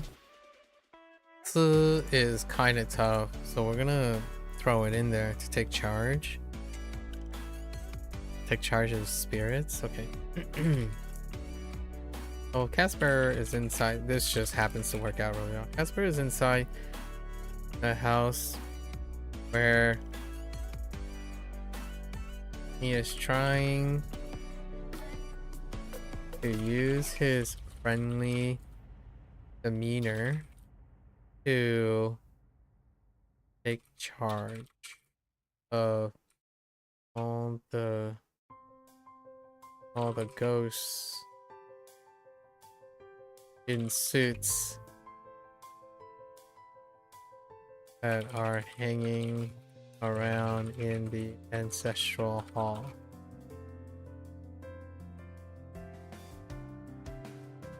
He puts on a suit to present his friendly face. Alright. 词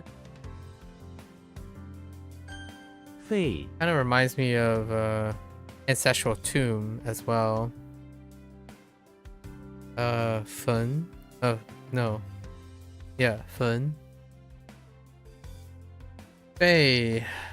Oh, this is kind of a problem.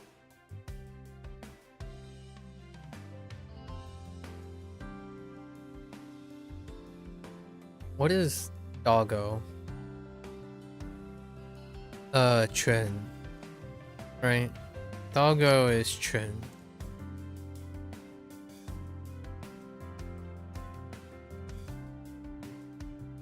Or yeah, chun.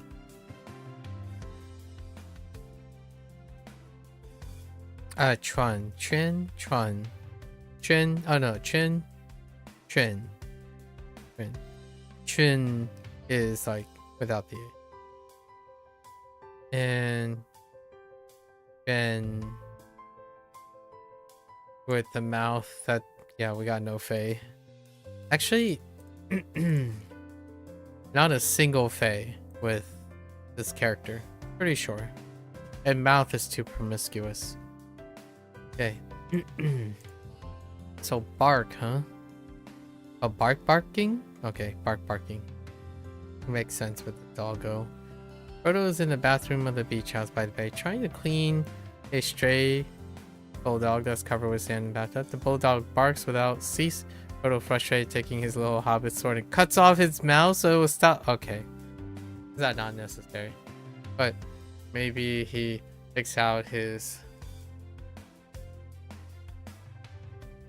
he finds a way to calm, or the doggo like bites him and it becomes an ordeal. It kind of starts to sound like Charlie Brown, sort of. I think this will be okay.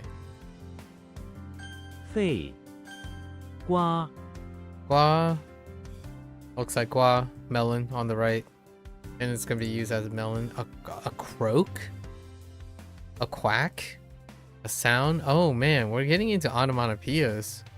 I'm guessing bark is like one situation, and then gua sounds like a gua gua. but oh man, I need to know if they repeat the words or not.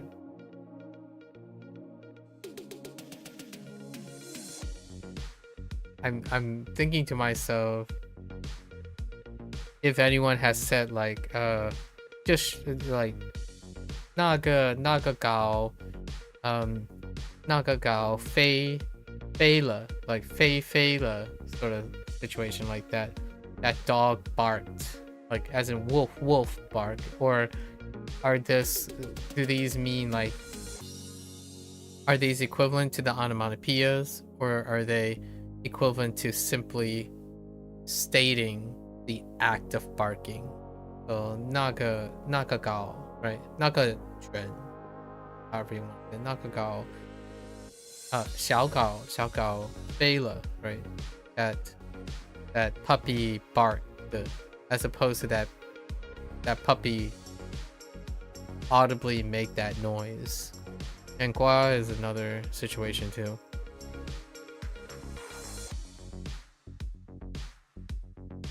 I don't actually know how Chinese does onomatopoeias yet, if there are any. Okay.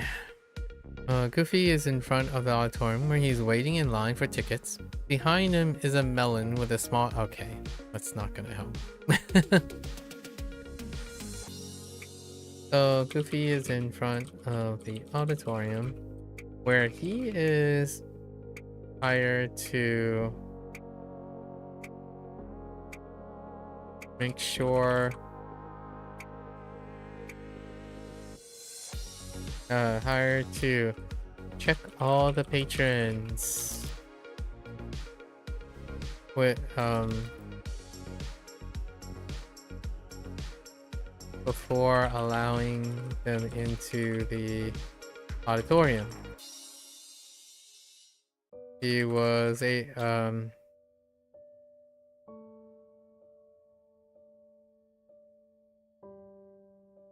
came across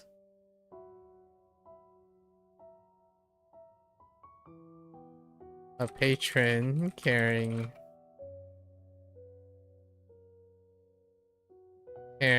a melon and started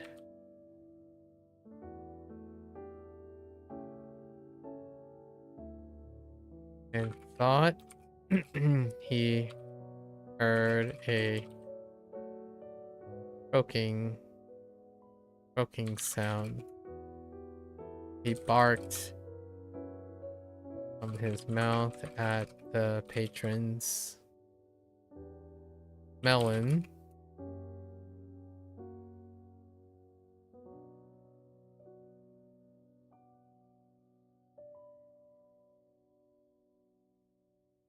Check if it is alive.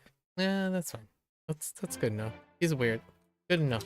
瓜狗 Oh, speaking of doggo, go is something else. Oh, that's interesting because this is poem. By coincidence, I had to remind myself what poem was. This is in Surprise in Odoroku. It's the top left character, but this is Careless in Chinese. That's interesting. And then we got voice recorder plus flower, as opposed to a poem with it put together.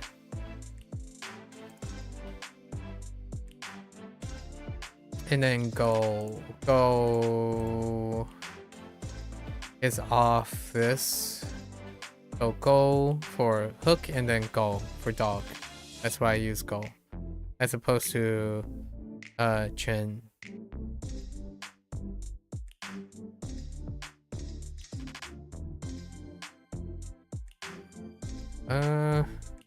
Okay. Alright. Fish hook. Go is fish hook. Alright. Gandalf is in the basement of the bakery, where he's carelessly dropped his voice squirrel on the ground, breaking it. He uses his magic to try to repair it, only to accidentally turn it itself into flowers. That's kind of starting to sound like Harry Potter. Gandalf carelessly snacks on a croissant while trying to think of the right spell to cast to fix his carelessness.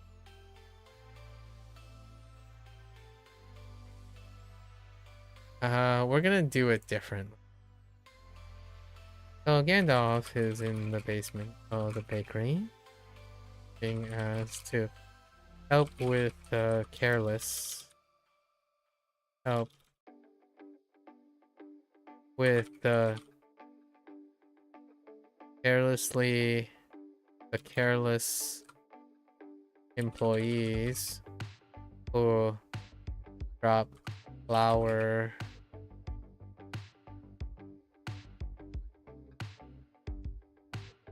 ingredients, flour ingredients everywhere. He decided to conjure a type of voice recorder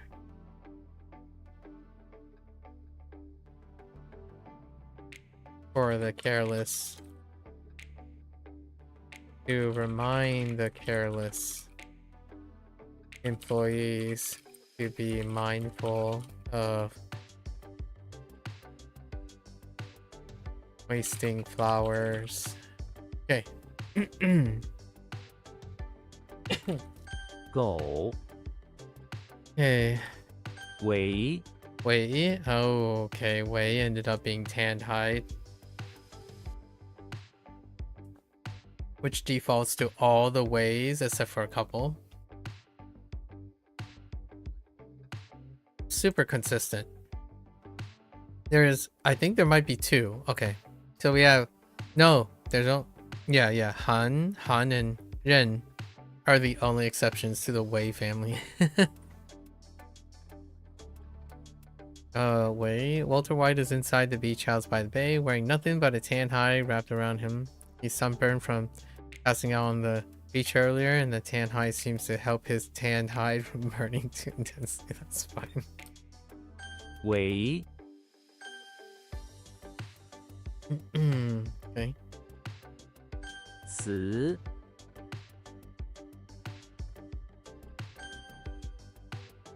尾 狗 瓜 Croak is a tough one.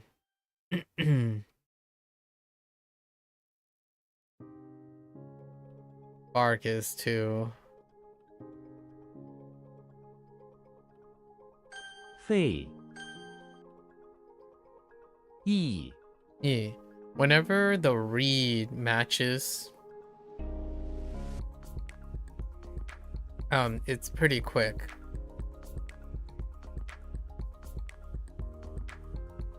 And when it looks very distinctively non-specific, it can be a little tough. That does look a yi. The top yi, which is already, or also, yeah, also or already. Also, oh, how well does it? Okay. This is considered the yi family, at least. Radiating. We're gonna do also big.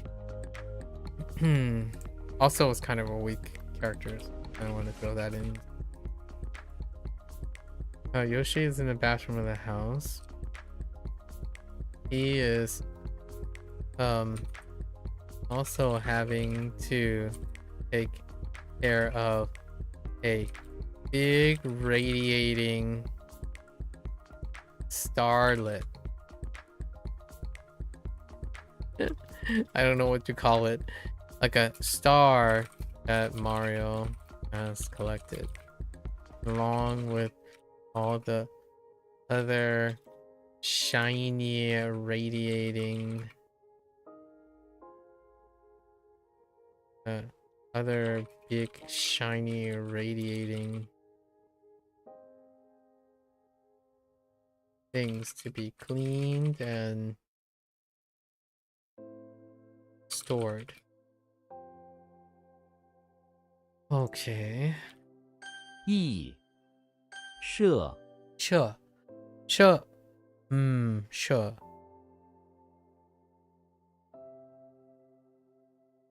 What does the left remind me of? Like either or is it she or shang? Let's do pedestal again. Okay, it's and oh yeah, sha, yeah, not shang. Cha and are the closest that I can think of.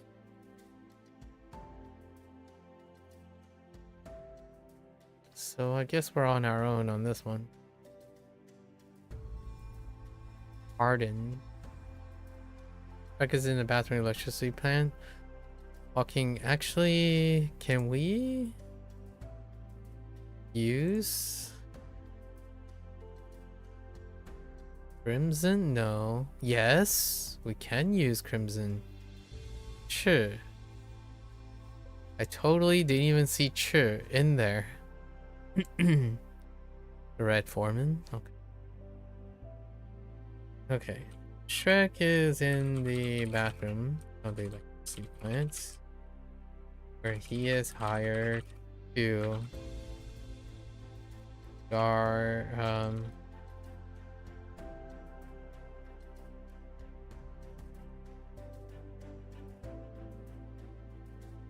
to supervise the employees.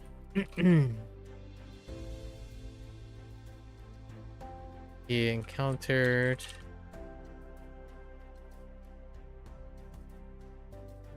a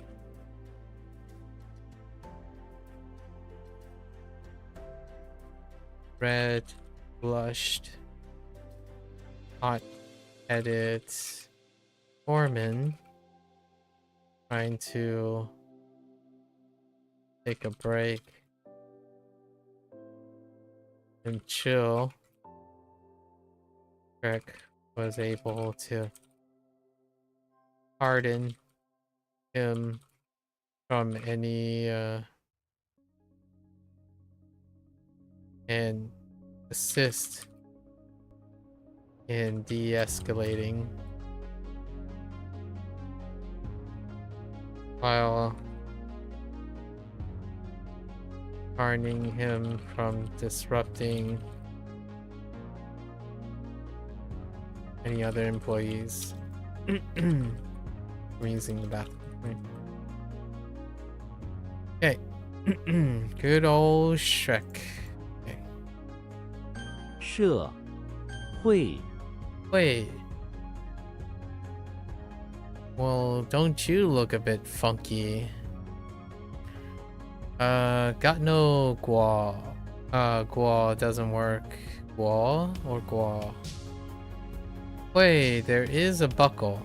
And Hui does do something with a buckle. There are a couple other buckles on the line right now.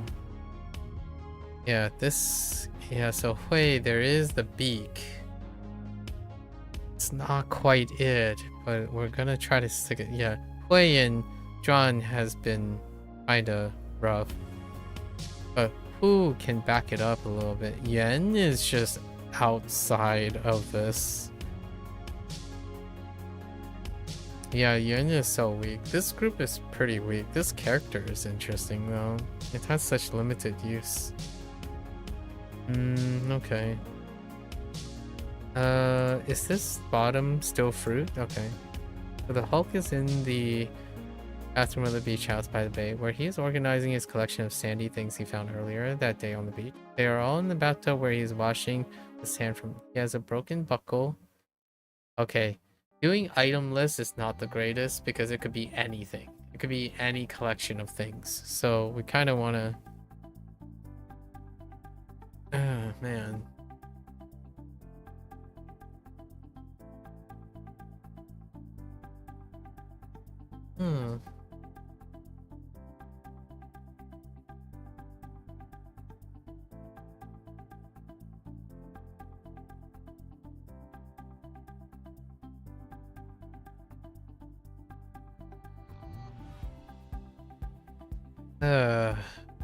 Okay. Maybe like we can embellish a little.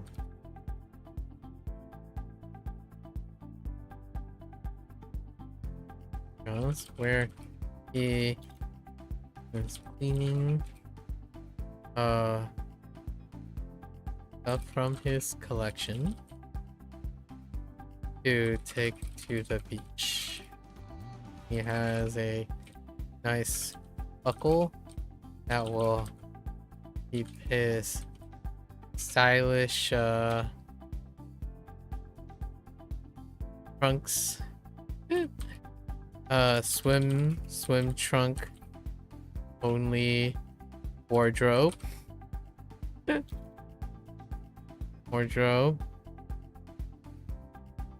A nice crown to keep the sun out. And some coconut fruits. And then while he enjoys coconut fruits beach side. Okay. Collection, sure. 会处 Ooh. Wow. That is indeed towering.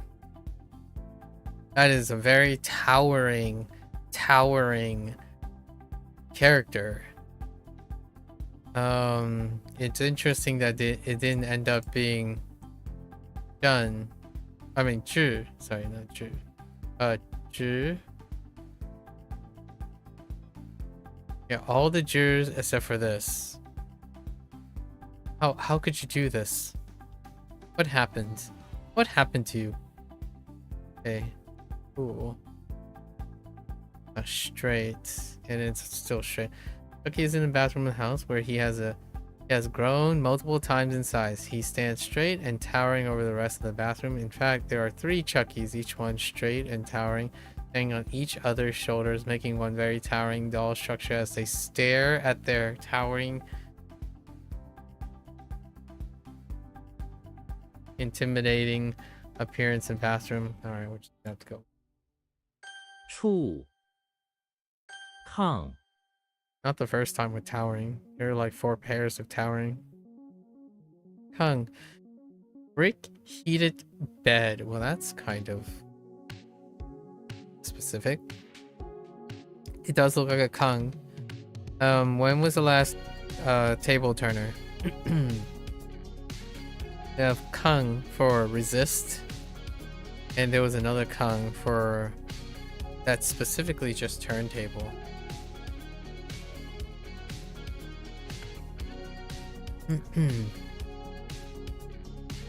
High. Ooh, that's rough. We might want to throw in a high here and there. So let's throw in a high here.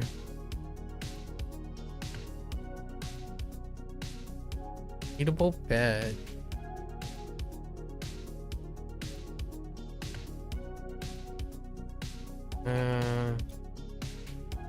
He's in the bathroom of the chapel.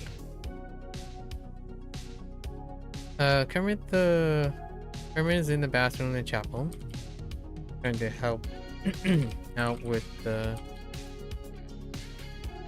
priests and nuns. He is in the bathroom helping with keeping the fire going that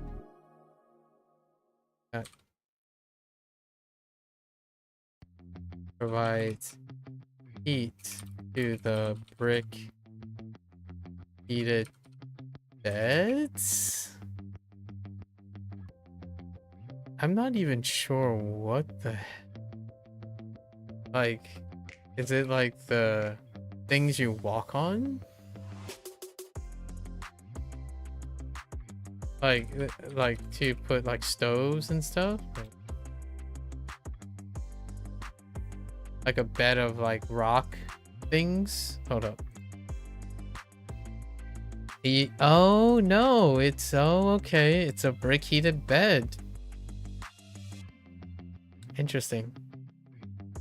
I did see some of these in like trying to do it in the wild where you heat up stones and then put them under like a bed of sand or like a different sediment and then okay.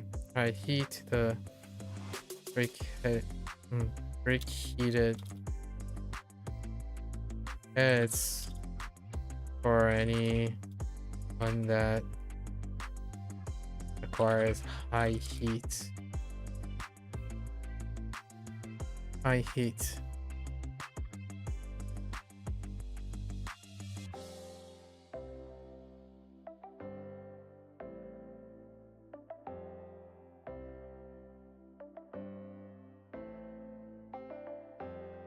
Or any pay. Oh, I'm thinking of infirmary. For patrons that are being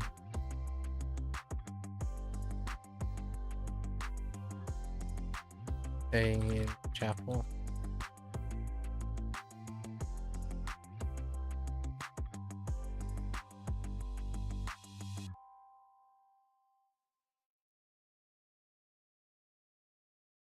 I guess. That's kind of a tough one. Hoang, Brick heated beds. 意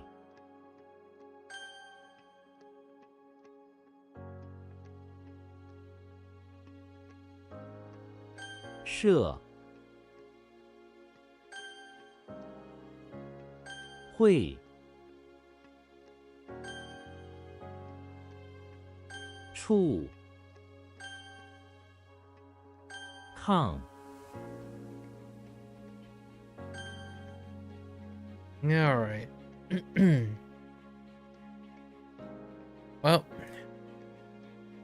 and let's go over these for today, and then we're gonna go straight into our WaniKani. We are kind of 3 hours off. It was pretty optimistic to be on time today. Okay. All right. So let's go over these.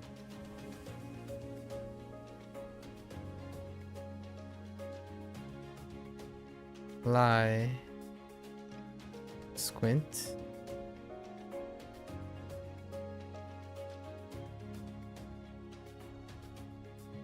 Unfast. Ye. Radiating.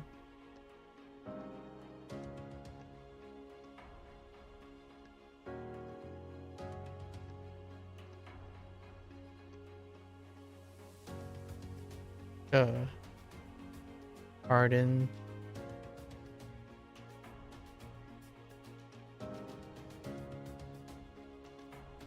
Bay. Park.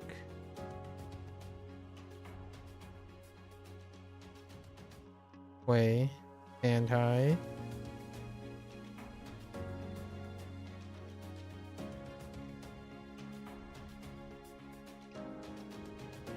Chu. Towering.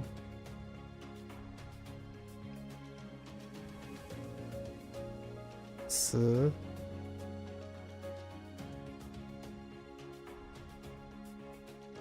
Ancestral Hall. Hua. Broke. This kind of reminds me of Zhi Creek.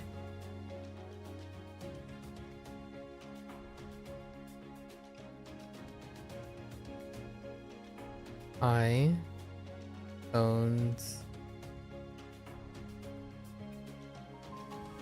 Hoang. Brigated beds.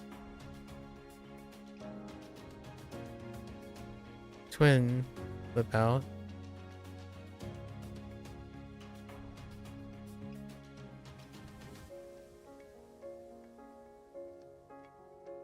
Ting.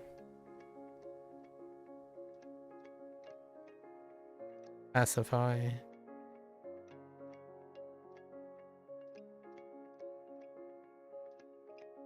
Go. Careless.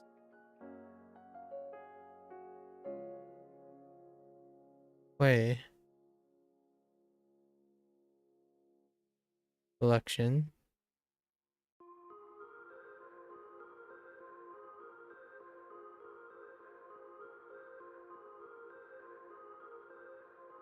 This is from yesterday. Qiao. Precipice.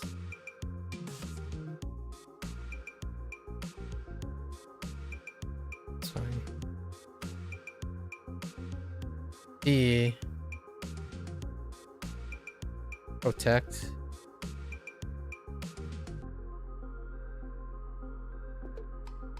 Oops. Chu.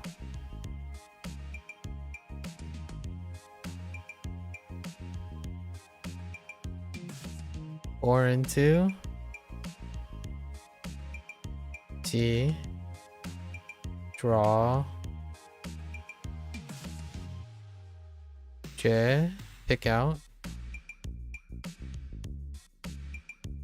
No wait. Yeah, G. Chuckle.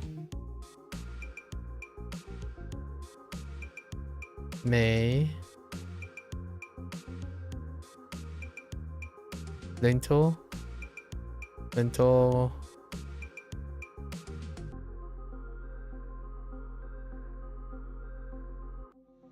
Jian. Jiang.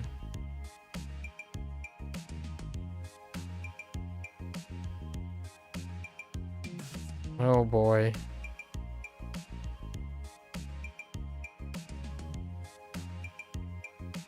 Jian flail.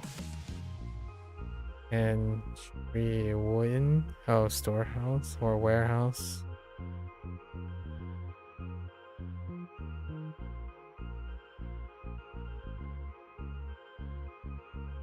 Yeah. Yeah.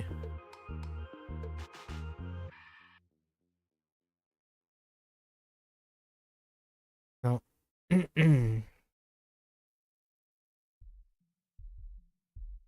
B. Shabby.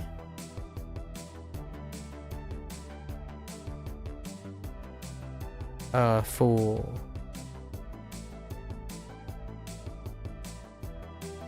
Rarely. Or barely, not rarely. Barely.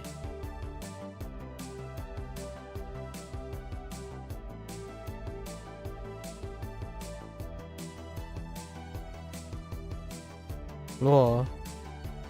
Cheese. Ooh. Mutter.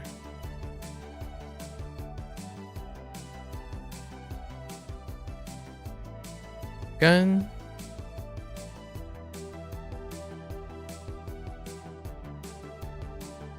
Or is it gun? I think it's gun.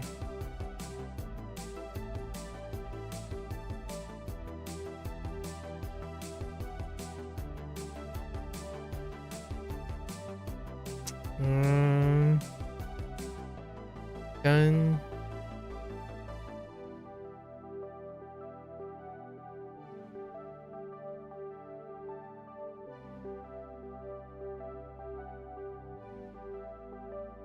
More tree. No, it's gun. I don't know what it is. Gun.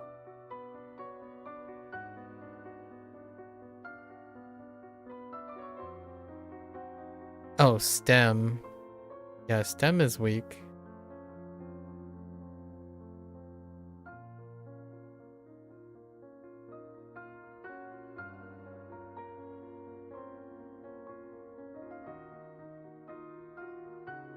Xiao. Free. Yeah.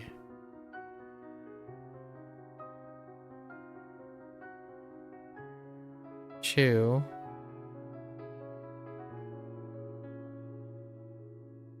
Hoang.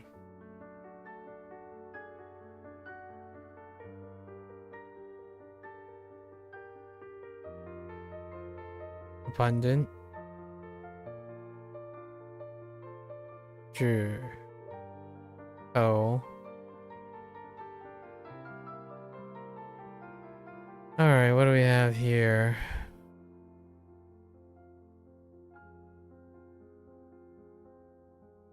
Wu Qing, Secretary of State.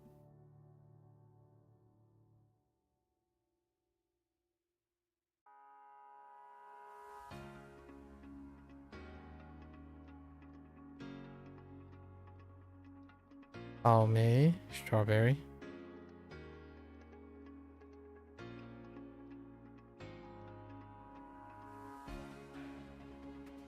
I can't read you. You are too clustered. Can I?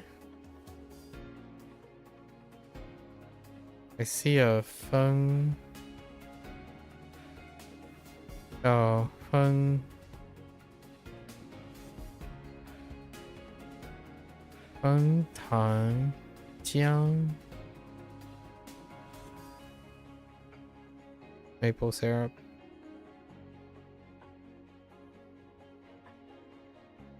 Lan Mei. Blueberry.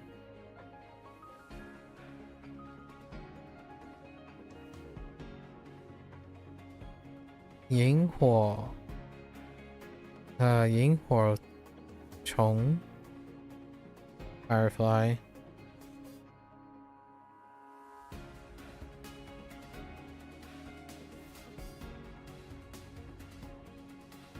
Ji Yuan. Brothel.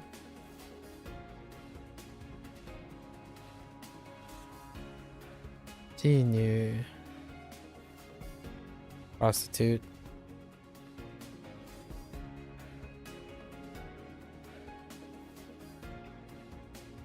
Mo Li. Jasmine.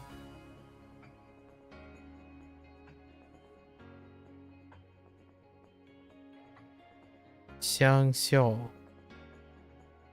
Hunan embroidery. Hey. Alright. That's a quick refresh for tomorrow. That's a wrap for our HanziHero today. I did a little bit of digressing and talking about stuff during Bunpro. Don't really have enough time to do our reviews today. Trying not to burn the rest of my stamina. WaniKani is next. We have a very long, like 3 or 4 hours, because we have lesson day today. That's a wrap for today for HanziHero. If you're gonna watch this later, 谢谢. As always, feel free to follow along, pick up HanziHero for yourself, give it a go. You're always welcome to come on by, yap, discuss, talk about things. Until next time, 大家下次见. Kan. Thank you for watching. I'll see you guys next time. I'm gonna get up, stretch, walk around a little bit, and I'll be back for level up day for WaniKani. Thank you.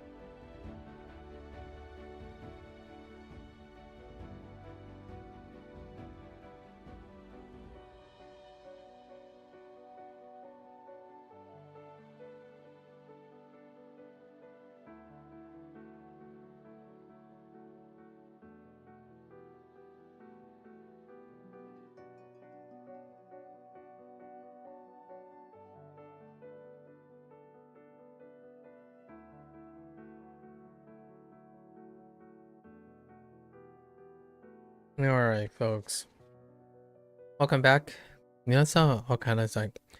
今日は、452日目です。I'm gonna say 452.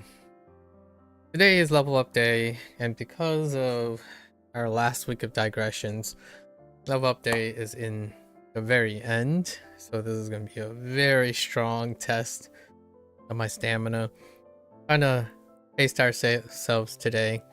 We got our reviews, and also today happens to be Wednesday local time, or technically now Tuesday local time. That means we also got the update, a content update every Wednesday, right? Every so often there'll be sequential consecutive Wednesdays that have like, so we'll just lessons and moving. So we'll just leave that up to the stack. We're gonna get through our reviews, take a short break, then go into our massive influx of kanji or like lessons, because now we're on our singular week schedules. So this is day 6 again. It's time for leveling up. Actually, there's still 30 later in the... Oh no, this is Thursdays. So let's get into it. Do our reviews first.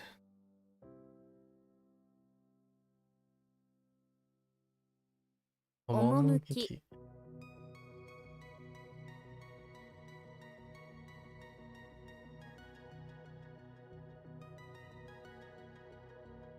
Subedidai.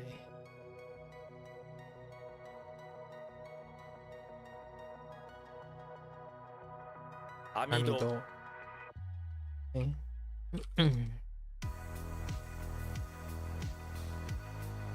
手袋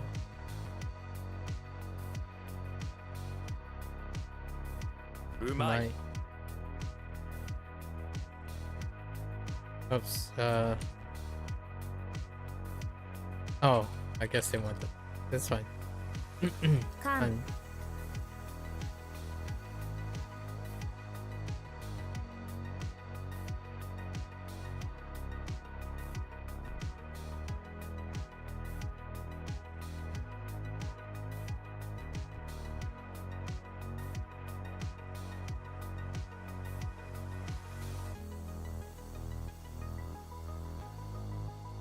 Wait.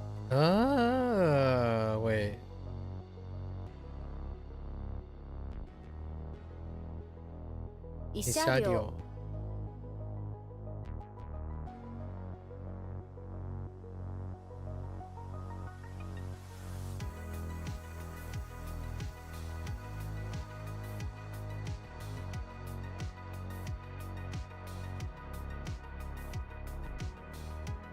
Heck.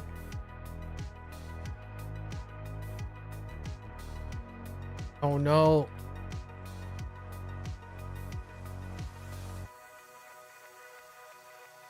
No. Aranami. Oh, whoops. Tegatai. Tegatai.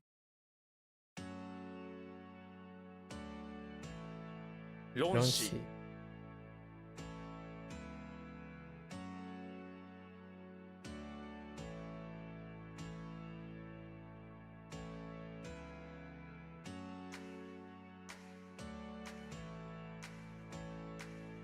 Uh-oh.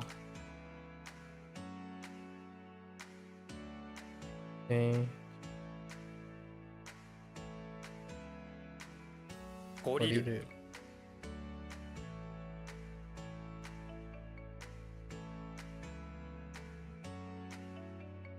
Bokushi.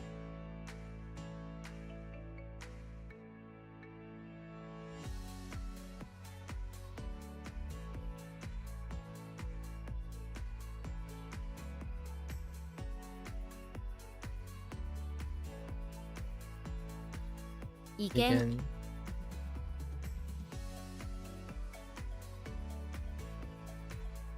Isha.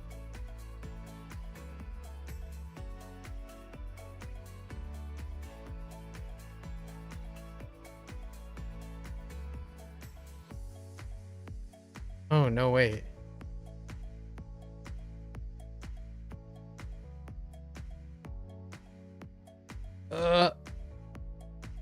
Okay.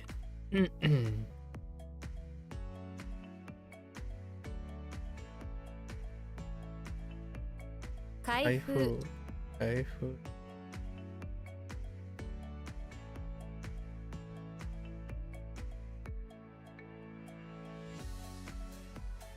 Genmetsu.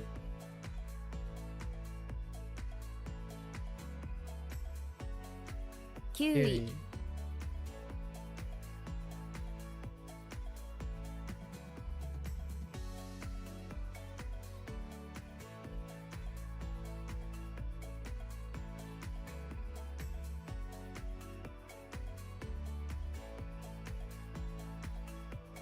Zetsumetsu. 需要 Genmetsu.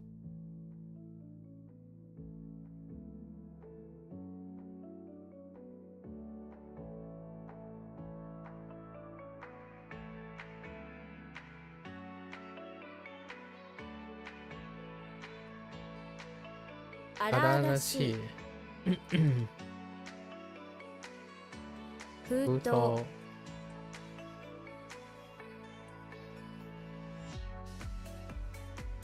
筒。沈む。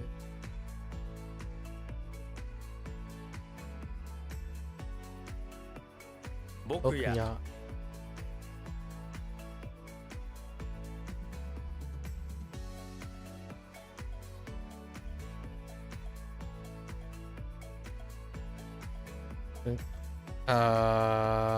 え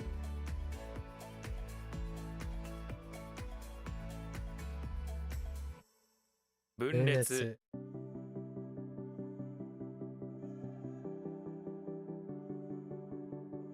騙す。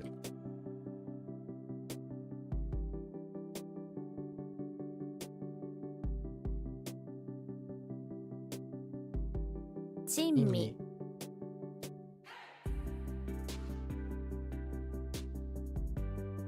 表しいね。Oh no。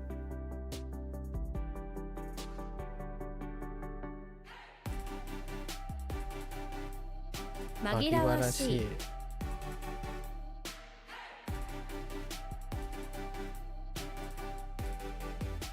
牧場。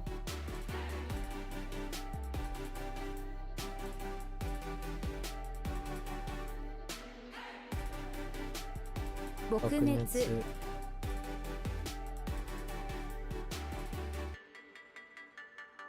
晴れる。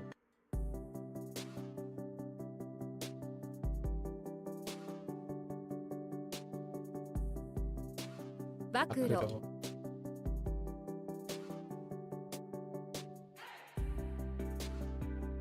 原子炉。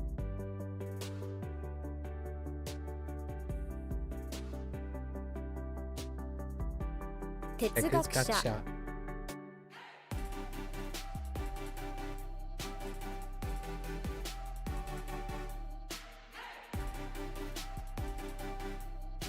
珍しい。露露天。天。助力。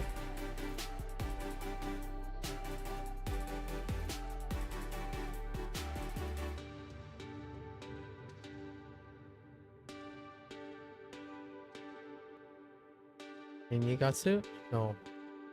見逃す。見逃す。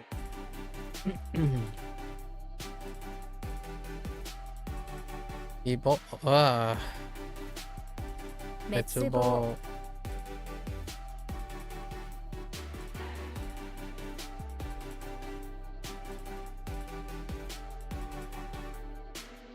柔道。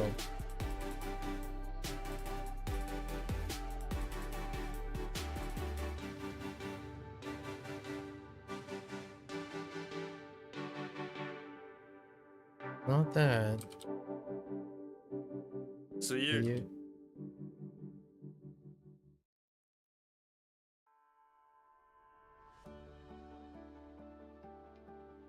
潮流。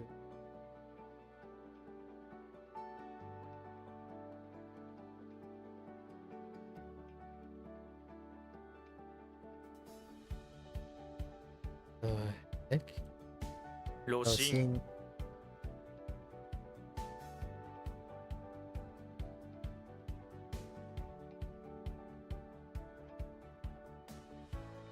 柔和。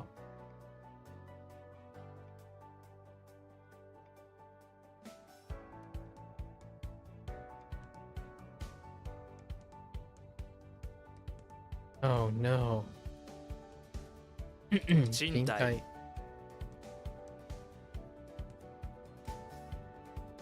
泊まり。露出。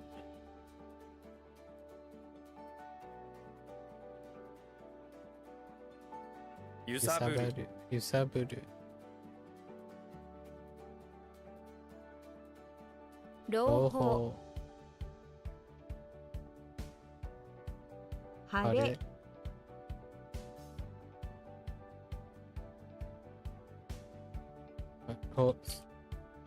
壊滅。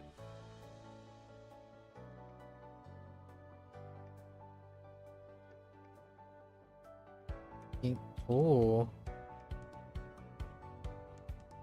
And, oh, got. Oh. 速攻。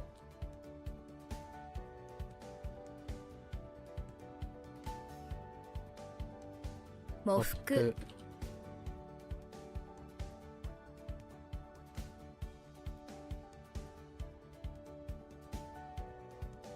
ほがらか。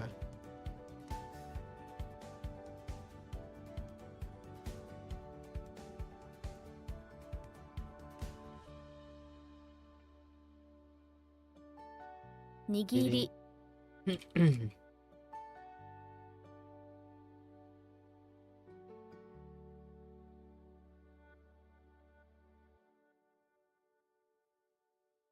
明朗。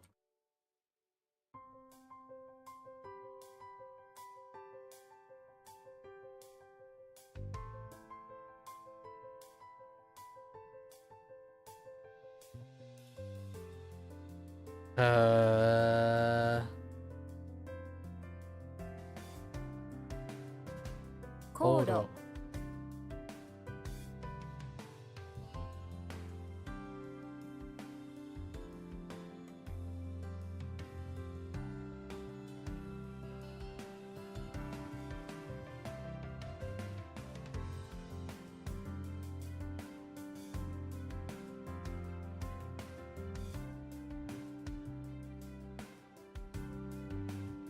Oh no.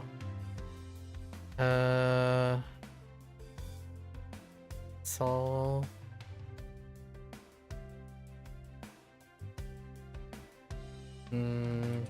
慰める。慰める。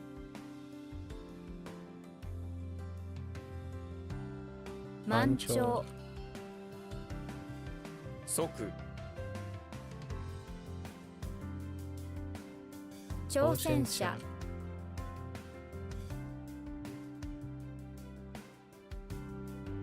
威張る。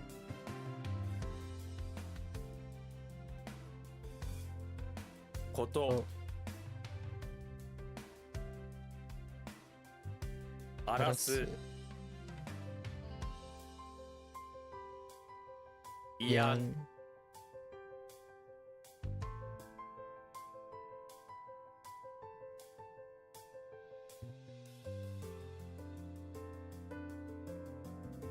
即死。即死。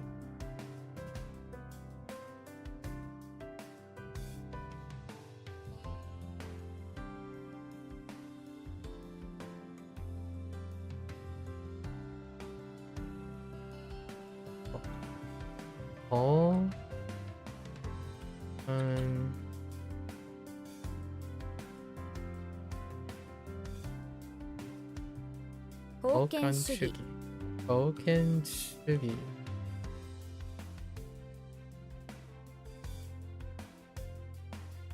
Eh? Oh no, wait. What am I doing? 石垣。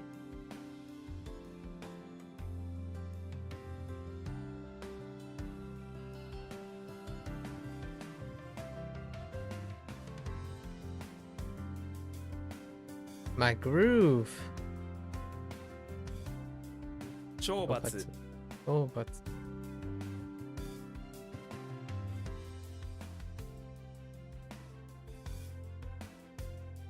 え？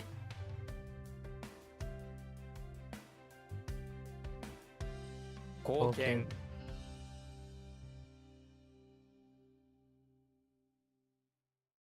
一斉。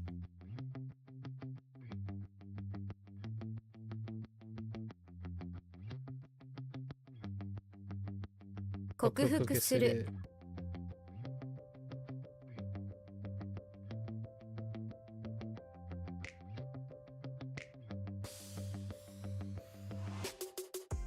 印刷。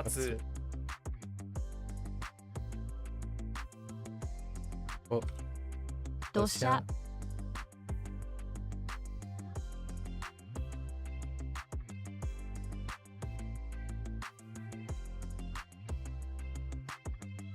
Whoops. Eh. 即即日つ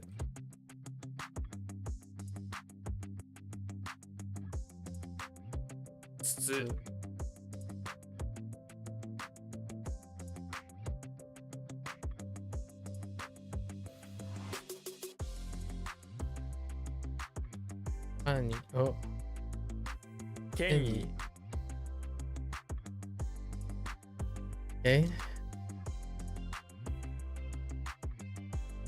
捕まえる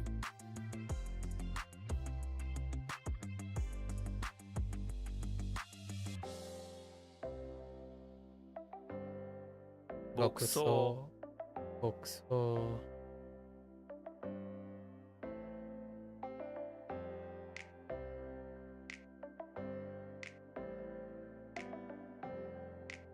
取り逃がす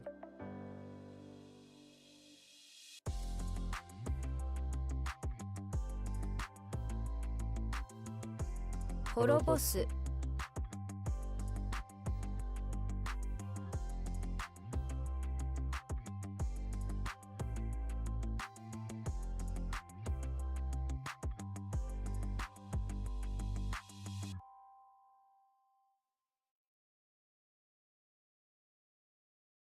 携帯ストラップ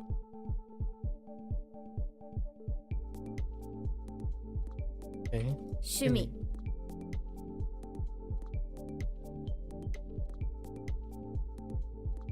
胸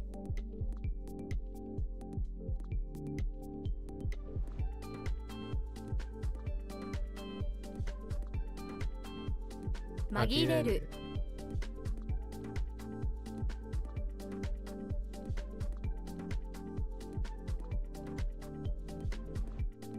柔らかい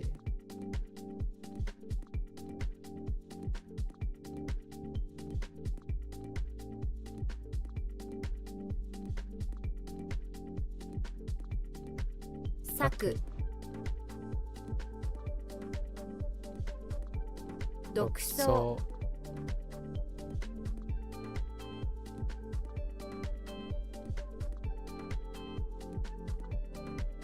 液晶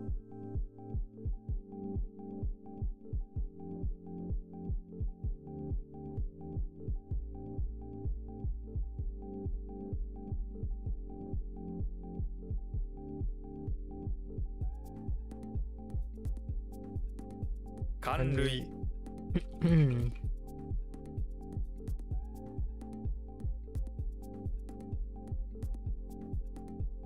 ゆする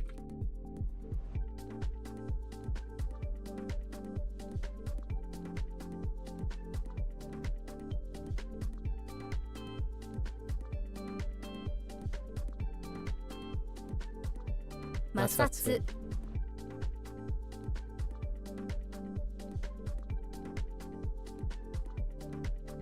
避ける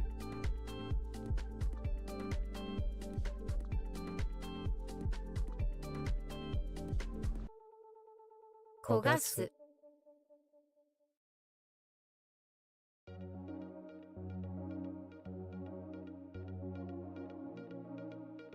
即興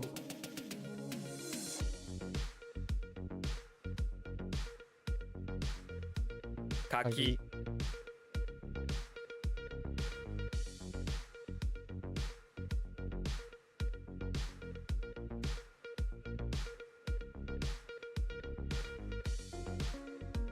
垣根缶コーヒー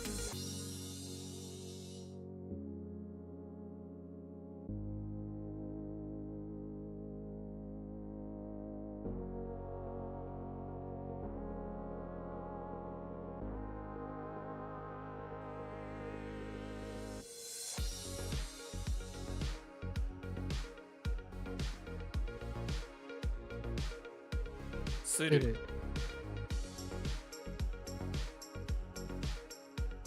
ふう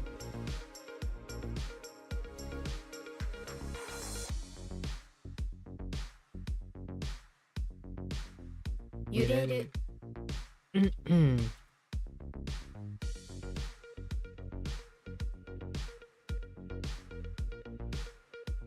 Oh, wait.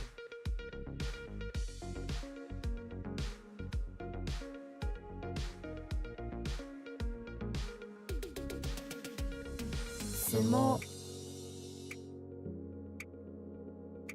安泰。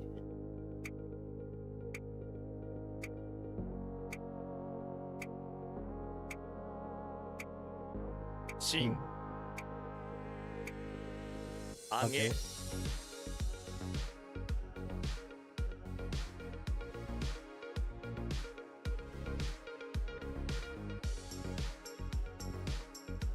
水晶 Over the halfway point. Whoops. 沈める Still working on our current level, actually. Got like 20 more ish. And then see what the other unit is.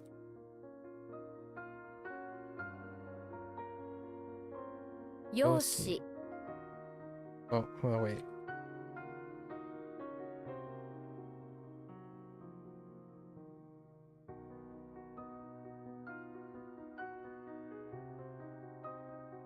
暖炉。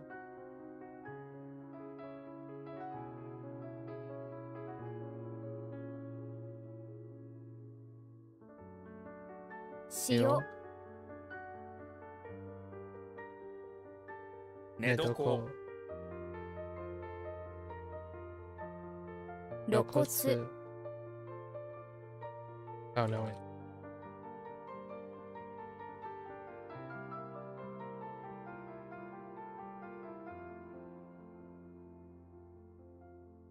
Huh?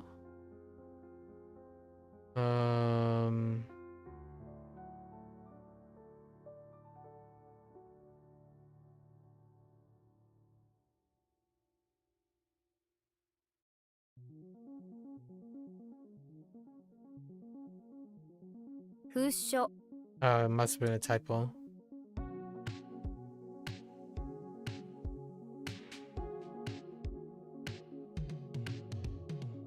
即座。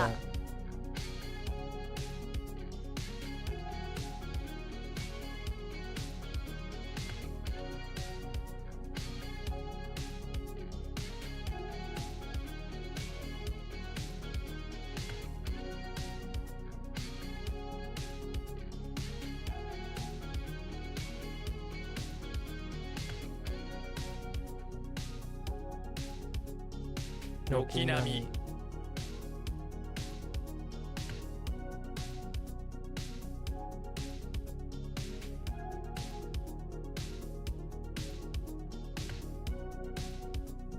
距離。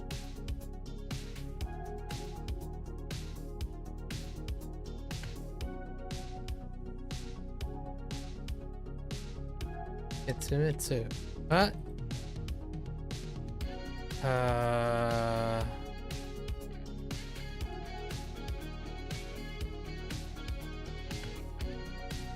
Oh no. Ketsuretsu. 決裂。 Ketsuretsu.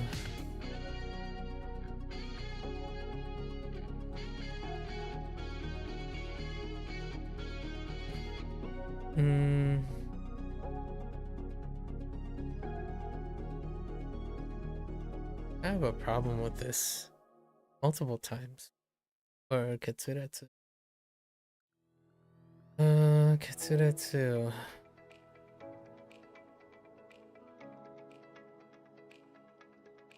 Breakdown.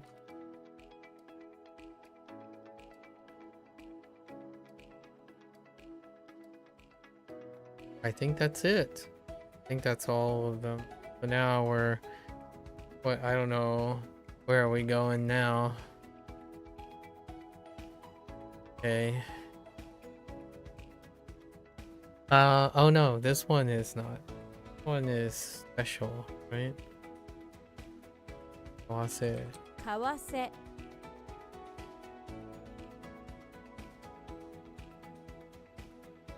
Oh Oh no, there's still a little bit more. 慰問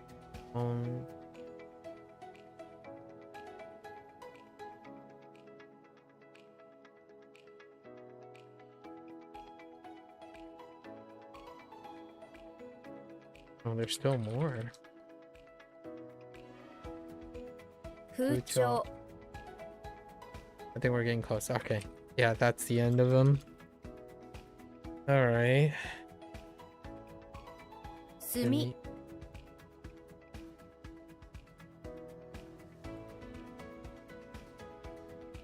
げんこつ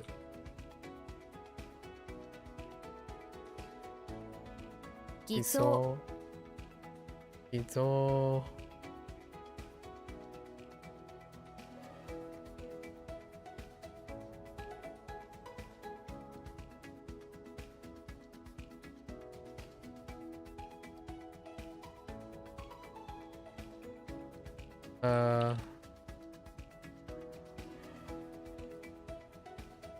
航空母艦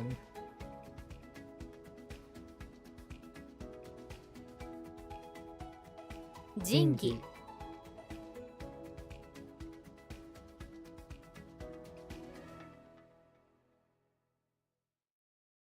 軍艦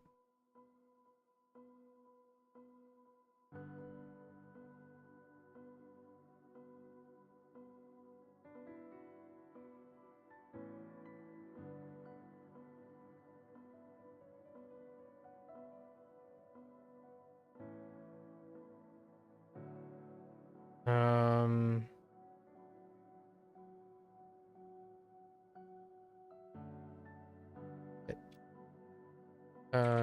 This scene.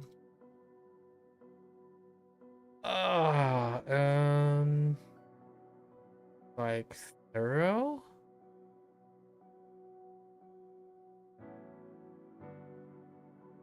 Thorough. 徹底 Or thoroughness.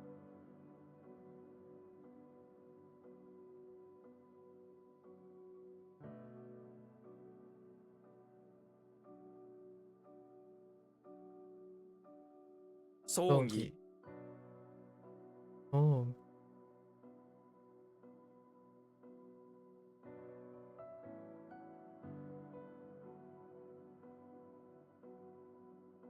田畑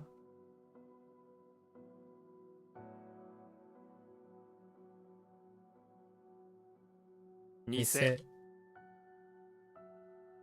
Okay. 鉱山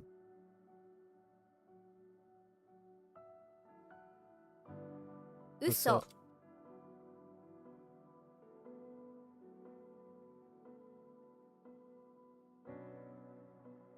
犯す夜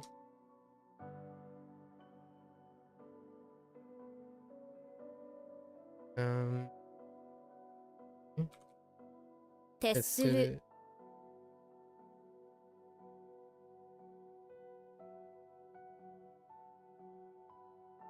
鉄鋼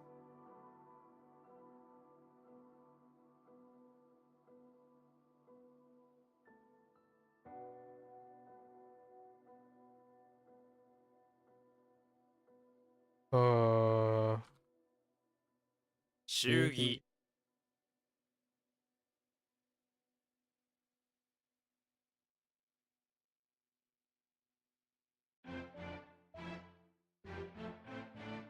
信仰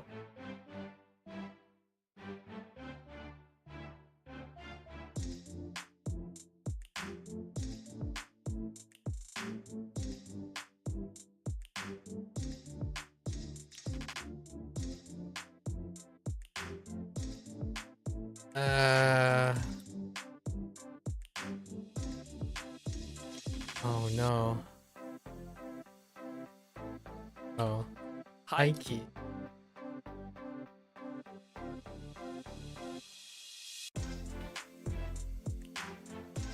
What?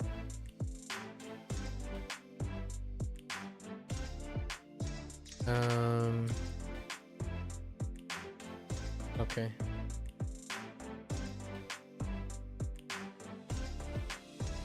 修正。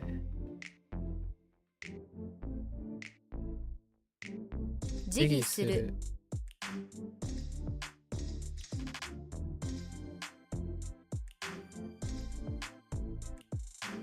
拠点。拠点。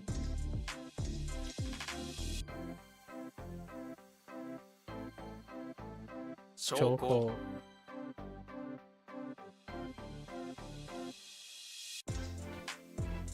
儀式。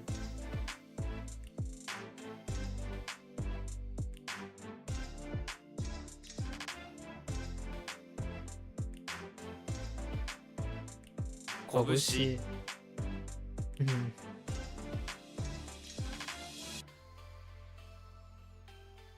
お。てっぺてっぺ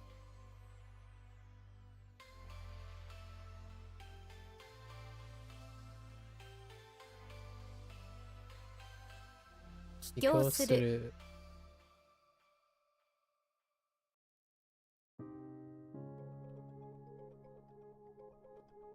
あー。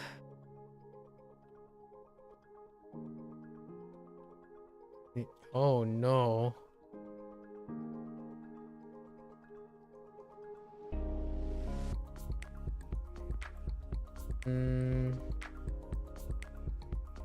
take 座る。偽る。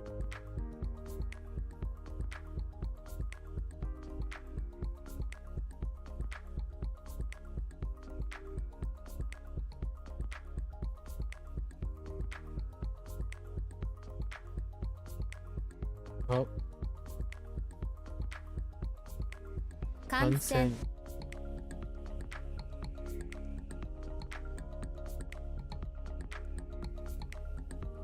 What?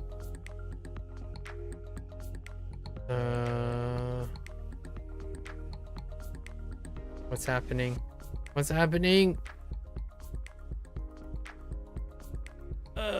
Wait. Hold up.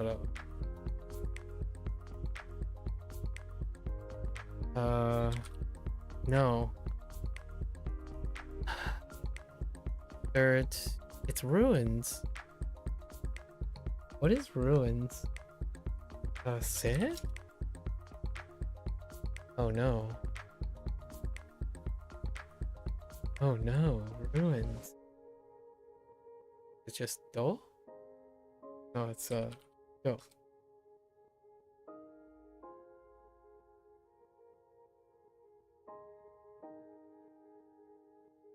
早瀬。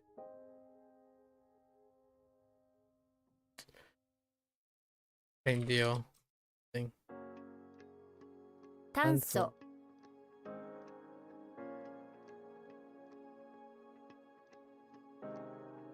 まこと。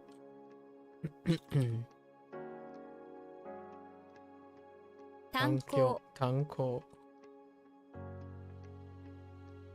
夕方。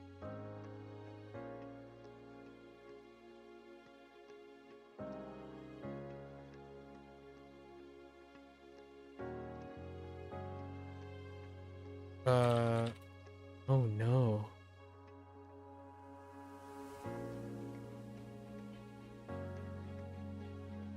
It's oh no wait.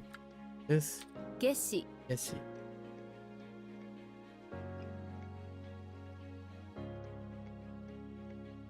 How do you spell solstice?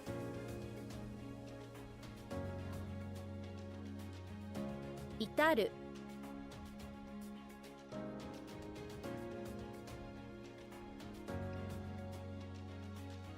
必死。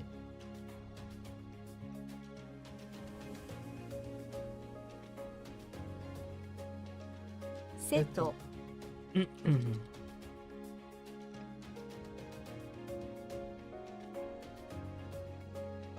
虫化けた。あ、麦。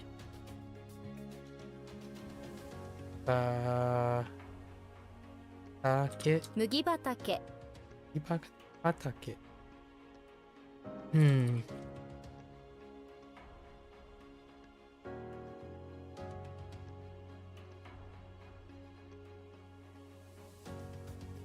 鉱石。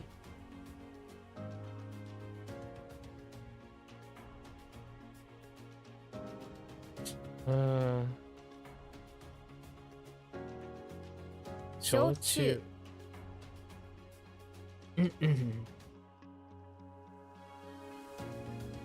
あ、whoops。ホタル。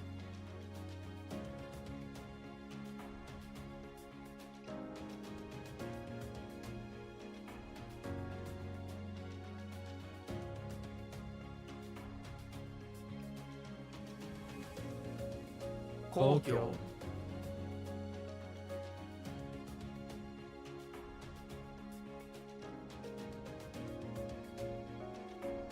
誠意。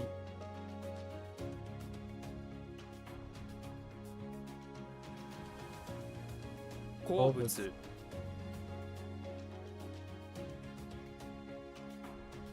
郷里。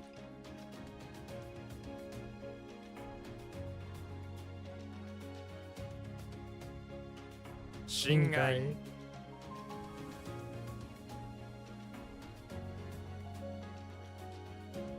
礼儀。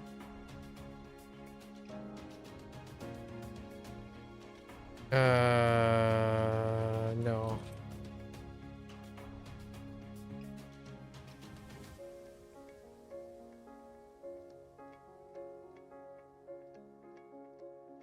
Oh no.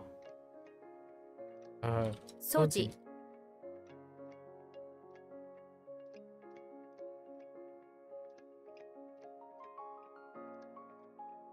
What the heck? What?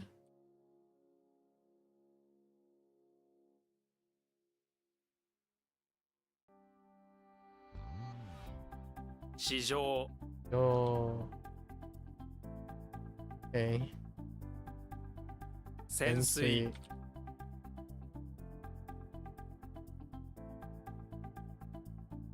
嘘つき。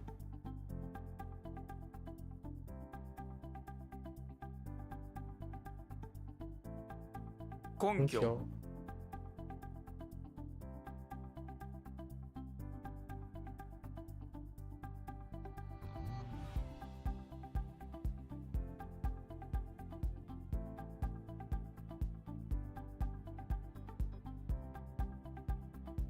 侵入。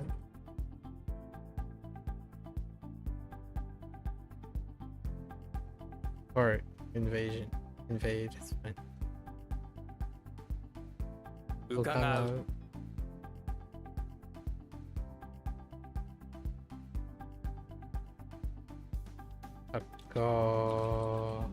高瀬。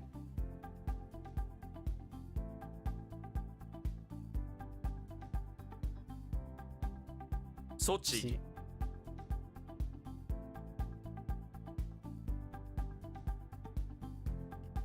故郷。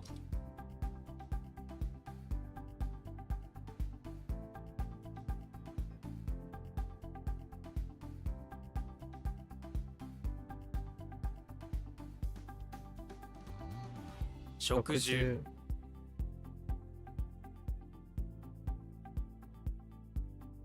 虎。陣。方位。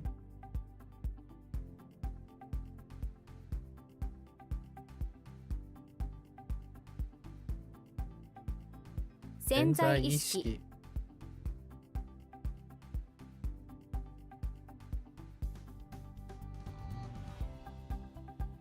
当時。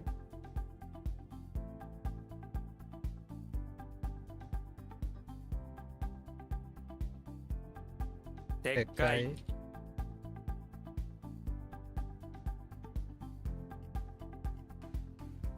石炭。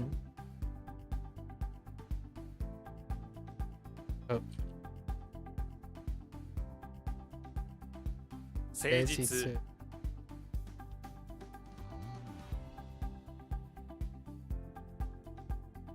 樹皮。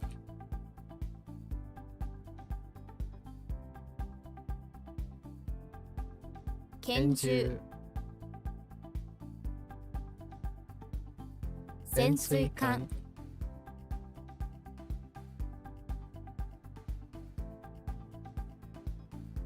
せ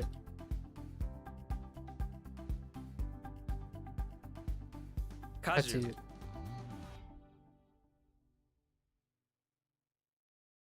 磯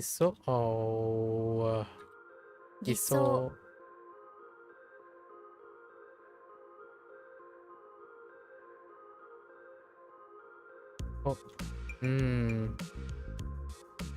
放棄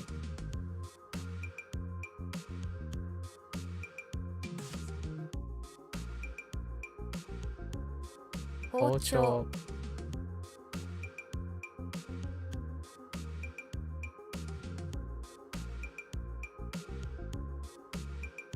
畑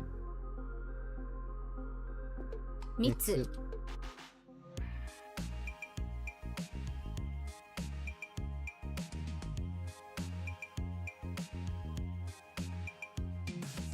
謙遜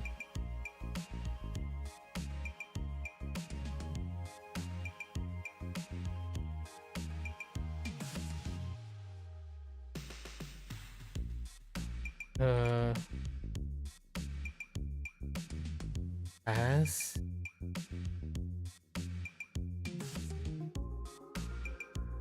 Oh no.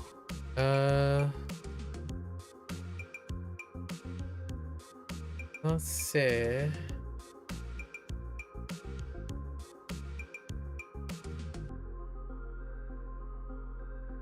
撤去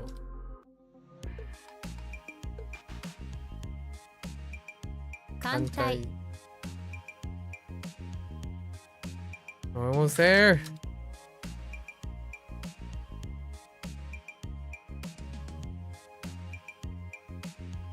Hisomu. Susumu.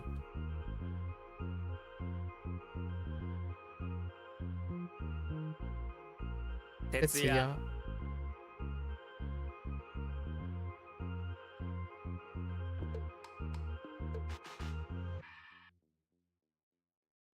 Zutsu. That's a weird one. Headache is a weird one. 終業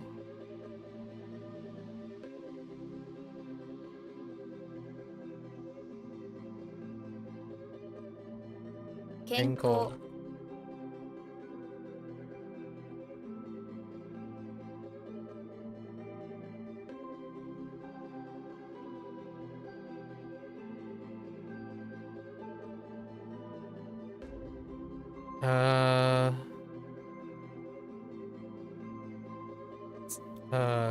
せ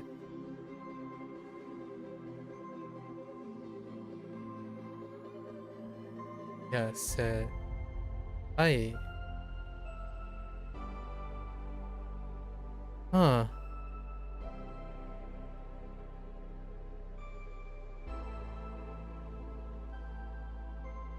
What is that? Cut? This is urgent, right?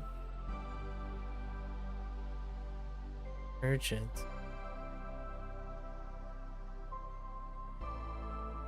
Set. 切迫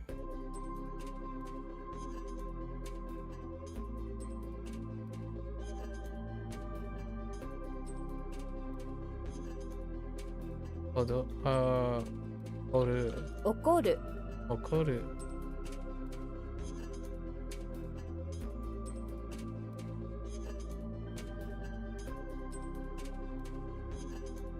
あこやあこ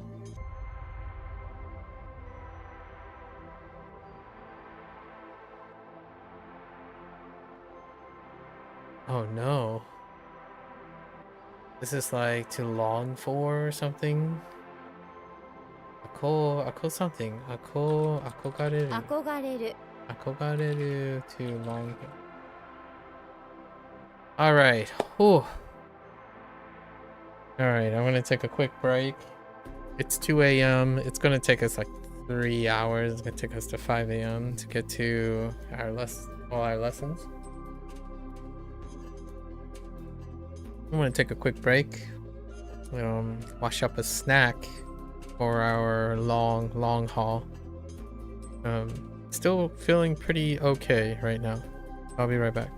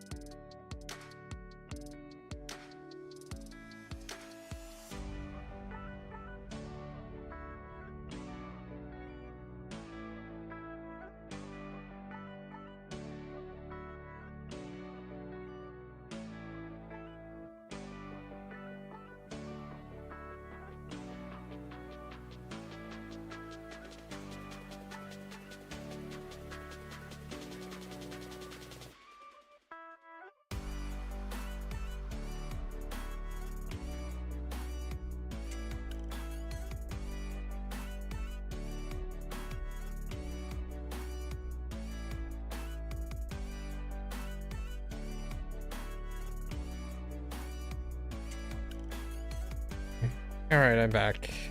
I also got me some grapes. Alright, here we go. In for the long haul, right? What was that phrase? In for... like in for a penny? Something like in for a dime, in for a penny, or something like that. Like you're in for something, but then you're basically in for the long haul anyways. Alright, train. Train? Like... oh.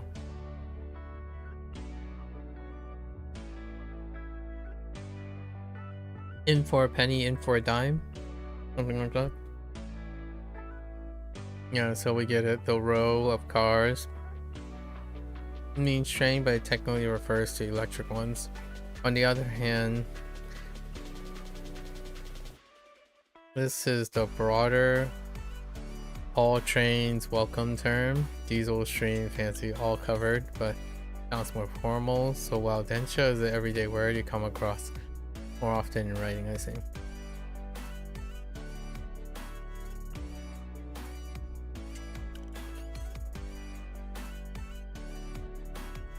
This must be the one of the 3 recently added ones. So like desha? 列車 Yeah, okay. Off we go. Esa. 餌 This word is commonly written in katakana. Okay, fair enough. We'll go on to the next one. Dragon. New. Okay, that's fine. Prey.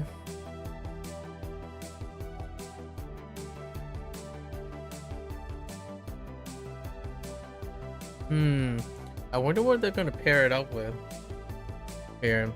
Yeah, a living thing that's eaten as food. 餌食 Ejiki. That is different.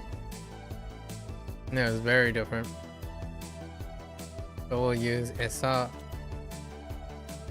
Esa. We want to incorporate the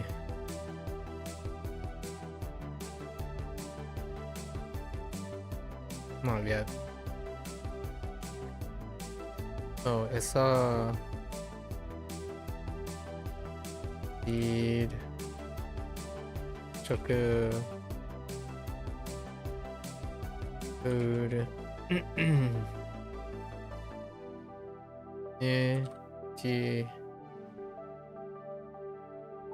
e rain.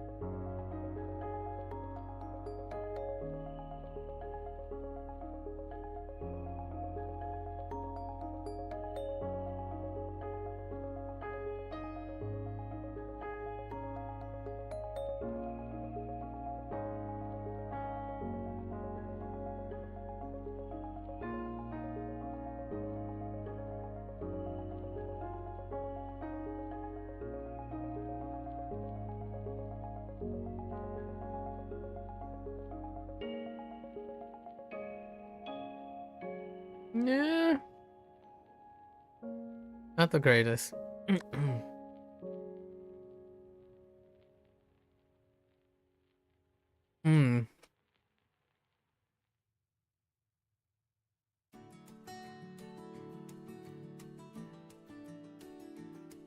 Alright. It's kind of somewhat coincidentally biblical. Whereabouts? Go in direction where someone has gone.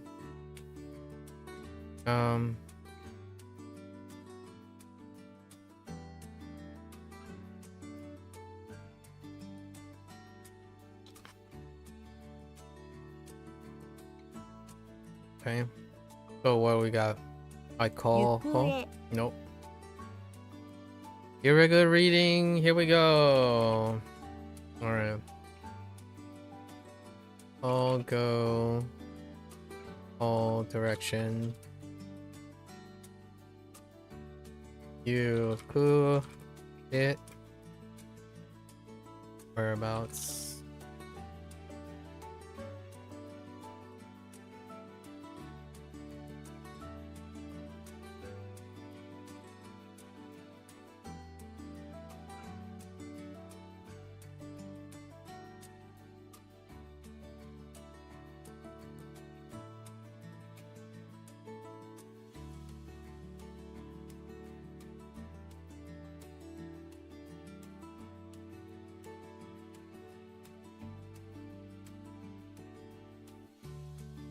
Okay. Good. Let's do your regular right off from the start. Alright. Sounds like a grammar point waiting to happen, of course. 列車餌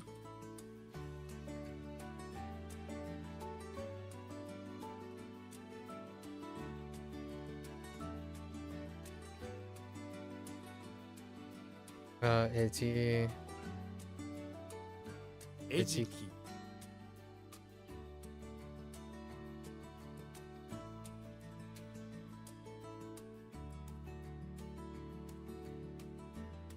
行方 Oh no, wait. Yeah. Just kidding. Alright. To falsely impersonate.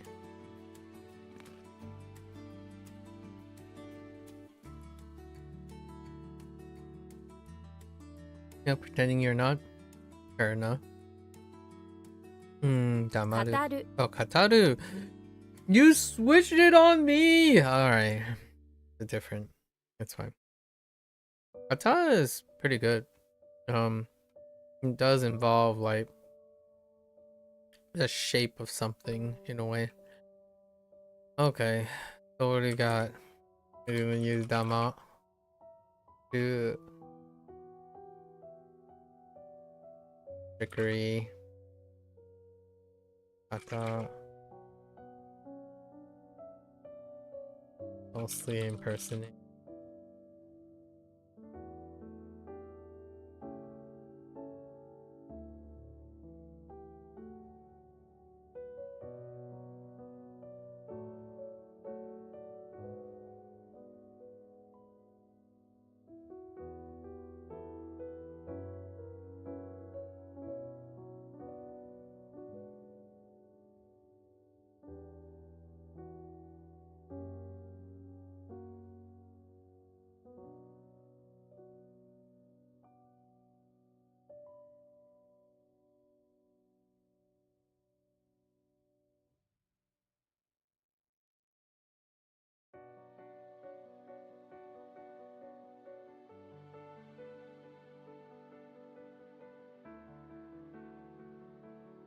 Okay.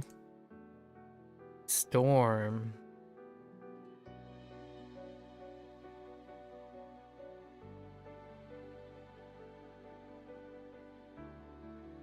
Mountain wind, storm. Arashi. Okay. Arashi is the other key to the puzzle. There is a place that uses Arashi as the name.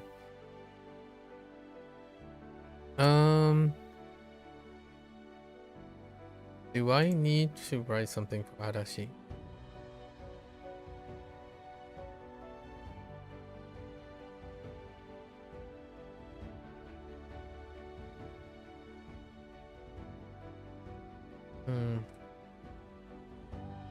Mountain storm.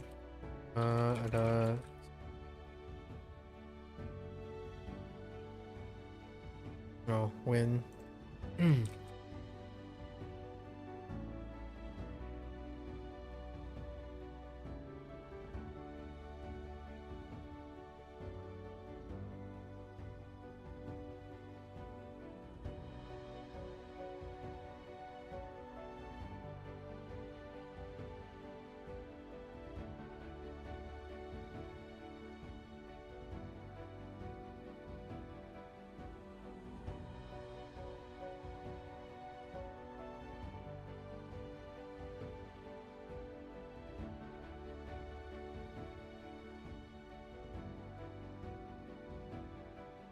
Right.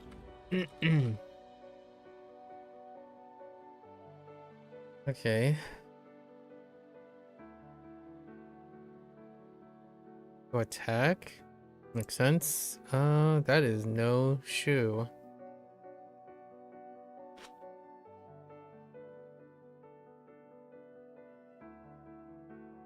What are the chances this is attack? 襲う Nope.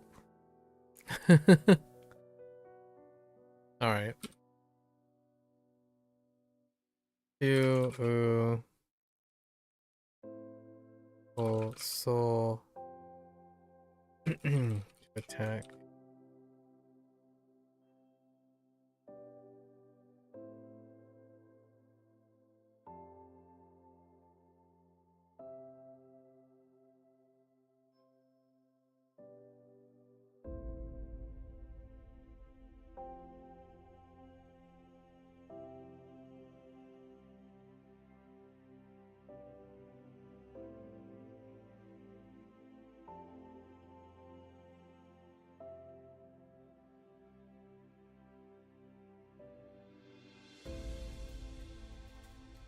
I could use soul, like just so.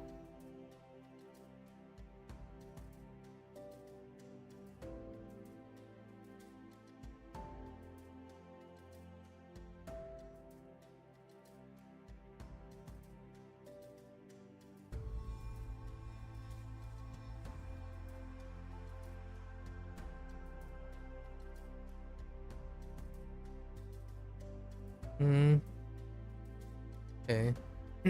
Not the greatest. We'll see. Attack, okay. Combine the attack. Fair enough. 襲撃 Shugeki. Lucidity.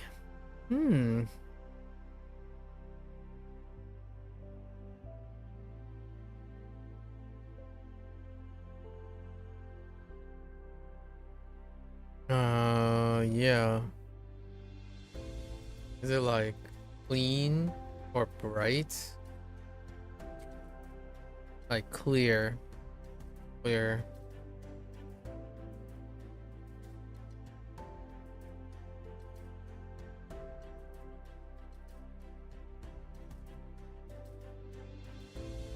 Which is what?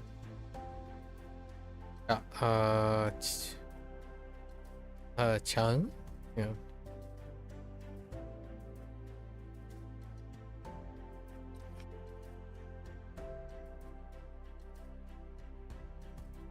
You don't need so much stuff. Okay.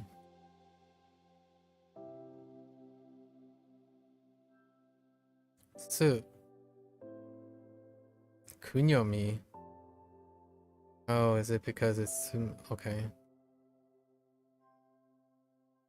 Moons. Yeah, it's Sumasu. Transitive and intransitive. I'm gonna write clear here. So.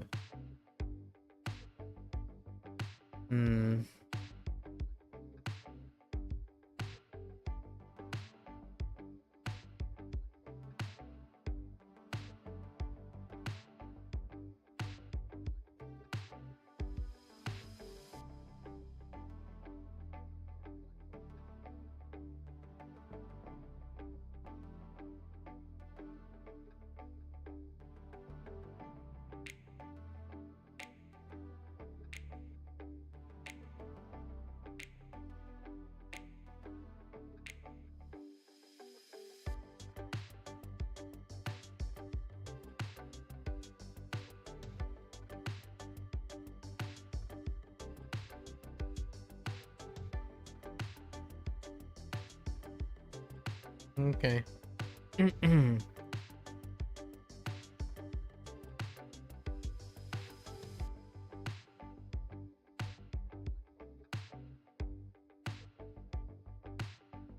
語る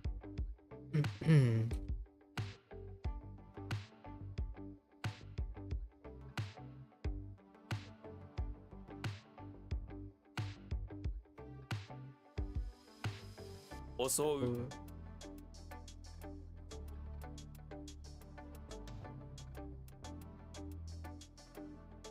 襲撃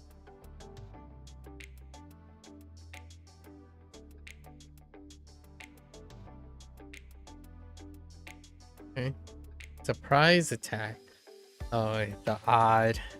Yeah, surprise attack. This one can be a 50-50.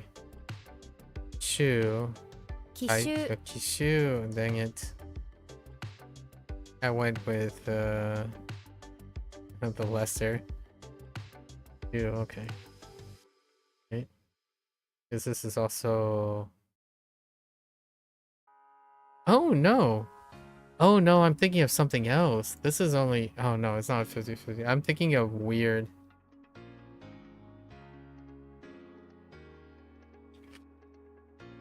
Kishu Kishu is Kishu. Air raid makes sense. 空襲 Kushu. Yes, I was about to say Cole, but Kushu. Kushu. A spear is a spear. I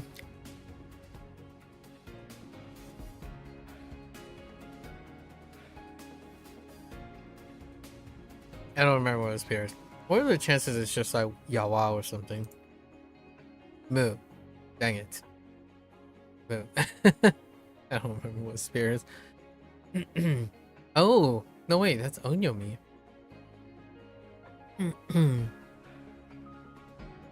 Oh, nope. We got some weirdness going on. You take the spear and stab it into a cow. Or a moose. Whichever one works. That's fine. We'll give it a go. Protect. It's retroactive. Counter attack. Yeah, reverse. What is that? 逆襲 Gyakushu. Oh yeah, Gyak. Gyakushu. Okay.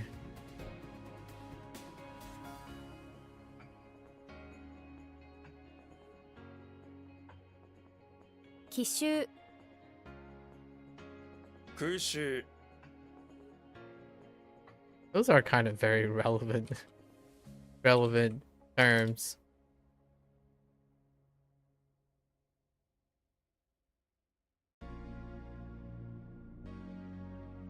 – 逆襲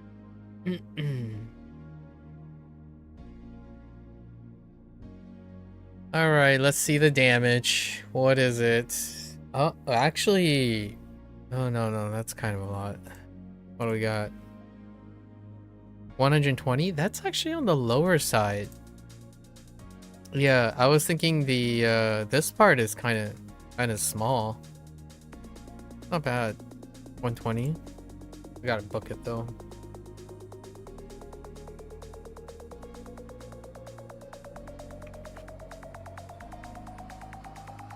Family register. Yeah, it's on like the the Koseki. 戸籍 Koseki. Oh, yeah, for children. Koseki is fine. I think we'll be okay with that. Kokuseki. Koseki. You're right. That's fine too. Nationality.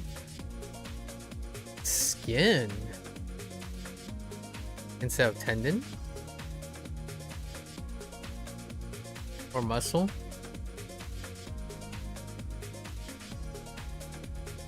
Right? Yeah.